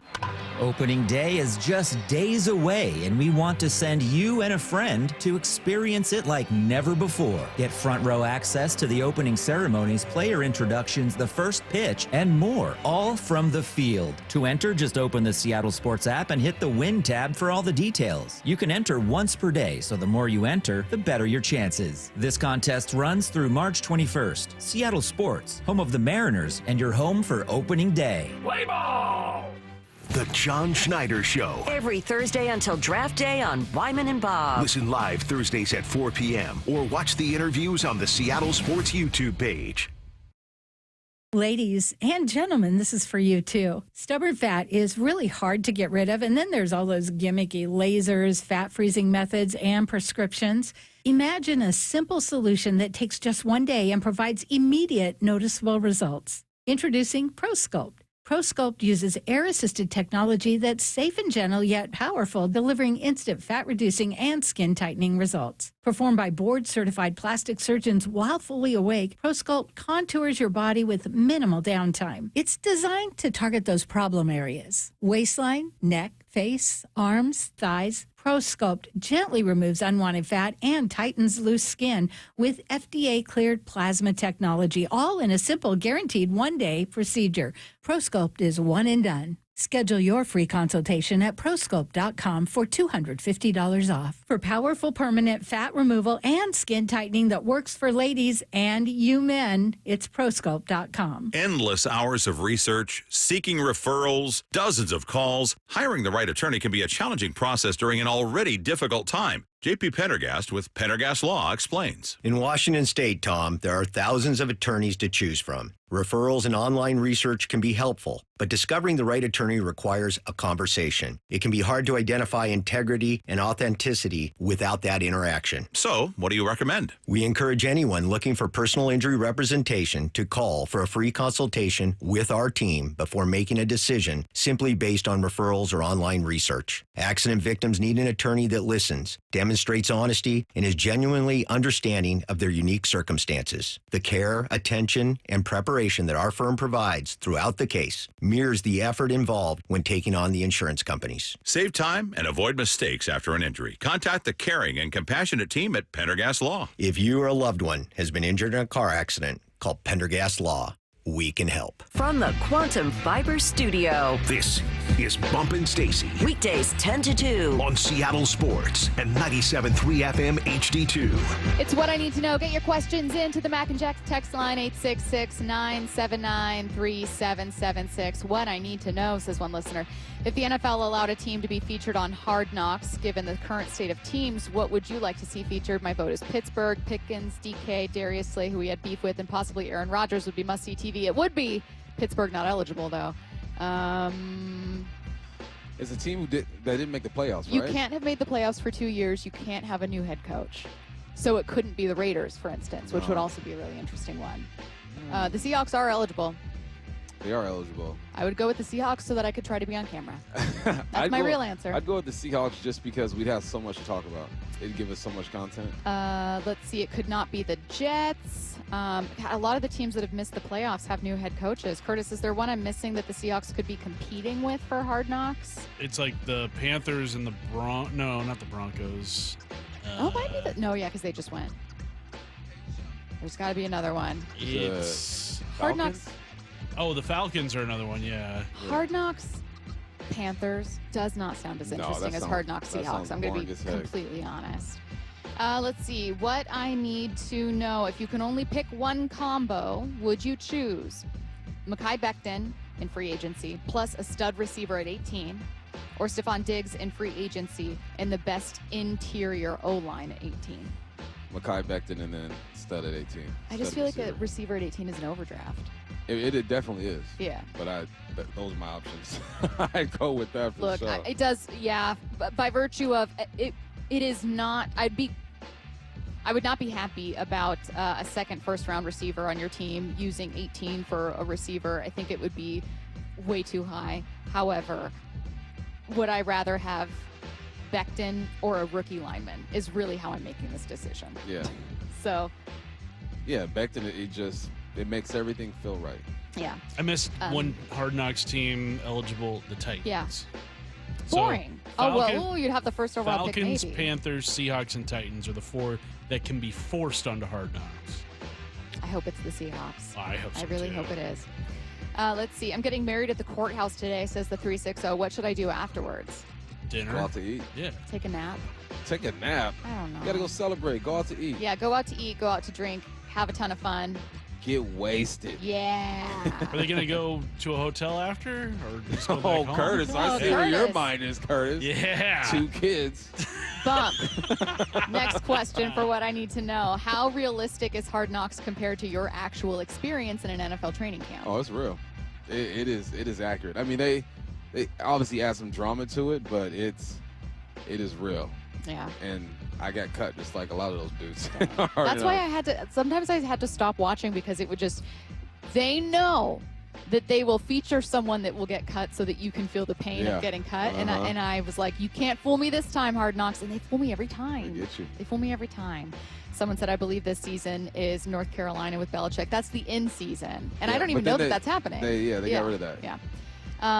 What I need to know, has Russell played his way out of the Hall of Fame?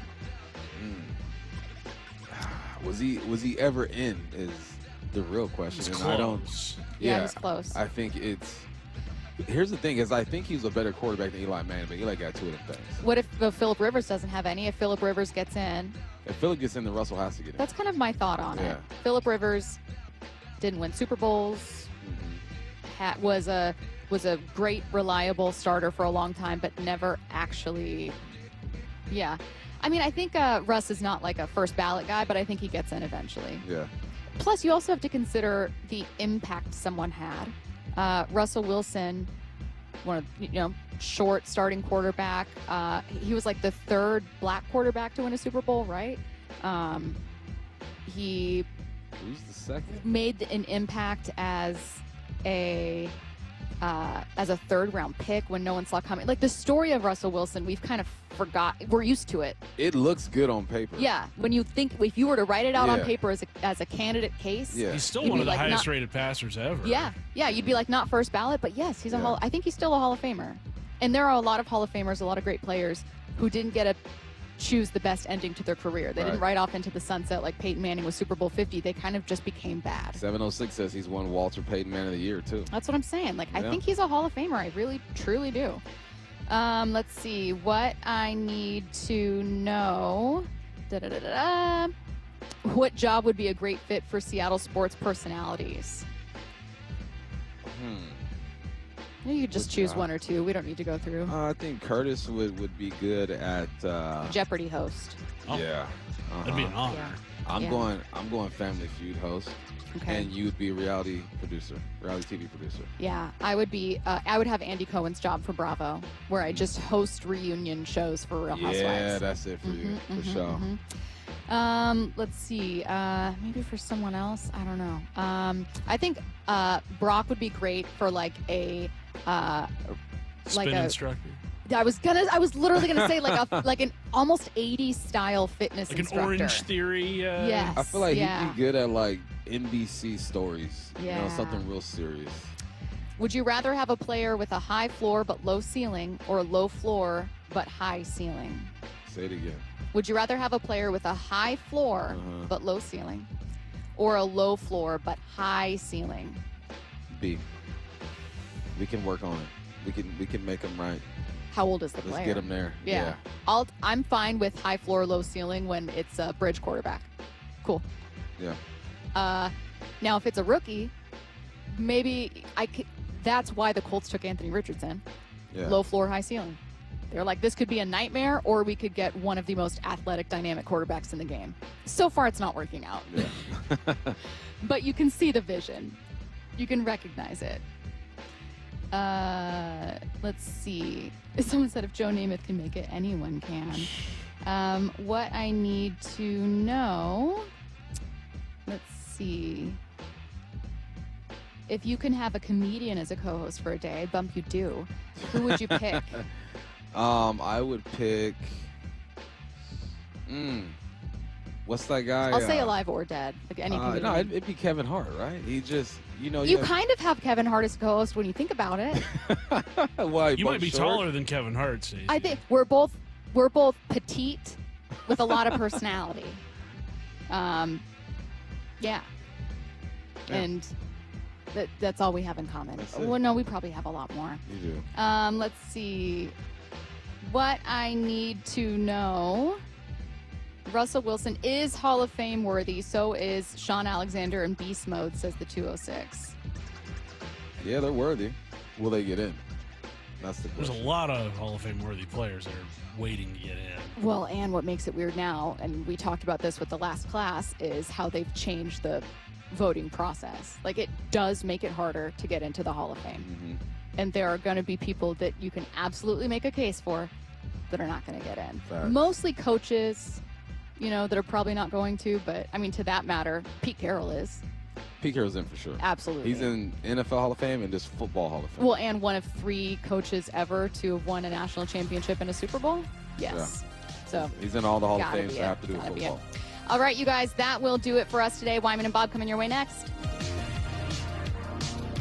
Seattle Sports, your home for Wyman and Bob. Weekdays 2 to 7. Your 2 most prominent players on offense said, I want out of here. If you ask the texters, they would say both of them have attitude problems. You know, we'll see what Geno signs for. If he signs for somewhere in around 40 to 45, what does that say about how he felt about Seattle? You got to put a lot of faith in John Schneider and Mike McDonald. John said, we're not going to do anything that hurts the team. The team is number 1, the player is number 2. On Seattle Sports and 97.3 FM HD2.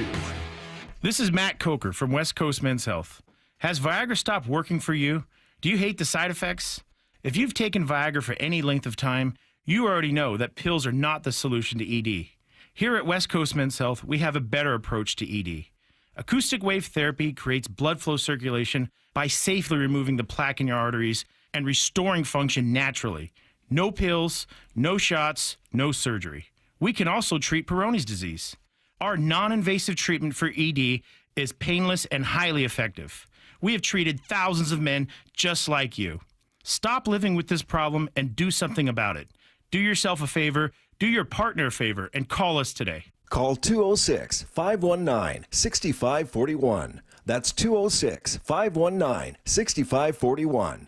206-519-6541. Online at westcoastmenshealth.com. HSA cards welcome and financing available. Do you need a new roof? Don't wait for summer to replace it. 3 Tree Roofing is here to help you save big this winter. Avoid summer's higher prices and longer wait times and protect your home's integrity now. Visit 3treeroofing.com for your free on-site estimate. Our certified installers make it easy and worry-free, no matter the season. Don't wait. Book your estimate today at 3treeroofing.com. Mention this ad and get $500 off your roof replacement. 3 Tree Roofing, your Puget Sound roofing experts.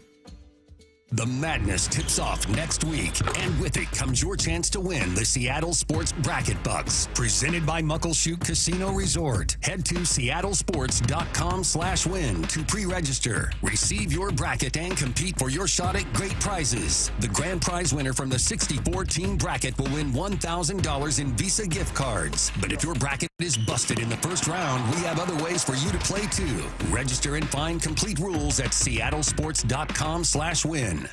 What is that sound?